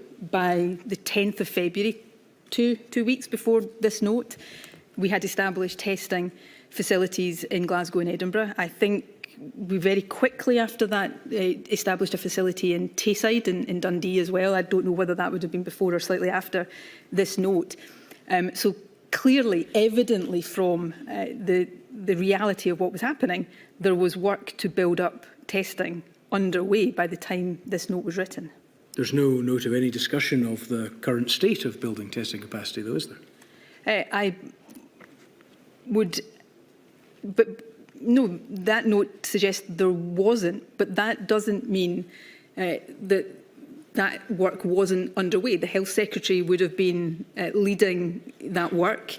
The Scottish Government Resilience meeting that I was chairing later that day undoubtedly would have touched on that work. And we know from what was happening, had already happened, that work was underway and was progressing. As I said earlier on, the question of whether it was progressing quickly enough is another discussion, but it was undoubtedly progressing. There's no note of any discussion or information being shared about procuring personal protective equipment, is there? Again, that does not mean that work wasn't underway. We had, I think, in fact, I think, again, I can't bring it up. Perhaps you can bring it up, but I think one of the first Cabinet meetings, one of the first briefings I received in January 2020 told me about the first release of face masks from the national stockpile. So clearly, again, just because this note doesn't say that these issues were discussed at this particular Cabinet meeting, the evidence, both in documentation but in reality of what was happening, was that this work was underway. The earliest predictions in January from Professor Woolhouse had involved a prediction of a pandemic fuelled by mild cases with mortality amongst the vulnerable. Scotland was known at this stage to have an elderly and vulnerable population, that there were recognised health inequalities amongst those with protected characteristics and in lower socio-economic groups. Isn't that exactly why a project had been put in place to introduce Public Health Scotland to address those issues? Could you repeat that question? Sorry. Yes, certainly. I'm pointing out that the earliest predictions in January 2020 from Professor Woolhouse had involved a prediction of a pandemic fuelled by mild cases with predicted mortality amongst the vulnerable. Scotland had an elderly and vulnerable population with recognised health inequalities amongst those with protected characteristics and in lower socio-economic groups. I've asked you, this was why Public Health Scotland, by this stage, was in the process of being set up to deal with those very problems. Isn't that right? Yeah, sorry, it was the very final part of the question Yes. I hadn't quite caught. Yet one of many reasons why Public Health Scotland was being set up. Public Health Scotland was due before COVID arrived with us.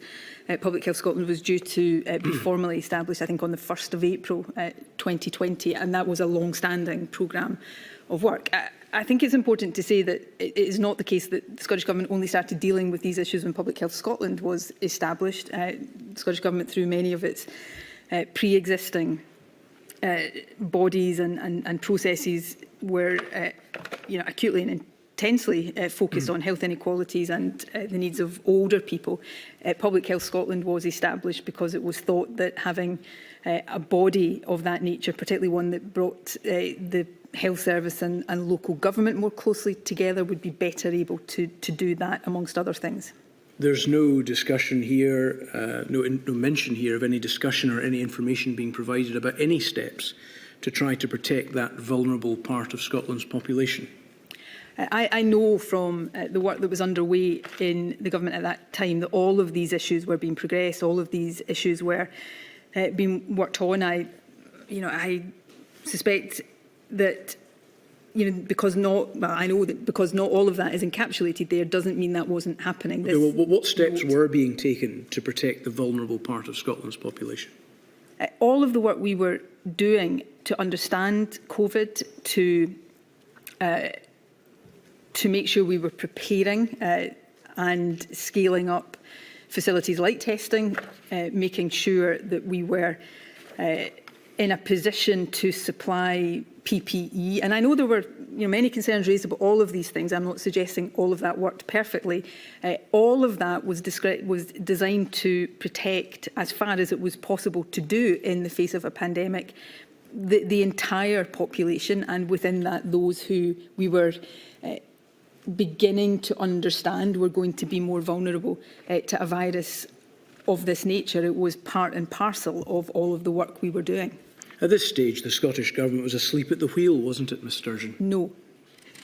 Could I ask you some questions, please, about the COBRA meeting, which took place on the 12th of March 2020? We went through some evidence in this regard with Mr Gove. It's a meeting which was chaired by Mr Johnson. If we could go to INQ 0000562221, please.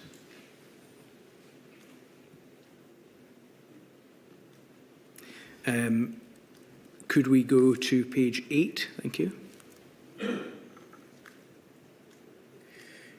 You may recall, Ms Sturgeon, that there was some discussion around this stage as regards Scotland's emerging position, that it was interested in seeking to cancel mass gatherings, which did subsequently happen. At paragraph 15, it says, continuing, the Chair said that the GCSA should use the announcement to set out what stage 2 should be and begin socialising options 3 and 4 to protect the most vulnerable.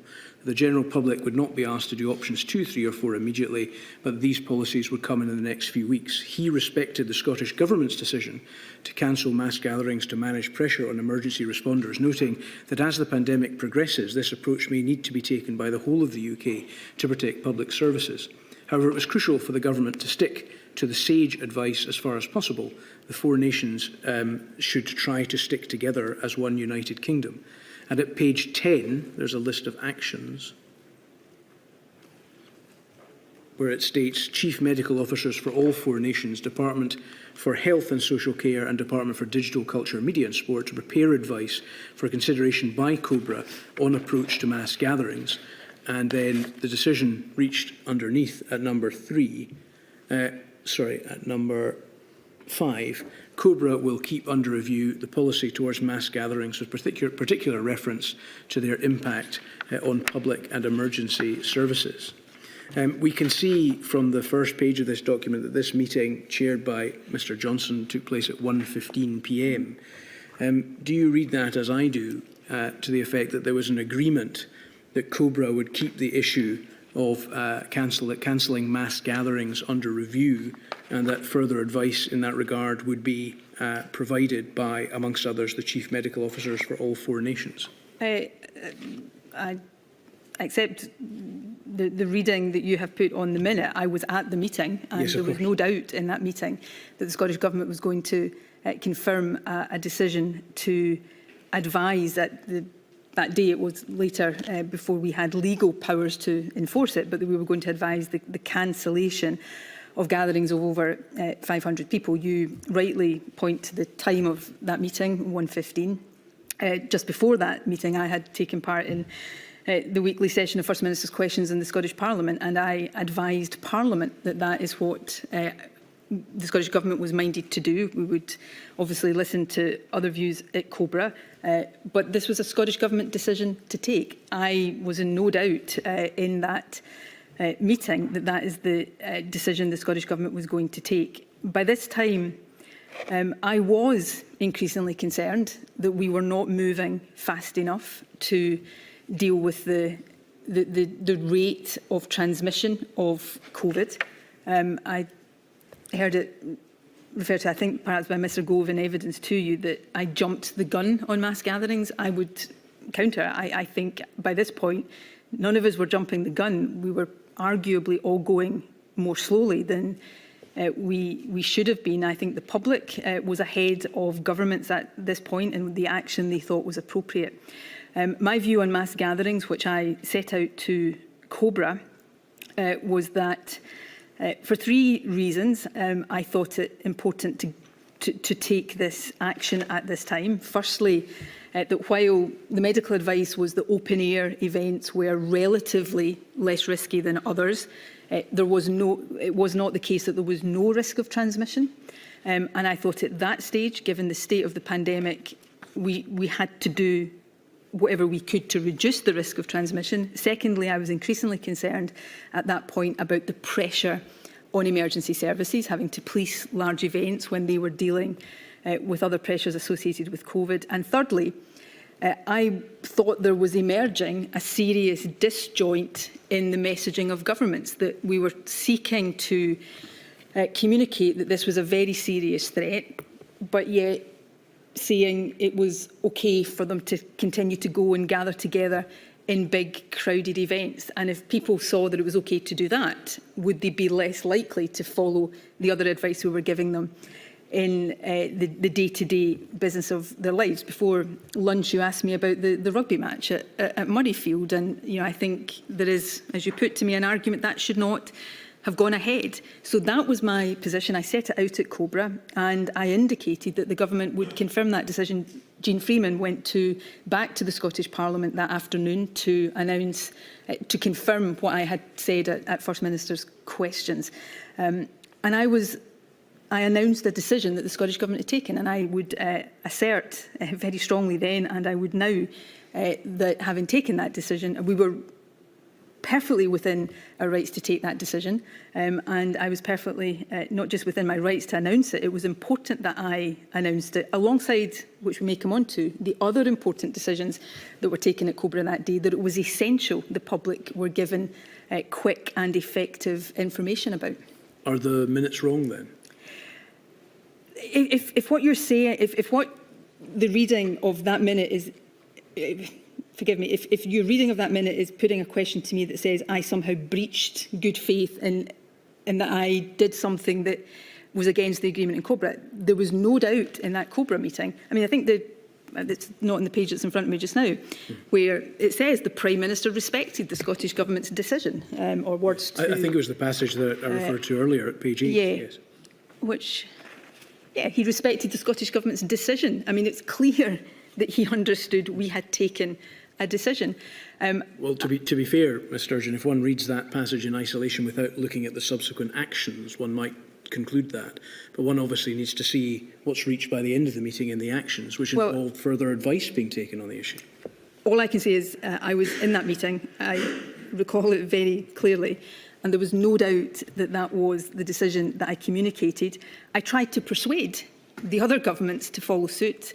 As it happens, they all did, I think, follow suit within 2 or 3 days, because the situation was developing at pace and in a not good direction. I believe the Scottish Government was right to take that decision then. And if I have a regret about that decision, it's not that I took it that day, it's that I didn't take it days earlier. Including in relation to the Rugby International? I tried to reflect in my answers earlier. I suppose what I'm trying to reflect here is how difficult those decisions were, and how to describe now, looking back with hindsight, something as, in very binary terms, right and wrong, I think is not always fair. in the nature of the decisions we were taking at the time, but it is one of the decisions that, yes, if I look back on and could take, have my time again, may go the other way. But that match was the weekend before that. So certainly, yes, I think that was, yes, if I have a regret, it is not that I took the decision too early, it's that we took it too late. You did announce at 3:20 p.m. that day that mass gatherings of more than 500 people will be banned in Scotland. Is that right? If you're telling me that's the time of day, I did it roughly, yes. Yes. You also provided other updates from the Cobra meeting, such as the decision not immediately to close schools. You made these announcements before Mr Johnson was due to speak to the public about the outcomes from the Cobra meeting later. What were the reasons for the timing of your announcement of these matters? Well, I'll give you the reasons for the timing very clearly in a second, but perhaps just to be clear, and I don't mean this in a political sense or in any way seeking to be adversarial, my responsibility as First Minister was to the Scottish people, not to Boris Johnson. I tried and he tried, I'm sure we all tried to work as collegiately as possible, but my responsibility was to the Scottish people. Why did I announce those? The very nature of the decisions we were taking, we were in a pandemic of a rapidly transmitting virus. The nature of the decisions we were taking meant that they had to be communicated quickly and clearly to the public. At this particular point, the 12th of March, my strong sense was that the public were anxious for their governments to act, to do more, to be much more on the front foot. We were in that meeting, as well as the discussion about mass gatherings, we had decided at that meeting to advise isolation of symptomatic cases. That was really important in trying to stem transmission. These were not decisions that were meant to be kept secret. It wasn't just important that they were communicated, it was important that they were communicated quickly. So I would put it that it wasn't that I communicated these things too quickly. Perhaps the UK government were communicating them too slowly and perhaps not doing so with the urgency that at that point was required. Did you tell the UK government of your intention to make the announcement at 3:20 p.m? It would have been, I'm certain would have been known. I don't know whether I specifically said. Again, I don't mean this to sound in any way politically adversarial. I have a duty to communicate. This was advice we were giving the public. How were the public meant to know what we were asking them to do if I didn't tell them? In Scotland, if I didn't tell them, and the rest of the UK, other leaders didn't tell them. My expectation, and what I do remember, my expectation was that by the time Boris Johnson would already have spoken out of that Cobra meeting. The media, the public, on that day, I remember, were desperate for information. I guess I was surprised that I spoke before him, not because I went too quickly, because I was surprised at the time I did it, he hadn't. These obligations of which you speak are not mutually exclusive, are they? One can have an obligation to the Scottish people, which of course you had, but you can also have an obligation to try to do what one can to maximise the efficiency of four nations working, which was the policy at that time. So therefore, would it not have been possible to discharge both of those obligations at the same time? Absolutely, and I always tried to do it. There was only one occasion that I recall in a Cobra meeting where the timing of respective communications was discussed, and that was on Monday the 23rd of March, the day we went into lockdown. And in that Cobra meeting, there was a discussion about the Prime Minister communicating first, and I agreed and honoured the agreement that I would wait until he finished. This was in the evening, I think, before I did so. At no other point was there, who's going to do it first, or you shouldn't do it before I do. I left that Cobra meeting thinking it important to communicate the decisions that had been taken to the Scottish people, because it involved the Scottish people doing things and not doing things in order to we were in a race against a virus, in order to try to stem transmission of a virus. I fully expected the Prime Minister to do exactly the same. I think it would have been wrong and negligent to wait for ages before telling people what that COBRA meeting had decided. Did you consider that you had a duty of confidentiality as regards the matters discussed at the meeting? I did not breach confidentiality. I am not bound by confidentiality in a UK government sense, but nothing in this these were Scottish government decisions. The fact that we were all agreeing them in a Four Nations context did not change the fact they were decisions within the power and responsibility of the Scottish Government. I was not breaching confidentiality, and I would go further than that and suggest that, given the situation we were dealing with, the whole notion of confidentiality is a bit absurd. This was a virus that was spreading rapidly at this point. We were taking decisions that were about trying to stem the spread of that virus. And the only way those decisions could have the desired effect was if the public knew about them, and if the public knew about them quickly.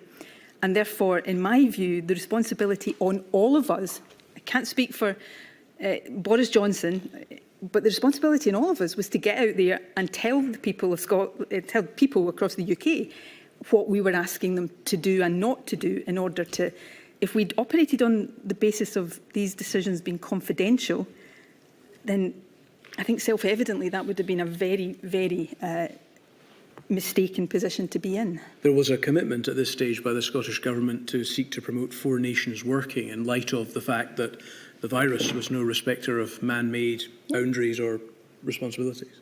Is that right? I had a strong commitment to Four Nations working, even when the detail of our approaches started to diverge. I didn't ever form a view that Four Nations working wasn't important.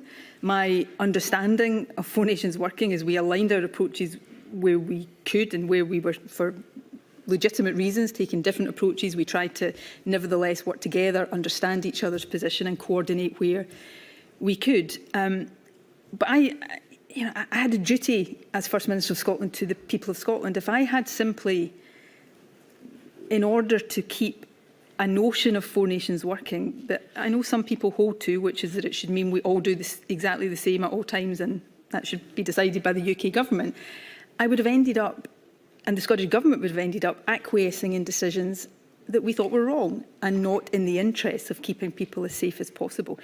But I had many, and I know Michael Gove spoke about this on earlier Monday, I think he was here, and we worked.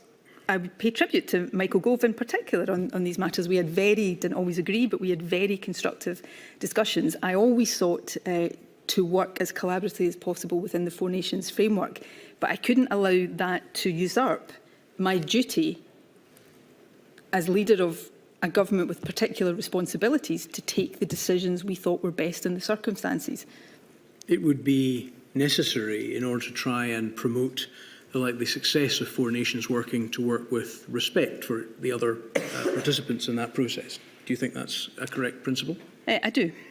You said a moment ago that you considered the UK government's expectation that these discussions would be conducted confidentially to be absurd. Does that suggest any respect on your side? I don't think it suggests a disrespect. I was making a point about the nature and status of decisions being taken in the face of a spreading virus, and making the point that by the very nature these can't be confidential decisions because otherwise the public doesn't know about them and therefore can't implement them. And that's the point I was making. I always tried to be respectful in all my dealings with the UK government. There were, not just in COVID, but in many things, moments and issues of tension where no doubt they found me difficult to work with. At times I would find them difficult to work with, but I always tried to be respectful and be constructive in those interactions. Mr Gove gave evidence to the fact that what had happened on that day caused considerable irritation, at least on the part of a number of individuals, including the Prime Minister, on the basis that there was a perception that you had not behaved respectfully and breached confidentiality. Was that a phenomenon of which you were aware at that time? It wasn't particularly. I suppose I can see why that would have been the case. At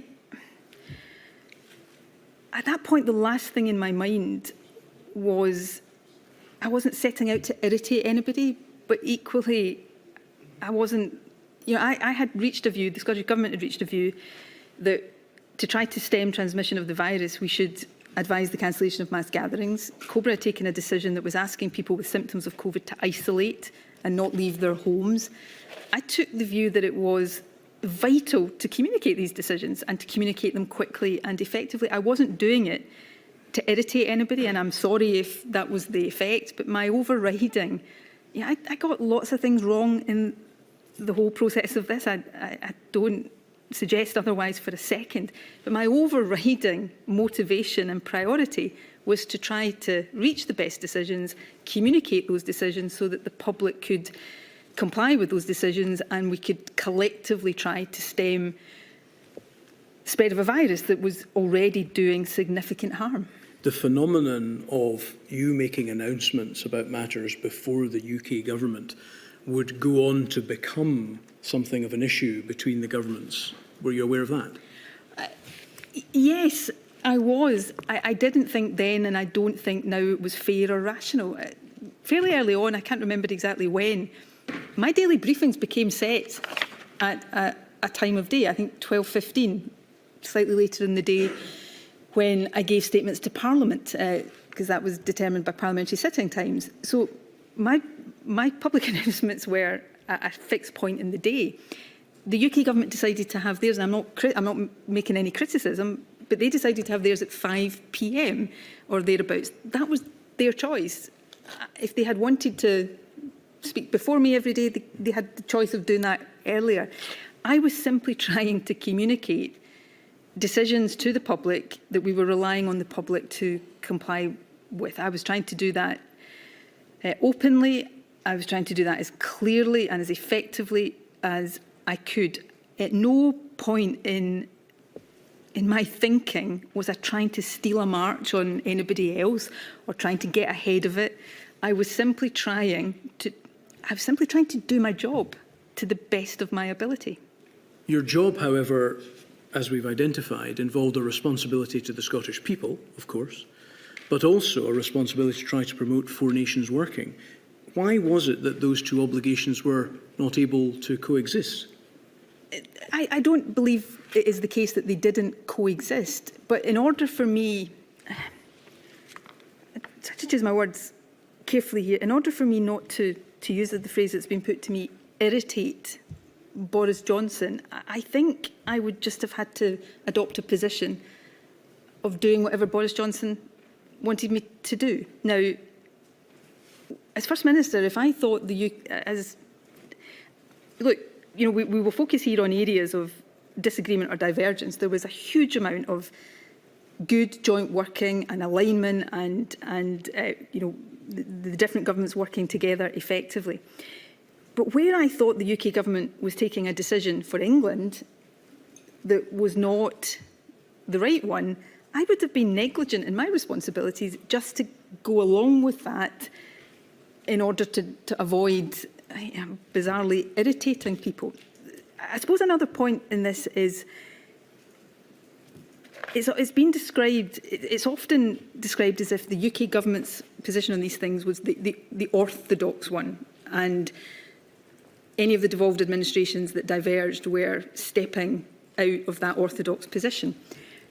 That's not, I think, the right way of looking. Often in these issues where the Scottish Government was in the language the UK Government would use, diverging from their four nations preferred road, we were joined in that by Wales and Northern Ireland. So often Wales, Scotland and Northern Ireland were in exactly the same position, but the UK Government, as was their right, had decided to take a different position. In effect, they often became the outlier in four nations decision-making, not Scotland.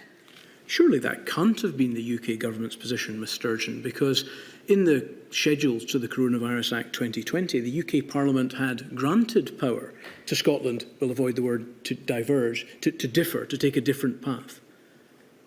I'm not sure I understand the question you're putting to me. You were suggesting a moment ago that the UK government thought that the way this should work is that their position should be the orthodox one, and there should be some limitation on Scotland's ability to take a different path. The legislation made it clear that the UK Parliament had granted that power. No, indeed. So that cannot possibly be the UK government's position.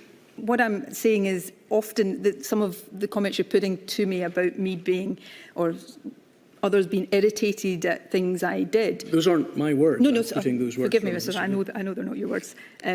But that gave the impression that while the legislation was exactly as you set out, when the reality of that manifested itself in different decisions, then somehow that was an irritation. It was not intended to be an irritation. We were all trying to do our best based on the epidemiology, on the demographic and health profile of our countries, to try to take the best decisions we could. I simply make the observation, the first, I suppose, significant policy divergence was in early May over the stay-at-home advice when the UK government decided to move to stay alert.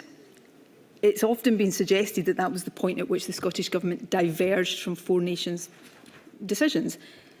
In actual fact, at that point, Scotland, Wales and Northern Ireland stuck with stay at home, and the UK Government for England moved to stay alert. I'm just making the point that when things are described as the Scottish Government moved outside of Four Nations decision making, we took the decisions we thought were best, but often we were in the same position as two of the other four governments that made up the Four Nations.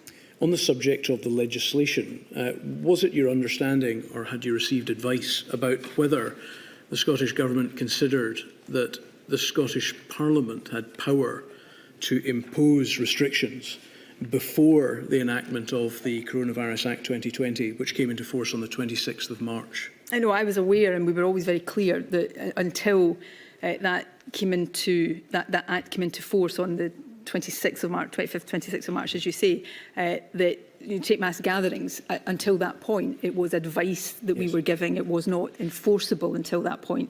And similarly, I think with the initial stay-at-home advice for a period of a day or two, that was advice until the legislation came into force. So the position, as you understood it before the enactment of the Act, was that the Scottish Government and the Scottish Parliament did not have the power to impose restrictions, hence those decisions were issued on an advisory basis? Yeah, we wouldn't have had the power to enforce restrictions. We, of course, had the power to advise people to do certain things. Which is what you did over that period. Did Scotland, the Scottish Government, push for an earlier lockdown? Well, the Scottish Government started, so no is the answer to, the simple answer to that, in the sense that we weren't pushing. The advice to have a lockdown really only crystallised through COBRA on the 23rd of March, so no. But as I think we have just been reflecting on in the context of mass gatherings, the Scottish Government was starting to move, or argue that we should be moving more quickly. One example of that is the one we've been talking about, mass gatherings. We also took the decision to recommend the closure of schools slightly, I think, as it happened. Others followed suit again fairly quickly. But at that point, I was of the view we had to start moving more quickly, and started to demonstrate that through the examples I've spoken about. Before I say this, I can't say, and I don't know that anybody can say with certainty, what difference it would have made in the overall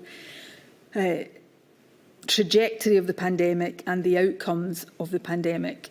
But of the many regrets I have, probably chief of those is that we didn't lock down a week, 2 weeks earlier than we did.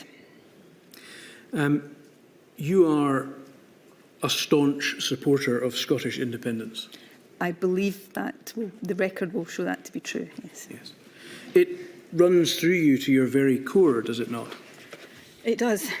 Is it possible, do you think, for you to take decisions on any matter without seeing them through the prism of Scottish independence and your burning desire to achieve it? Yes, I know for a fact it is, and if I ever doubted that before COVID, although I had other examples of doing that in the job of being First Minister and Health Secretary before that. I have been in politics for 30 years. I've been a lifelong campaigner for independence. I don't think in my entire life have I ever thought less about politics generally and independence in particular than I did during the course of the pandemic, and particularly in those early stages of the pandemic. People will judge, for better or worse, the decisions my government took.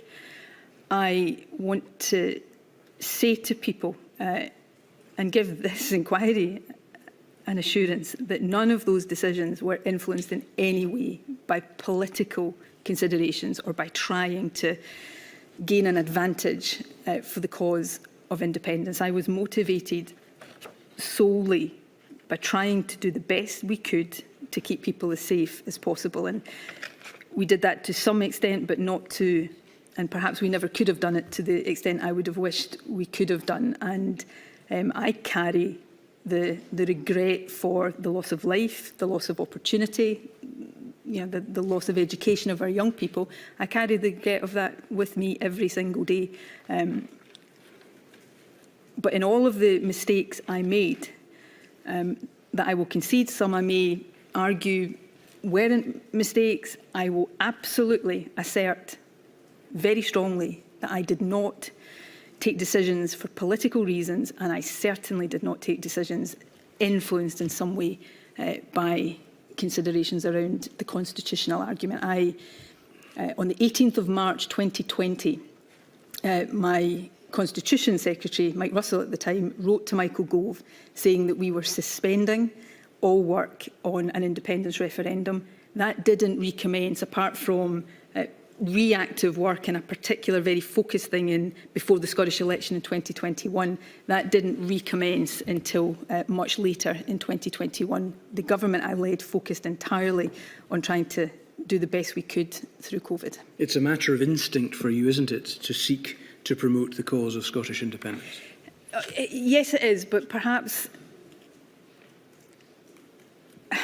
when you suddenly find yourself in a position of being the leader of a government in the face of a global pandemic, you suddenly find that the instincts you thought you had are not the instincts that come to the fore. My only instinct in the early part of 2020, and this remained the case, was to try to take the best decisions I could, and for my government to take the best decisions we could to steer the country through COVID. And I hope that people observing the Scottish Government, observing how I went about things during that period, whatever they think about me, my politics, my government, I hope that any reasonable person will have seen that. It's a matter of instinct to seek division between the Scottish Government and the UK Government to achieve and promote the cause of Scottish independence, isn't it? No, it's not. As you said, the position, as at the beginning of the pandemic, I think you said the 18th of March, was that Mr Russell had written, in fact, to Mr Gove to indicate that campaigning for a second independence referendum would be suspended. Yes, I think we also requested at that time that the UK Government did likewise around the constitutional project of Brexit, and that was declined. The UK Government never suspended any of its work on Brexit. One of the reactive things that the Scottish Government officials had to do during COVID was respond to consultation on the Internal Market Act, for example. It was the transition period for Brexit, wasn't it, in 2020? There were... So work was required on that? Well, I think that is perhaps a matter of opinion rather than fact. Okay. Could we look, please, at INQ 000214408?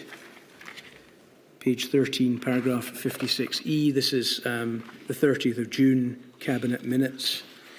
An agreement is reached at the end of this Cabinet meeting that it was agreed that consideration should be given to restarting work on independence and a referendum, with the arguments reflecting the experience of the coronavirus crisis and developments on EU exit. The Cabinet agreed on that date, did they not, to seek to promote the cause of Scottish independence by politicising the pandemic? No, I respectfully don't think that is a a fair or accurate reading of that part. I remember the meeting. There was no particular discussion. This was a Brexit paper. Again, we were having to consider issues around Brexit. We had no choice in that matter. This was a Brexit paper. There was no particular discussion around that recommendation, as far as I recall. We agreed that consideration should be given to restarting work. In matter of fact, work did not restart. It was not consideration that led to that happening. And that is the fact of the matter. We agreed to consider something. I'm not aware of being part of any real consideration, because in my mind there was no prospect of starting work on independence at that time. But in any event, it didn't happen. Why would there have been any mention of this at all, given Mr Russell's announcement? I think it would have been very difficult in the context of a debate or a paper on Brexit, perhaps for that not to have, so that would have arisen in the context. This was not a COVID paper that this conclusion was attached to. This was a paper on EU exit. It was a paper on Brexit.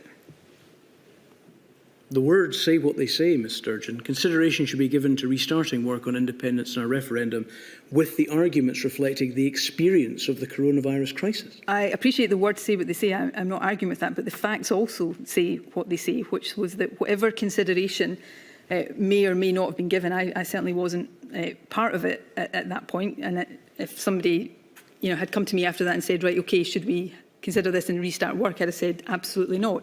The facts are that no work did restart on independence at that point. You've told me earlier in other contexts that Cabinet minutes are really the highest source of authority as to what was actually happening. Not in this case, apparently. Well, I'm not saying they don't reflect an outcome of Cabinet. I'm saying that didn't happen. So we didn't restart work. Whether or not Cabinet had, somebody in the course of a Cabinet meeting had said we should agree consideration of this, the fact is it didn't happen. A few hours after this meeting, on the same date as these Cabinet minutes, you appeared on your regular coronavirus briefing and said, frankly, anybody who is trotting out political or constitutional arguments is in the wrong place completely and has found themselves completely lost. Is there not a hypocrisy between saying publicly that anyone who is making constitutional arguments during the pandemic is in the wrong place and completely lost, and there having been a decision in Cabinet hours before that there should be consideration of restarting work on the campaign for independence, reflecting the experience of the coronavirus crisis? That had not been a significant part of the discussion. It was clearly a comment that was made, otherwise it wouldn't appear in the conclusions like that. But I did not leave that Cabinet thinking we were about to restart work on independence, and I would have made my views clear that that was not going to happen if that had been the case. We didn't restart work on independence. We didn't, we had to, over the course of the pandemic, we had to respond to a court case that had been taken about a judicial review that had been taken. Governments have to answer PQs or FOIs. We had to respond to some Brexit, but we didn't. All of the team that had been working pre-COVID on independence and an independence referendum had, at the start of COVID, been redeployed into COVID work. Sturgeon, that's not a comment. The minutes read agreed. That means Cabinet agreed, doesn't it? Well, so are you saying you would have overruled Cabinet? If after that, so let me be clear what I mean. There was clearly some comment made in that Cabinet meeting that said, oh, maybe we should think about restarting work in independence. Remember, this was at a point where we were going into the summer 2020, where cases were falling and... No, just please focus on the point. It's agreed, it's not a comment. It's an agreement by Cabinet. But agreed that consideration should be given. What I meant is if somebody had come to me afterwards and said, we've done this process of consideration and we now think we should restart work in independence, I would have said, I don't want to do that. And I would have said to Cabinet, let's not do that because it's not the right time to do that. But I think more materially, that didn't happen. Nobody came to me and said, if that said, agreed to restart work on independence, that would mean something much more than that does. There was not a process of consideration that then saw somebody come to me with a proposal to restart work on independence. And I'm sorry, my lady, I'm genuinely sorry if it sounds as if I'm dancing on the head of a pin here. I don't mean to. But the key point here is that we did not restart work on independence at that point or anywhere near that point. If it were to be decided on the basis of the evidence before this inquiry that there was a politicisation of the pandemic and that you had used the pandemic as a means of pursuing your goal of Scottish independence, that would be a considerable betrayal of the Scottish people, would it not? With respect, I don't believe that conclusion would fairly be reached because it's not what I did, and I don't believe there is evidence to suggest... But you've given your position, Ms Sturgeon, as to whether you did it or not. My question was, if it were to be decided that that's not right, if I that would be a considerable betrayal of the Scottish people, would it not? If I had at any point decided to politicise a global pandemic that was robbing people of their lives and livelihoods and educational opportunities, and had decided in the face of that to prioritise campaigning for independence, then yes, it absolutely would have been as you described, which is precisely why I didn't do it and wouldn't have done it. If that's a convenient moment, my lady.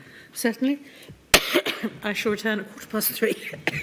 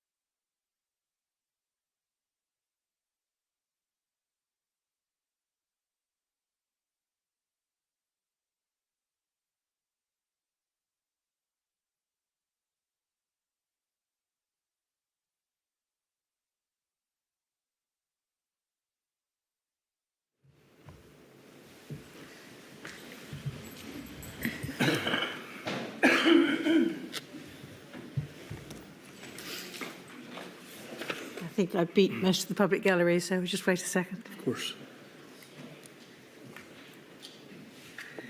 Yes, Mr Dawson. Thank you, my lady. Ms Sturgeon, moving on to a different topic, that of border controls. We heard evidence earlier in the module from Mr Halliday, who is the Chief Statistician to the Scottish Government, that the UK Government and Scottish Government would make decisions about restrictions of people coming into the country, going out of the country as regards visiting others or coming in, based on largely the same data about the threat of an individual country. I think he said that the data would often come through the Foreign Office, which would have contacts in the countries to try and work out what the threat was. Is that your understanding broadly of the evidence base upon which decisions was taken, although of course a different analysis of it might have been undertaken? Yes, that's broadly my understanding. I think as the matter progressed, the Joint Biosecurity Committee became central to the provision of that data. Yes. And it's fair to say, is it not, that there were, although not necessarily huge differences between the Scottish position as regards which countries people come in or go out to, there were periods where they weren't quite the same as the UK government. For example, on the 3rd of July, the UK government published a list of 59 countries for which quarantine restrictions would no longer apply to travellers arriving in England from the 10th of July. However, at that time, quarantine requirements remained unchanged in Scotland. Yes, that would be my broad recollection of that. Generally, I think on international travel, right or wrongly, there was more alignment than divergence. I think when the air travel started to be opened up in the summer of 2020, the regulations took effect in June 2020. The key difference at that time was that there was, for a relatively short period of time, Spain was one of the countries that the UK government had opened up what was called at the time a travel corridor with, and for a short period of time Scotland didn't do that. We delayed doing that for a period. I think it was then, Spain was then taken off that by all countries later on. Yes, it might not be entirely surprising that there wasn't huge difference if we're avoiding the word divergence, because it was based on the same data, although the essential point I'm trying to make is that the Scottish Government had, in terms of its devolved public health responsibilities and indeed responsibilities which had been given to it under the 2020 Act, it had the power to control that for Scotland. Yes, I think borders are one of these areas where the interface between devolved and reserved responsibilities is particularly complex. So the Scottish Government, I think under the Public Health Act 2008, Section 94, I think to be precise, has the ability to put limitations or restrictions on people coming into the country for public health grounds.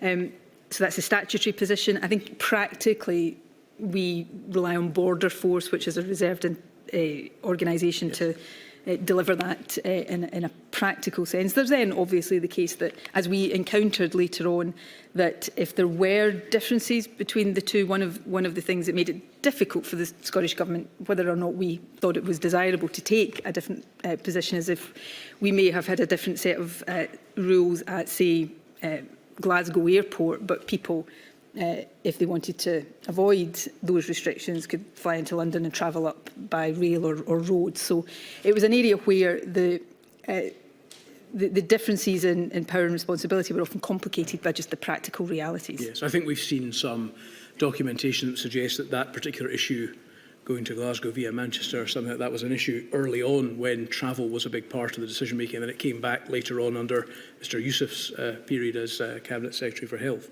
Could we have a look, please, at INQ 0002925564?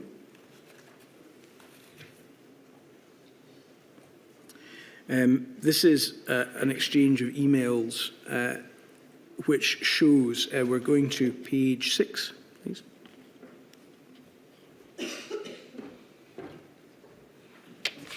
So the page at the top, I think, indicates that the position here, as at the 20th of July, is that the Deputy First Minister was requesting a call to discuss international travel, and that there were a number of people who were involved in that. Page 6, please.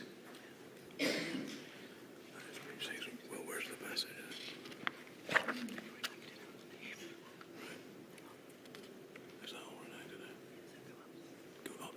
Previous page, please. Sorry, Mr. Sturgeon.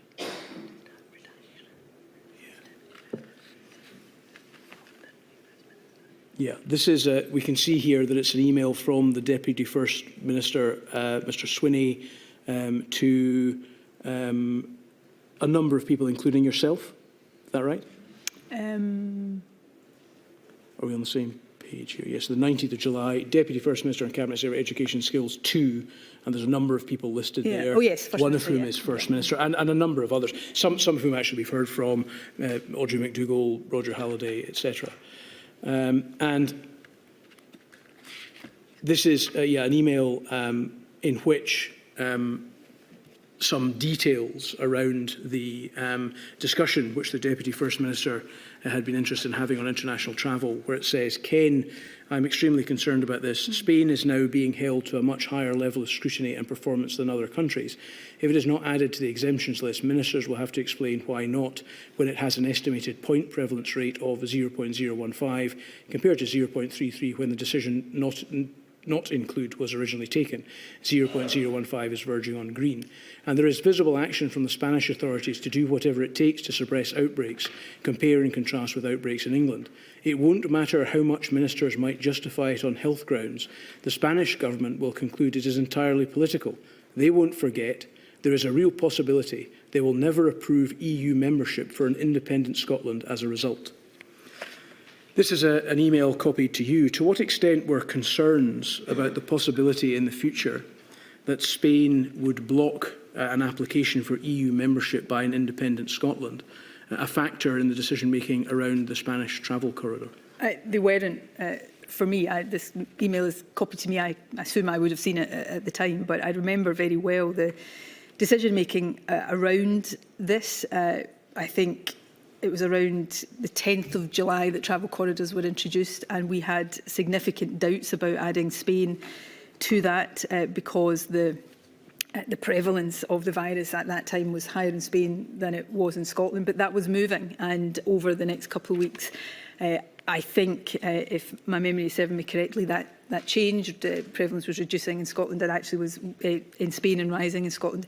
These are decisions that were taken for public health reasons. They were, difficult decisions. They were often very finely balanced decisions, and if that concern had been the one driving the decisions, then presumably at great criticism, not least from our own airport sector at the time, we wouldn't have kept Spain off the travel corridors in the first place. Why is it, though, that there is discussion, if matters are being addressed solely on public health grounds, about the possibility that the Spanish government may conclude that there is a political aspect to things that they will not forget, and that they may vote subsequently against EU membership for an independent Scotland? Why is that even part of the discussion? It wasn't part of my consideration. I certainly, to the best of my knowledge, didn't have any discussion of that nature. I didn't write that email. I can't speak for other people as to why that was written in that way. What I can tell the inquiry, sitting here today answering questions, is that's not the basis on which the discussion took, not the way in which the decision was taken. These were finely balanced decisions on public health grounds that often, in fact not often, always, clinical advisors would be inputting their own opinions to as well. Go to page 4, please. This is an email chain. Yes, and an email from Ken Thompson to a number of people. It says there, colleagues, you were mostly on the call with FM and other ministers just now. The FM agreed to a pause in which we were to give her advice on the implications for the Borders review of non-care home COVID cases currently being investigated. We have to do this rapidly, obviously. I'm proposing to write the outline of advice to ministers and to ask some people to comment and contribute to that. Is the position then that there was on the 20th of July, shortly after this, quarantine requirements for Spain were lifted? I don't have that date in front of me, but I know it was a relatively short space of time between the Scottish Government not lifting them and lifting them. But if memory serves me correctly, we then very quickly reapplied them. I think all of the countries in the UK That's correct, as I understand it. On the 20th of July, I think what happened is that you agreed with other ministers that there should be a pause to the restriction, but that those were reimposed from the 26th of July. The relative prevalence was changing at that point. We had reached a point where we thought, on public health grounds, that it was appropriate to add Spain to the travel corridors, and then the data obviously changed that position. Did the consideration regarding the political implications connected to Spain mentioned in the previous email feature on the call that's been referred to? Not that I can recall, so that is not my recollection.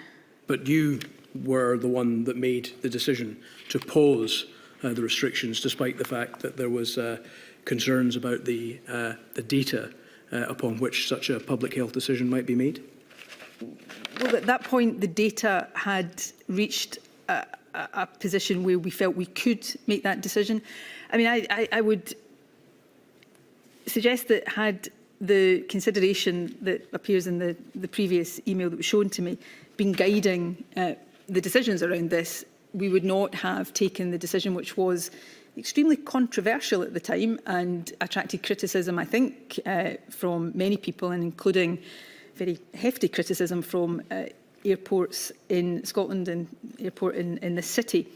We would not have done that in the first place. The fact that we were, in the face of that controversy, prepared to take a decision that was to continue to apply restrictions to Spain at a time when other parts of the UK were not doing that, would, I hope, suggest that these were decisions being driven by data and public health considerations. But the decision on the 20th of July was that quarantine requirements for Spain should be lifted, but then they were reimposed on the 26th. And the data was, I mean, I don't know whether it's possible to put on the screen what the changing data around that time would have been. I remember that period. The data was changing at that.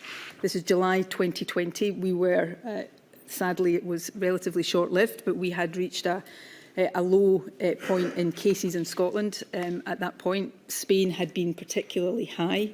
That was the reason for our initial decision.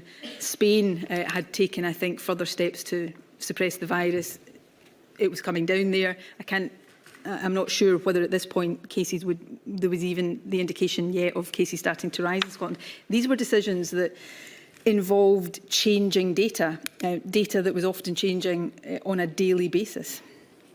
Can we look at page 2, please?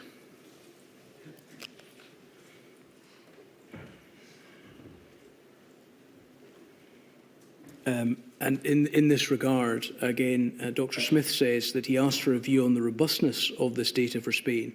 There's been a remarkable change in the point prevalence from the set considered previously. It's difficult to reconcile with the public facing evidence of multiple large outbreaks in different areas of the country. And he asks whether can anyone offer an assessment of this. Now, the evidence, therefore, on a public health basis would tend to suggest that there had been multiple large outbreaks, which would not be consistent with the decision taken the next day to lift the quarantine. Is that correct? No, actually, with respect, I read that differently to that. What I think Dr. Smith is saying here, although he would have to tell you what he meant, is that while we were seeing evidence of multiple large outbreaks in different areas of Spain, and that was what had driven our concern about having restrictions on Spain lifted, the point prevalence data was actually showing something different. It was showing a change that was suggesting that cases were coming down at that point. And not just my reading of this, my recollection of the discussions at the time is that what that is saying is that, notwithstanding these very high-profile outbreaks, the overall data for Spain shows that the risk is reducing, which was what was driving our decision around the 20th of July to lift restrictions before that data, I think, started to go in the wrong direction in Spain again. So despite concerns about the robustness of the data in the face of evidence of multiple large outbreaks, you did open up the travel corridor to Spain, albeit only for a short period? With respect, I do think the interpretation of this that's been put to me is not what this is saying. and I remember some of the discussions at the time, is that the data, the point prevalence data, was no longer backing up the ongoing restrictions, that despite there appearing to be outbreaks, they were outbreaks in particular parts of the country, and the overall point prevalence data was showing that the risk from the virus in Spain was reducing. And actually, I do consider that this and the discussions that lay behind this were actually what was driving, not that this was contrary to the decision we took at that point, but that was part of what was driving that decision at that point. But surely it doesn't make a lot of sense if there are issues about the robustness of the data to change the position. And in any event, we know that you had to change it back a few days later. Mr Dawson, there was issues about the robustness of data at every step of the management of But would you not take a more precautionary pandemic approach if the changes in the data didn't seem to add up? We were under a lot of pressure from airports at that point. We were under a lot of criticism for being an outlier at that point. I think we were at that point an outlier, and the data, the point prevalence data, was showing that we were no longer able to justify the position we were taking of more onerous restrictions on Spain, and that was the position. The data was particularly around comparisons between different countries. It was changing all the time. It was necessary to assess not just the overall data, but what lay behind that data. If it's what's been put to me here is that this was a politically driven decision, certainly on my part, it was absolutely not. And I come back to this: decisions that were taken by my government in this period. I hope many of them were right. I think some of the outcomes, in a relative sense, suggest that would be the case. Some of them were undoubtedly wrong, but speaking for myself, none of them were driven by extraneous political considerations. Could I go to INQ 000274-143, please? You will recall that Mr Johnson visited Scotland on the 23rd of July 2020, Sturgeon? I do. Yes, and this is a tweet by you where you say, "I welcome the PM to Scotland today. One of the key arguments for independence is the ability of Scotland to take our own decisions, rather than having our future decided by politicians we didn't vote for, taking us down a path we haven't chosen. His presence highlights that." This is a political tweet relating to your support for the cause of independence in July 2020, isn't it? It is, but it's also a response to the Prime Minister at the time coming to Scotland and very overtly describing that visit as a mission to save the Union. I think he had first-person pieces in at least one newspaper ahead of that. Now, in reflection, should I have risen to the debate and posted that tweet? Probably not. But I would never even have been in that space at all, but for the pretext of the Prime Minister's visit. I was also, because he was coming to Scotland, because of the narrative that the UK government had put around his visit, I was inevitably being asked about it in my briefings and interviews. But yeah, perhaps I should have been the bigger person and not reacted in that way with that tweet. I had intended, of course, to put to you also the context, which is that on his visit, and I think in the newspapers before, Mr Johnson has spoken about the might and merit of the Union, and therefore your interpretation of that is that he was seeking to politicise the situation. Is that right? I think I say in my written statement, to be fair, I don't think generally the UK government tried to politicise the pandemic. I think this was a rare exception to that. If they did... So you think this was? I think Boris Johnson, not coming to Scotland per se, but coming to Scotland with the narrative that they put around that, was an exception to what I've said. That I think generally they didn't try to politicise the pandemic. And other than this occasion, the occasions where I thought they did, it was more around, Brexit and the vaccine rollout being possible because of Brexit. So it's not a general accusation I would have levelled at them. I think this was an exception. I listened to parts of Michael Gove's evidence earlier in the week and now realise that there may have been discussions at UK government level that led to this that I wasn't aware of at the time. So this was a response. Was it as mature a response as with reflection I might have wished for? Perhaps not. But it wasn't. Yeah, it wasn't me deciding suddenly to start talking about independence apropos of nothing. It was a response to nothing. It was a response to the Prime Minister's visit and in particular the narrative of his visit. Again, Ms Sturgeon, in fairness, I was also going to refer you to the paper that we took Mr Gove to, the State of the Union paper, which he delivered to the UK Cabinet on the 21st of July, 2 days before the visit, in which he described the risks to the Union as the greatest challenge for the UK Government to confront, and said that protecting and strengthening the Union had to be the cornerstone of all that the UK Government did. So I put to him that put some context, which of course you were not aware of at the time, to the visit. But your position, as I understand it, was that I may have politicised the pandemic, but he did it first. No, I don't think I did politicise the pandemic at all. I responded to a particular narrative of his with a tweet and undoubtedly some answers to media questions. And the answers to media questions were unavoidable because I took lots of questions every day from journalists. The tweet, yeah, perhaps I shouldn't have, but I don't think a tweet adds up to politicising the pandemic. Perhaps I was just trying to defend the position against the claims that were being made. Perhaps, though, the accumulation of evidence which we've looked at might suggest that there was an attempt on your part to politicise the pandemic. I would strongly argue the reverse. And with respect, if the evidence that's been put to me today is the evidence of that, I would say it demonstrates nothing of the sort. In the period after the election, did you attempt to revive the campaign for a second independence referendum?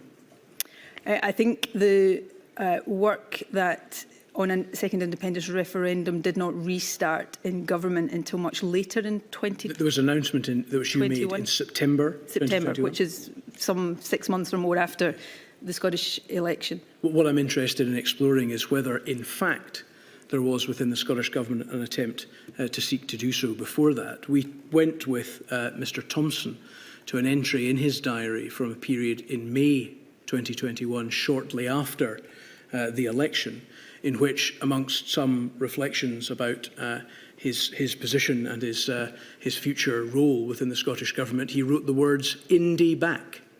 Does that not suggest that it was a policy of the Scottish Government at that time to try to seek independence again, despite the fact that you made no announcement to that effect until September?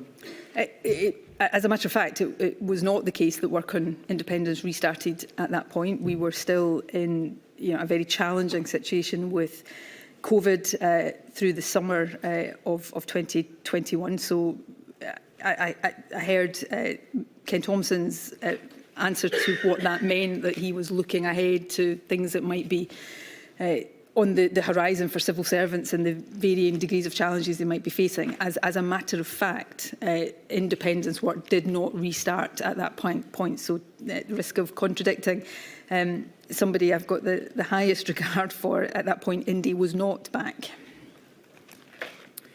I'd like to ask you some questions about the zero COVID or elimination strategy, which we've touched on already. You say in your statement, I was of the view that zero COVID in the period before a vaccine was available was an aim worth striving for.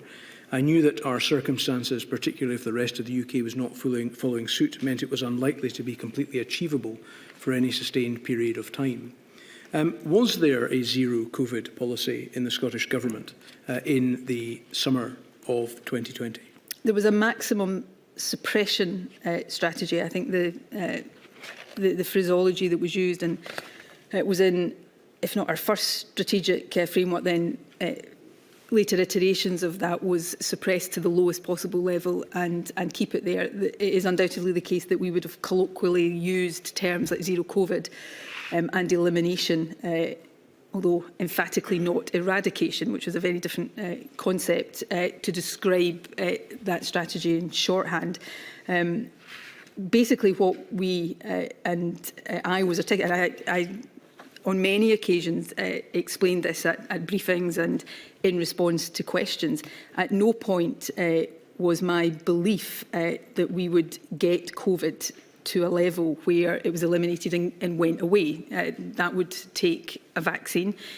But in the days before a vaccine and before effective treatments, when COVID, the direct harm of COVID was so severe, we needed to suppress it as far as possible, both to protect life, but also to create the conditions where we could start to safely open up the economy and society, and that the best way of achieving maximum suppression was to try to drive it as low or as close to zero as possible. And that was the position of the Scottish Government, certainly throughout the summer of 2020. That strategic objective changed later, I think around about the spring, early summer of 2021, when we got to the position where growing and significant numbers of the population were vaccinated.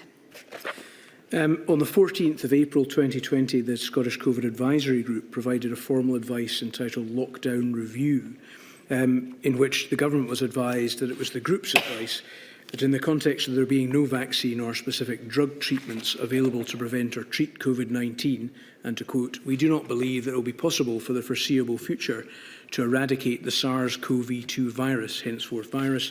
We need to find ways of living with the virus as best as possible, which includes protecting the NHS and social care capacity to care for citizens."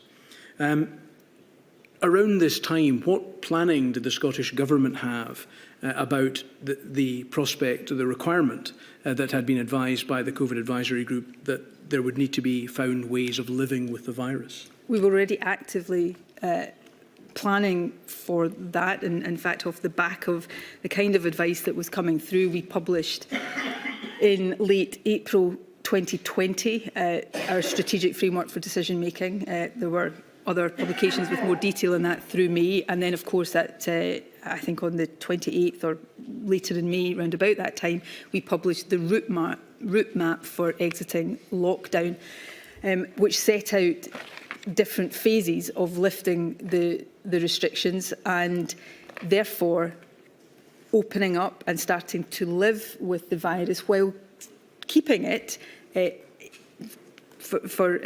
use an expression for shorthand, as under control as we could. The word eradication appears in that advice. I just want to stress it was never, eradication and elimination mean very different things. In preparation for today, I came across the way I articulated the elimination strategy in a briefing, I think in June 2020, where I say explicitly elimination is not eradication. It is about getting the virus to the lowest levels you can, which doesn't mean it has gone away and doesn't mean it won't rise again, but it gives us more confidence that we can keep it under control with surveillance, testing and contact tracing, and with targeted measures as opposed to blanket lockdowns. That's what was meant by it. It was a way of, all through this, we got it, including from the COVID Advisory Group and certainly from SAGE. As we came out of lockdown, we had to come out of it in a way that avoided the R number going above 1 again. And people will recall references across all the governments at the time to how much headroom we had, and therefore we had to open up in a phased way. And that's what we were trying to do. Open up, learn to live with the virus, but keep it under control so that it didn't take off again and start overwhelming us in the way that it had in previous in the early stages. That was a very difficult balance to strike. It involved lots of judgments about what could open, what had to stay closed, what the phasing of that was, but that's what we were trying to achieve. Can I just check that we've got the note correct, because that is what I understood you to say. Did you say elimination and eradication are different things? Yes. Aren't they the same thing? No. In this sort of epidemiological, I think you will find comments from Gregor Smith and comments he's made. I came across one in a committee in the Scottish Parliament that we both appeared at. Eradication effectively means you get to a point where the disease has gone away and it's not a risk anymore. With COVID, that was likely and understood likely to only come with vaccines. Elimination was effectively, as I put it there, it doesn't mean it's gone away, it doesn't mean it won't rise again. You're taking measures to try to keep it at a level as close to no cases as possible, but it doesn't mean that if you lift those measures, it won't start to transmit again. So in epidemiological terms, I'm not an expert on this. No, Other people can explain it much better than me. But it sounds like people are playing fast and loose with the language. But well, I was trying, obviously not as successfully as I hoped to.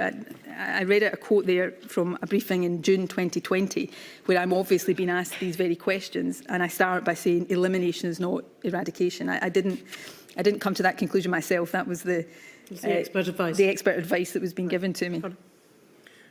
Language in this regard is, of course, important, Ms Sturgeon, isn't it? Very much so, and I always tried to be as precise as I could in my language, hence explanations like that. I am not suggesting for a second I always succeeded. Because the language of zero COVID and elimination or eradication permeated the public's understanding of what the objective was, didn't it? In that we were trying to get to a point where we were suppressing the virus as much as possible. But the word suppression wasn't the word that was generally used by the Scottish Government at this time, was it? I believe, and it's my opinion, and others will take a different view, I think the level of understanding of the public at that time was very sophisticated, and I think there was an understanding of what was being talked about, what was meant. Language is really important, but sometimes, one of the things I think I was perhaps criticised for on the day of lockdown was calling it an effective lockdown. When the Prime Minister at the time didn't use the term lockdown, I took the view that we needed to communicate with people in language that they were using themselves, that they could understand, that we could then make sure was defined. So I think there was an understanding of what was meant by that we couldn't make COVID go away, but we could keep it at levels that wouldn't overwhelm us, get contact tracing and surveillance and testing back so that it was allowing us, as for much of 2020, from through the autumn of 2020 before the Alpha variant came, we managed to do through particular outbreaks, outbreak control, then the levels system that we used for a period. We were having a degree, not complete, but a degree of success in that, and that was only possible because we had got over the summer the virus to a sufficiently low level to allow those approaches to be successful. The language is important, Ms Sturgeon, because the language of elimination or eradication rather than maximum suppression, which is a phrase you're using just now, gave people the impression that COVID was over, didn't it? I genuinely and very firmly don't believe that was the impression at any point in Scotland over that period. To be clear, I never used the term eradication. I was at pains when asked about it to be clear I wasn't talking about eradication. But I don't believe that was the view in Scotland over any Ms part Sturgeon, of 2020. do you know perfectly well that people jumped on planes to Spain and this caused the second wave? Well, we've just been talking about how we tried to, deal in a way that was cautious around travel to other countries, including Spain.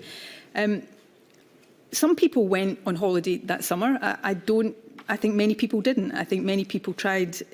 Many people wouldn't have gone on holiday at all. Many people who did stayed in Scotland and holidayed at home. Some people would have gone overseas. I genuinely don't believe that was because people thought, the majority of people thought COVID had gone away. I stood up every day and reminded people COVID hadn't gone away and wasn't going to suddenly and magically go away. And I think there was a very high degree of understanding. And I've talked earlier on about criticism, perhaps, and I don't mean this as a criticism of them, some of our sternest critics over this period were the airport sector, who felt that my messaging in Scotland was actually making it, was discouraging people from going on foreign holidays at a time when they thought they were being encouraged in perhaps other parts of the UK. You wanted to have the reputation, did you not, of the person who had driven COVID out of Scotland?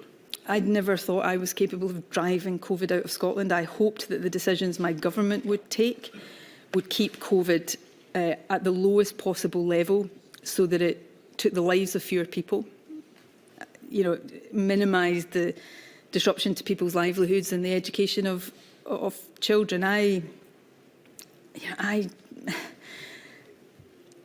the thing I find, I guess, forgive me, I appreciate I'm here to answer your questions, I'm not. I accept this, that there will be genuine and serious scrutiny about the content of decisions that were taken, and some of those decisions I wish I'd taken, my government had taken differently. Some, I think, were right. My motives in this were only ever about trying to do the right thing to minimise the overall harm that the virus was doing. The toll it took in Scotland, as in other parts of the UK, was far too high, so I didn't do that as successfully as I wish I had been able to. But perhaps in some ways, the measures we took had some impact. Professor Serene Diamond, the UK statistician's evidence to this inquiry, looking at the quite significant lower deaths in terms of COVID-19 on an age standardised basis in Scotland than in other parts of the UK, still far too high. We were always trying to protect people and to minimise harm in all of its forms. And the nature and the content and the substance of those decisions deserve to be scrutinised as closely as possible.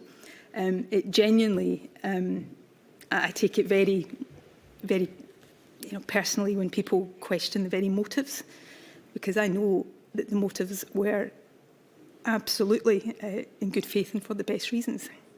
Your desire to be the person that drove COVID out of Scotland was the reason why you entered into direct Twitter messaging with Professor Sridhar, whom Professor Morris, the chair of the COVID group, has told us was in a minority of one in being the only person on that group who thought that COVID could be driven out of Scotland at that time. I don't think that is a fair representation of her view, but I'm not here to speak for her. Can I just say, I didn't... This wasn't about my reputation as the person who drove COVID out of Scotland. I desperately wanted to minimise the harm of COVID in Scotland. I was not under any illusions about the reality of the situation we faced. I reached out to Professor Sridhar, I think for two main reasons. One was that she was a member of the advisory group, but she was also somebody, I think, to her great credit, who was seeking to communicate through the media messages that she thought was important regularly. As a result of that, I was periodically being asked for my response to views she'd expressed, and I wanted to, make sure I understood where she was coming from. She was also, I knew, very plugged into the responses in different countries. I think she had connections into the WHO, the government of New York at the time, and other countries. And I was at that stage, I just wanted to understand as much as I could about the pandemic, about other countries' approaches. It was part of a process of me just trying to make sure I wasn't missing anything, I wasn't overlooking anything, and that while I wasn't trying to elevate one voice over others, I was wanting to make sure that if she was a minority voice, that I wasn't losing a different perspective, that I was able to hear, that it wasn't being lost in the consensus, that I was able to hear the diversity of views. And again, the motives were only, whatever mistakes and misjudgments I might have made, the motives were only about trying to equip myself as well as I could to do the job that I was in the position of having to do. Your messages with her demonstrate a coordination of the two of yours media strategy. What you were trying to equip yourself with was the view of a scientist who would support your view that elimination was possible, even although she was in a minority of one on your COVID advisory group. I don't believe that the messages, whatever the impression the messages might give, I know there was no coordination of media strategy. My media strategy was fairly obvious and well established. She was speaking in the media. Generally, there was an alignment. I wanted the Scottish Government to be suppressing COVID as much as possible, and whether she believed that could go further than others believed it could, and that I believed it could.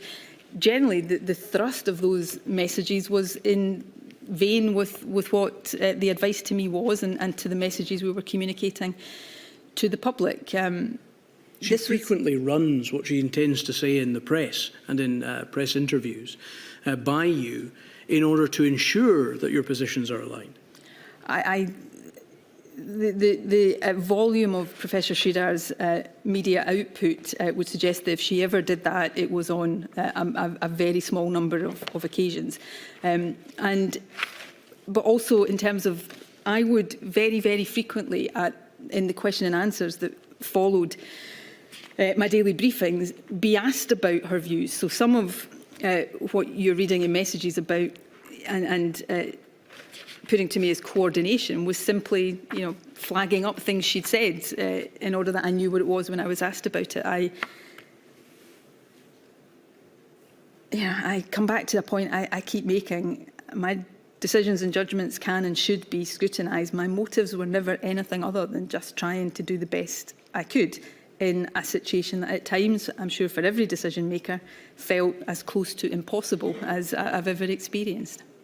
The focus on the elimination strategy took the Scottish Government's eye off the need to prepare for a second wave, which experts would have told you was inevitable, did it not? We knew a second wave was almost as close to inevitable as anything was. No, it didn't. Preparation was done for it. That I don't accept that is the case. We, through the autumn of 2020, we went from lockdown to an opening up of the country through the route map rather that we'd set out at the end of May. We got to a point where we couldn't go to the final phase of that because of the epidemiology at the time. We then had a period where instead of reimposing measures, we were able to deal with outbreaks. We had some very localised outbreaks. We dealt with them through specific measures, and then the level system was applied. And actually, contrary to we didn't do anything to prepare for a second wave, we had continued to build up the testing and contact tracing capacity there that was a necessary part of trying to mitigate and minimise a second wave and deal with that as it happened. As it happened, we didn't go into a second lockdown in November 2020 in Scotland. The second lockdown in Scotland came when the Alpha variant came along. So I don't accept that our eye was off the ball. I think we were taking difficult decisions, reaching difficult balances in the best way we possibly could. And I think the evidence overall is that while our response was far from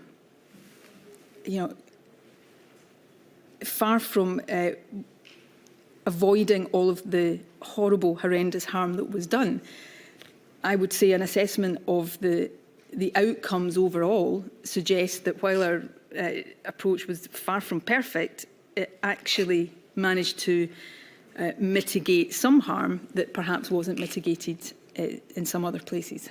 In his statement to this module, Professor Mark Woolhouse states at paragraph 345 that the start of the vaccine rollout, vaccine campaign, which you'll remember, Ms Sturgeon, started towards the end of 2020 and into 2021, created a false impression that the pandemic would soon be over and described it as over-optimistic.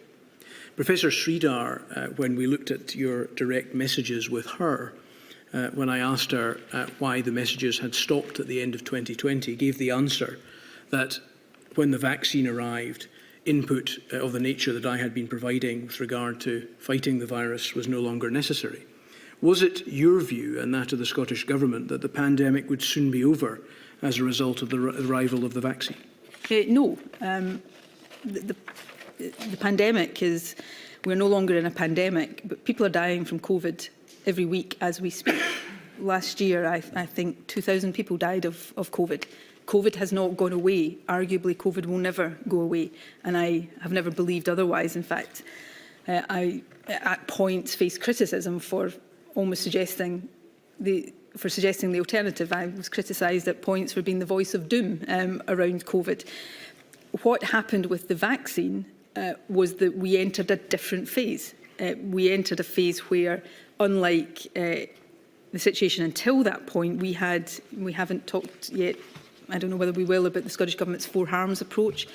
We had no way of mitigating harm one, which was the direct health impact of COVID. So we had to, albeit trying to minimise harm overall, we had to have a particular focus on reducing harm one and harm two to some extent as well.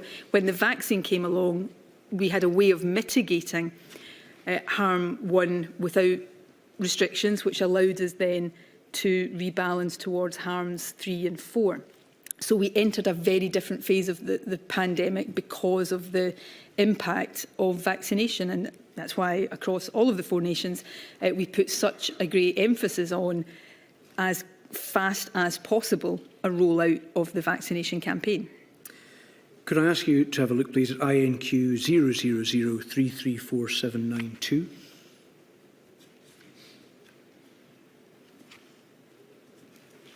Returning to exchange between Mr. Youssef and Professor Leach, this time on the 10th of June 2021, pages 12 to 13. Forgive me, I'm not seeing it. Sorry, yes, we'll just get it up. My apologies.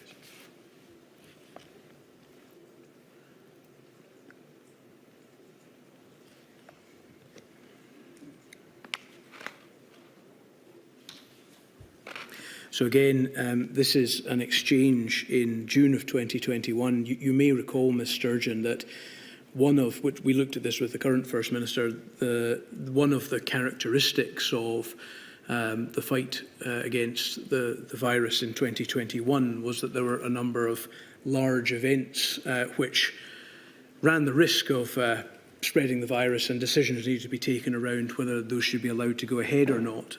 This was a discussion in particular around the decision-making with regard to the possibility of cancelling a fan zone which had been put together for the Euros in Glasgow, which it was eventually allowed to go ahead. And the exchange says at 11:45, Professor Leach says, and still it goes on, FM wants more advice. Her instinct says cancel fan zone.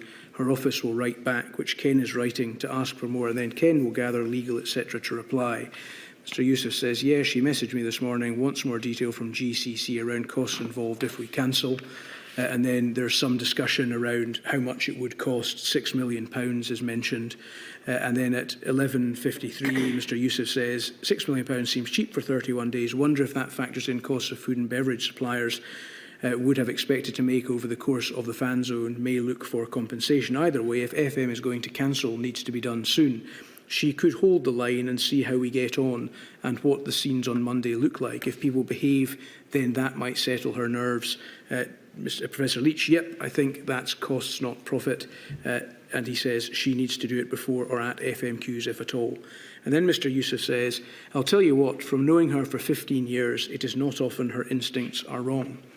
Both Professor Leach and Mr. Youssef, the then Cabinet Secretary for Health and Social Care, seem to be describing the ultimate decision taken in connection with the possible cancellation of this event as a matter which will be governed by your instincts.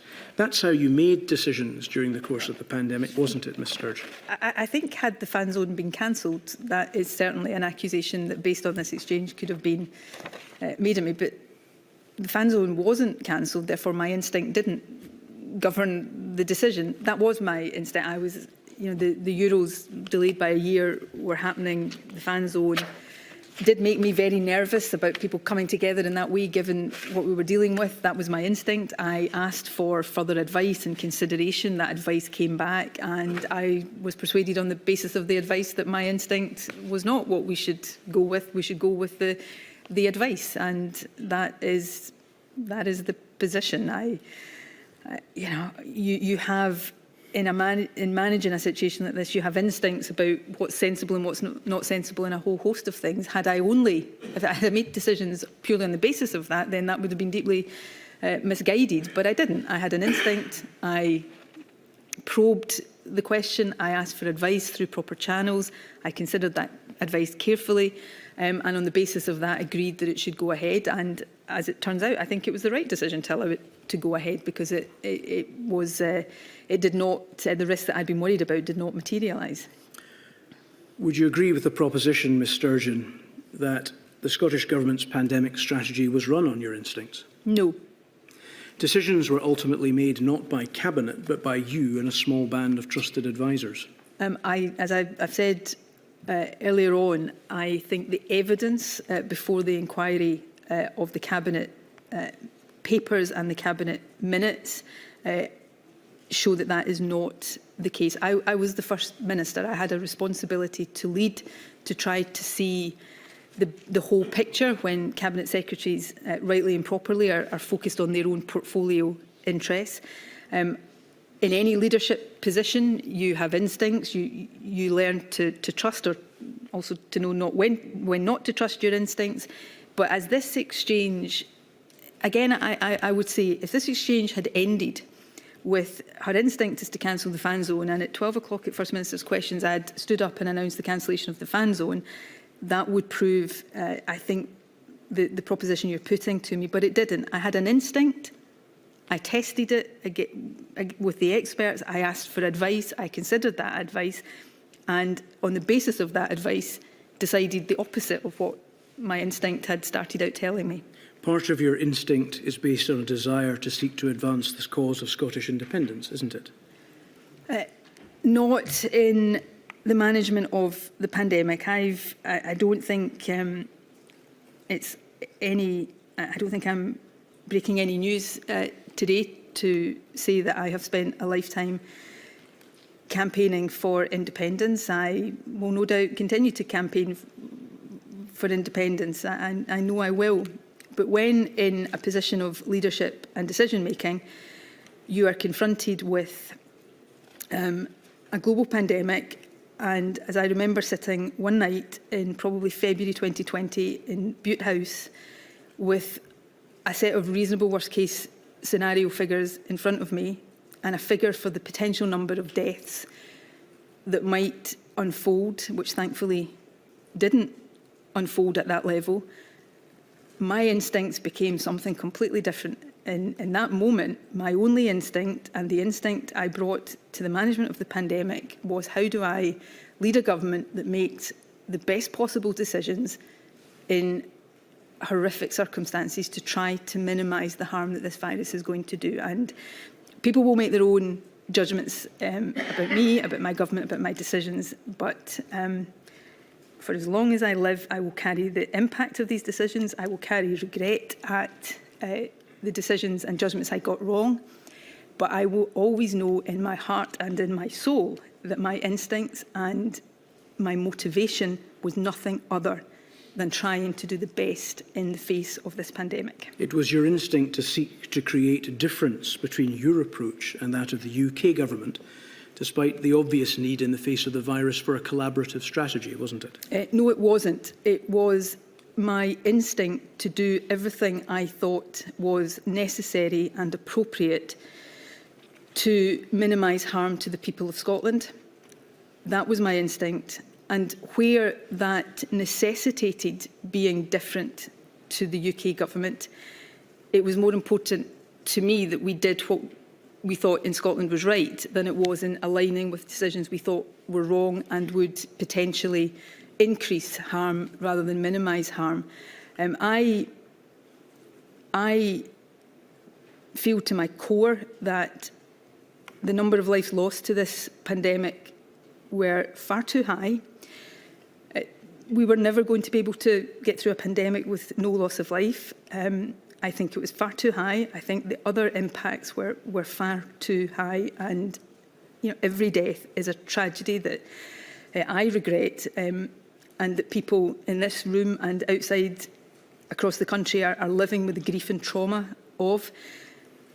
So we didn't do as well as I wish we were able to.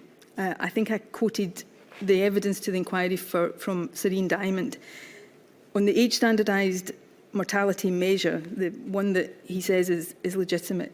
The deaths in Scotland were significantly lower than in other parts of the UK, far, far too high. But that says to me that even if it was only at the margins, our decision-making managed to minimise the harm to some extent. And that was my duty. It was your instinct to seek to move away from existing structures which had been designed to try to manage procedures in this type of situation, like COBRA and SAGE, and to form your own? I would have, if I can address SAGE and COBRA, it wasn't my decision when COBRA met, how often it met. I wish COBRA had continued to meet. The Prime Minister at the time decided not to have COBRA meetings. I wasn't able to convene COBRA meetings at my own hand, and so I am not responsible for the frequency of COBRA meetings. SAGE, I thought SAGE did a very good job during the pandemic. At the outset of the pandemic, I thought the quality of advice coming from SAGE was very high. I had two concerns about it, or about having that as the sole source of advice. One was, understandably, and this is not a criticism, its advice was not necessarily tailored to the demographics, the health profile, the epidemiology in Scotland. And secondly, I had no ability, I didn't even know at the start of the pandemic who was on SAGE. I had no ability as a First Minister to speak directly to people on SAGE, to ask them questions, to deepen my understanding. So I asked for an advisory group to be established in Scotland, not to replace SAGE, but to help fill those gaps. SAGE and the advisory group, through, and put on record my deep thanks to Andrew Morris, who chaired the advisory group, it established reciprocity. So Andrew became a member of SAGE, papers were shared. It was not seeking to replace SAGE, it was augmenting and supplementing SAGE, so that I felt the functions that SAGE wasn't able to perform for the Scottish Government were delivered in that way. It was your instinct to be seen to be following a different path from the UK Government and to seek to get your word in public first, wasn't it? No. It was your instinct to keep decision-making secret and as regards the way that decisions were ultimately reached, the process by which they were made, recorded and retained? No. I think delivered more than 250 public addresses over the course of the pandemic, where I answered, people will judge the quality of my answers in the way that they want, but answered questions. I didn't take one or two questions, I answered every question that came to me. I sought at every stage to be open, to be transparent, to level with the public about the complexity of this, the difficulties, the almost impossible balances we were trying to strike, and what we were taking into account in coming to the decisions we were coming to. It was your instinct to think that you knew best, rendering the published strategies of the government and the apparent advisory structures around you nothing more than, to use Mark Woolhouse's words, rhetoric. Absolutely not. We implemented the strategies of the government to the extent that the virus allowed us to. We changed and adapted them in line with how the virus was operating. I was reviewing some of the minutes of the COVID advisory group last night in preparation for today, and the minutes frequently have the Scottish Government officials reporting about how highly I valued the advice of the group, and them saying how much they valued the opportunities through the deep dives for us to speak together and for me to ask them questions and for them to be able to help. I was assisted. I did not know best. That's why I sought to take advice from as broad a range of people as I could. It's why I reached out to people like Professor Schridar. It's why I read everything I could get my hands on. I did not know best. And I was assisted at every step by first-class clinical and medical and scientific advisors, by senior civil servants, principally in the Scottish Government, but let me put on record that was the case on the part of many people in the UK Government, people like Chris Whitty and Patrick Vallance, Jonathan Van Tam, people who were hugely helpful to me and to the Scottish Government and advisors, and I would not have been able to get through the task I had without their advice and expertise that I benefited from on a daily basis. It was your instinct to seek to portray yourself as open and honest with the public, but at the same time to keep from them important elements of the management, such as the Nike conference, care home deaths and the advice around the rugby, which allowed COVID into Scotland in the first place? I am not sure that that last statement would be established by facts, but I stand to be corrected. The Public Health Scotland genomic survey study that was done later in 2020 that looked at the different ways in which COVID came into Scotland. I don't think it would be reasonable to draw from that the statement that the rugby brought the virus into Scotland, but I stand to be corrected on that if I am wrong. I've tried to be as I've tried to explain as fully as I can the decision making around Nike, the reasons for that, the legitimate reasons for that, but how I think it is reasonable that people think that was the wrong judgment. I keep saying there are thousands upon thousands upon thousands of pages of Cabinet papers and Cabinet minutes that set out, if that was all that was available on the record, sets out a comprehensive, full and detailed explanation of the decisions we reached, the choices we faced and the reasons that drove our decision making. The people of Scotland deserve better than a pandemic strategy run on your instincts, did they not, Ms Sturgeon? They did indeed, which is why they didn't get a pandemic run on my instincts. We started these evidential hearings a couple of weeks ago with oral evidence from Mrs Jane Morrison, a representative of the Scottish COVID bereaved group whose wife died of COVID acquired in a hospital in October 2020. Mrs Morrison and her group had sought answers about matters of significant concern to them and about the pandemic in a meeting with you in March 2021. They did not get them. In the statement of the Scottish COVID bereaved to the inquiry, the remaining representatives of many who died, these words appear: hubris does not stop a pandemic. The story of COVID in Scotland is the story of the hubris of Nicola Sturgeon, is it not? No, I do not believe that to be the case. I am in the fortunate position of not having personally lost anyone to COVID. I wish with every fibre of my being that the decisions my government have been able to take could have reduced the number of people in Scotland today who did lose someone to COVID. And I am deeply sorry to each and every bereaved person and each and every person who suffered in other ways.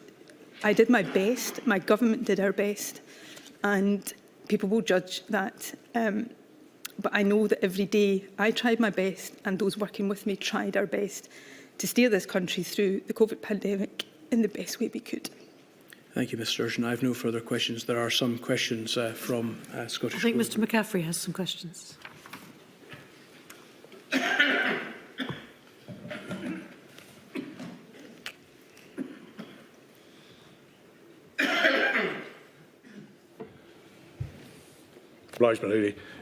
Ms Sturgeon, I'm instructed by Amar Anwar and Company on behalf of Scottish COVID bereaved.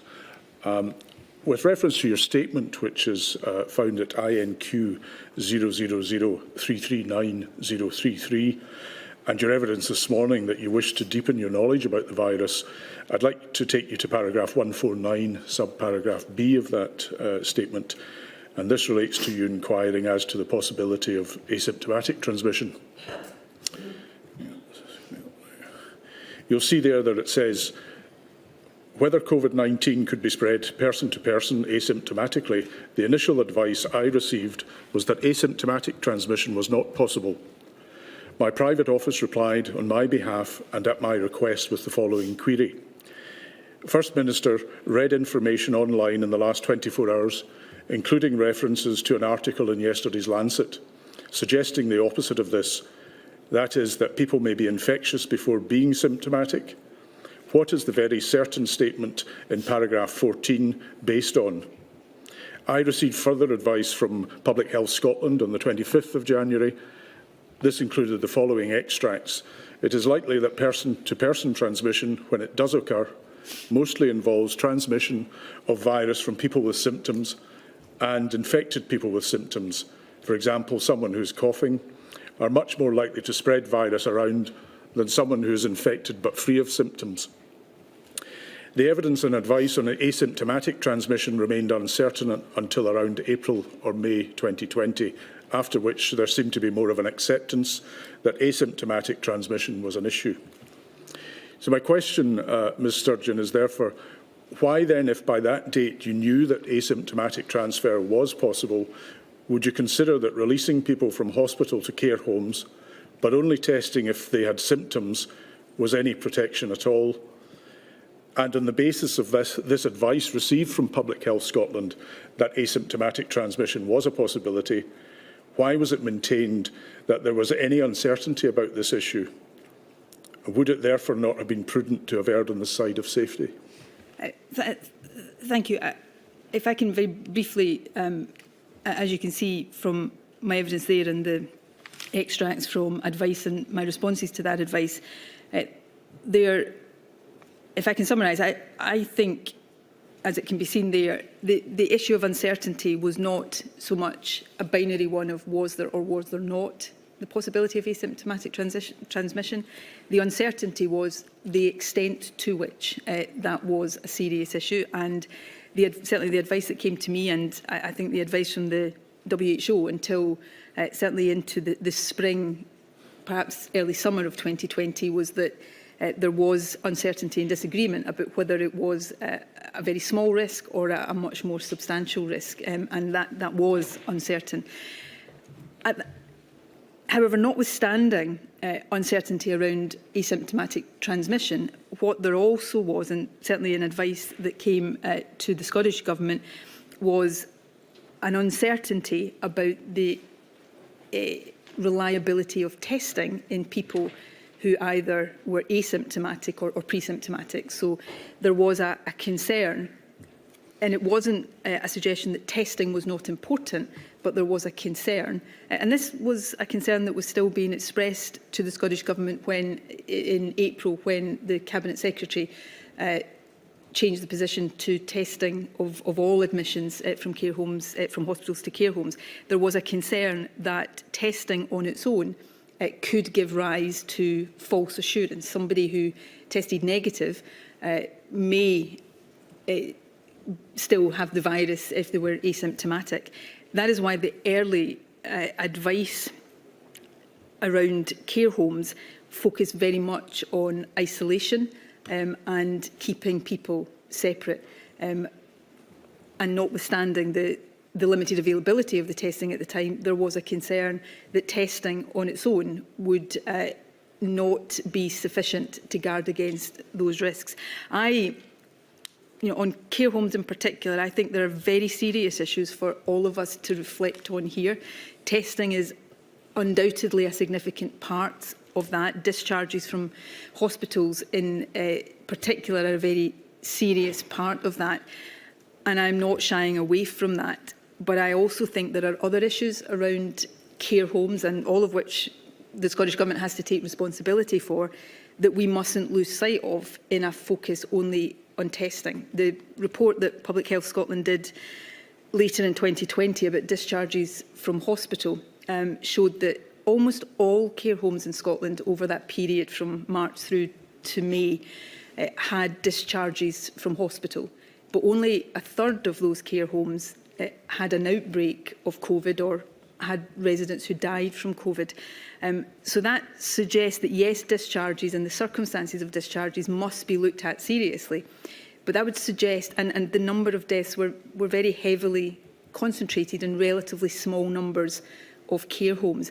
So there are other issues, I think, that we need to probe very, very seriously around the structure and the size of the care home sector, the resources and the regulation in care homes. These are all profoundly important issues. Testing is a significant and important part of that, but my view is that there are other aspects of that that we must also make sure we consider in the course of a fuller examination around the situation in care homes. Well, that just goes back to the latter part of the question, that with all that uncertainty and the lack of capacity in testing, would it not have been prudent to err on the side of safety and not discharge to care homes? When we were in the early part of the pandemic, and I'm talking here about late February into March 2020, the objective was where somebody didn't have the medical need to be in hospital, it was better for them to be discharged. I mean, that is genuinely true at all times, but we were watching on television in countries like Italy, hospitals filling up with COVID patients. So yes, we wanted to make sure we had available capacity in our hospitals to deal with people who needed hospital treatment, but there was also a concern that hospitals would not have been safe in terms of the virus for vulnerable people who didn't need to be in hospital. I do not think we got everything right around care homes, and I deeply regret that. But I also know that it wasn't the case that we didn't think about the best way to try to protect people in care homes. The guidance, there were undoubtedly flaws and deficiencies in that guidance, but the advice at that time was that isolation, keeping people as separate as possible, was the best way to protect people in care homes. Now, clearly, that didn't have the effect that we wanted it to. Of all of the important issues around this pandemic, the situation in care homes is one of the most important to properly scrutinise and understand. I am, I suppose, simply saying that I think testing is an important part of that, but I think for me, it raises a lot of other issues about care homes, the care home sector, how the ways in which we sought to protect people and the effectiveness of that. And I think it is in the interest, and it's a duty to those who are bereaved, who have lost people in care homes, that we do understand that in the fullest possible way.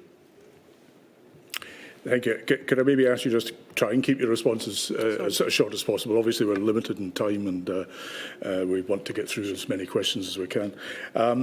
Moving on to document reference INQ 000370312, and that should come up on screen at page 4 of that document. Didn't your inquiries at the end of January, when Public Health Scotland explained that asymptomatic transfer could occur in response to your question about it, mean that you did indeed know about asymptomatic transfer at the relevant time?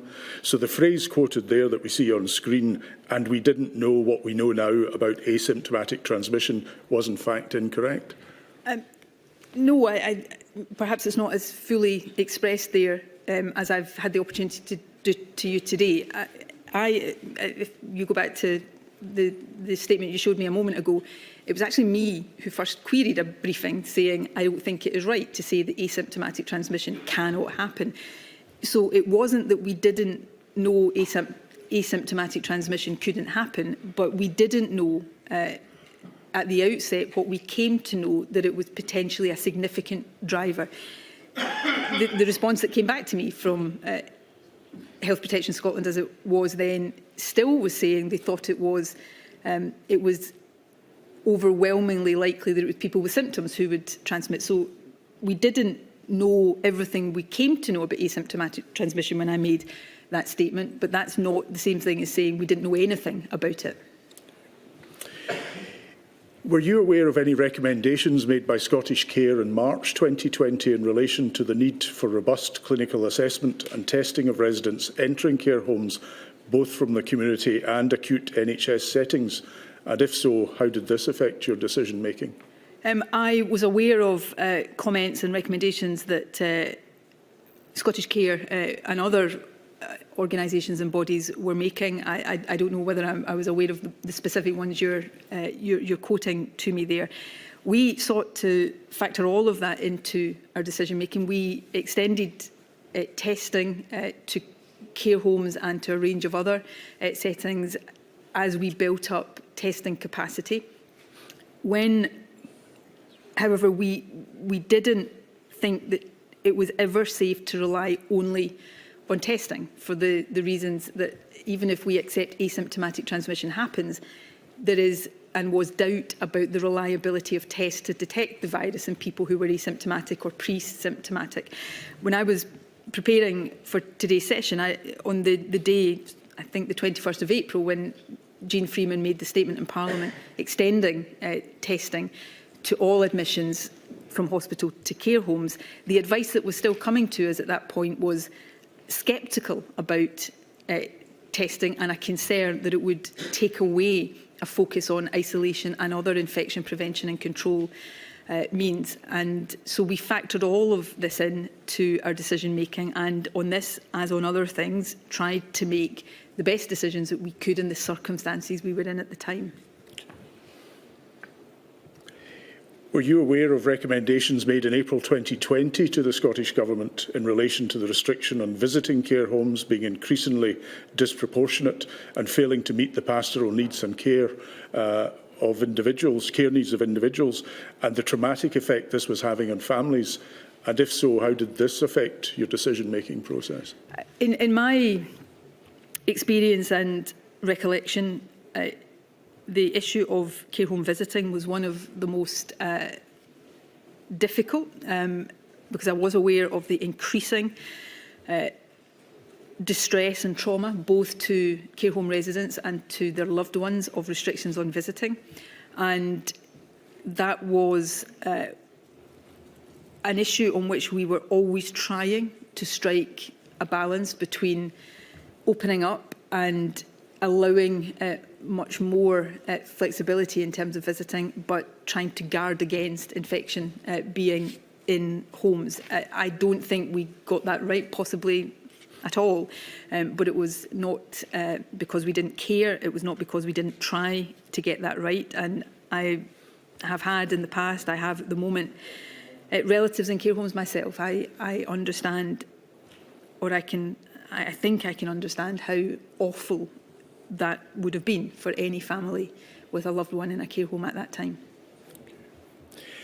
And when the United Kingdom government changed its policy in relation to care home testing on the 15th of April 2020, why did that not cause the Scottish Government to consider its position or review it? We were considering and reviewing our position at that time.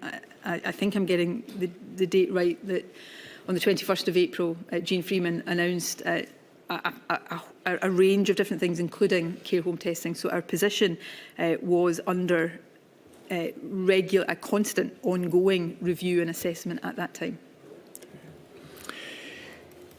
It is clear from the necessity of setting up the nosocomial review group in May 2020 that the Scottish Government realised that hospital-acquired infection was a particular risk.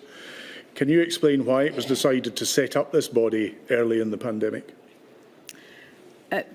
Because we understood, both from the emergent experience in COVID, but also from wider experience around hospital infection, the particular risks of nosocomial infection in hospitals, and we were seeking to make sure that on an ongoing basis there was expert advice and consideration given to how those risks could be reduced in hospitals.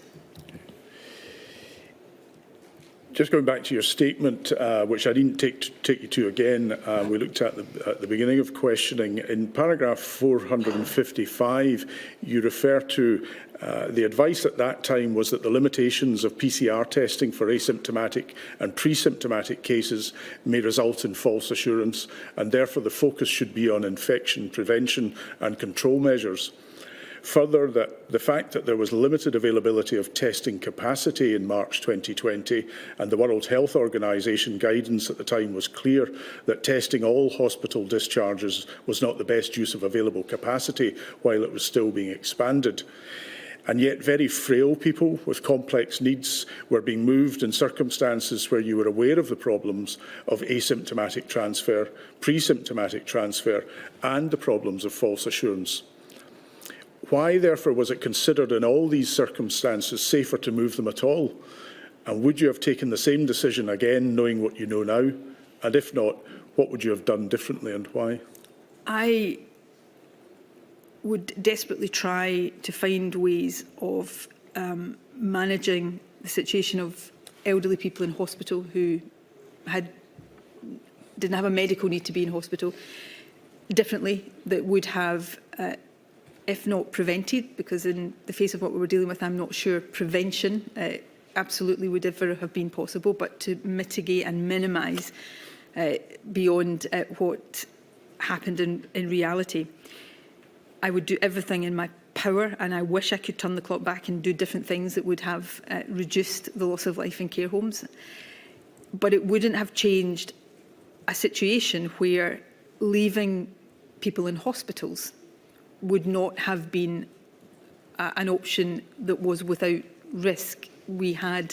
There was nosocomial infection in hospital. There were COVID patients in hospital. We didn't, thankfully, face the overwhelming of hospitals in the way that had been seen in other countries at the start of the pandemic. But hospitals would not have been a risk-free environment for vulnerable people either, and that's the context in which these decisions had to be made. And I desperately wish we could have had the ability to do things in a way that didn't result in the outcome that did materialise. And wouldn't the retention of those patients in hospital have been the best place to meet their medical needs rather than discharging them to care homes where they were putting other vulnerable people in harm's way? Anybody who had a medical need to be in hospital should have been in hospital. We were talking about discharge of people who didn't have a medical need to be in hospital, and discharge to their own home or to a care home was considered to be was considered to be better than keeping them in a hospital environment that in itself would not have been without risk of COVID transmission. That was the advice at the time. These were the judgments that were made at the time. And yes, I think it would have been,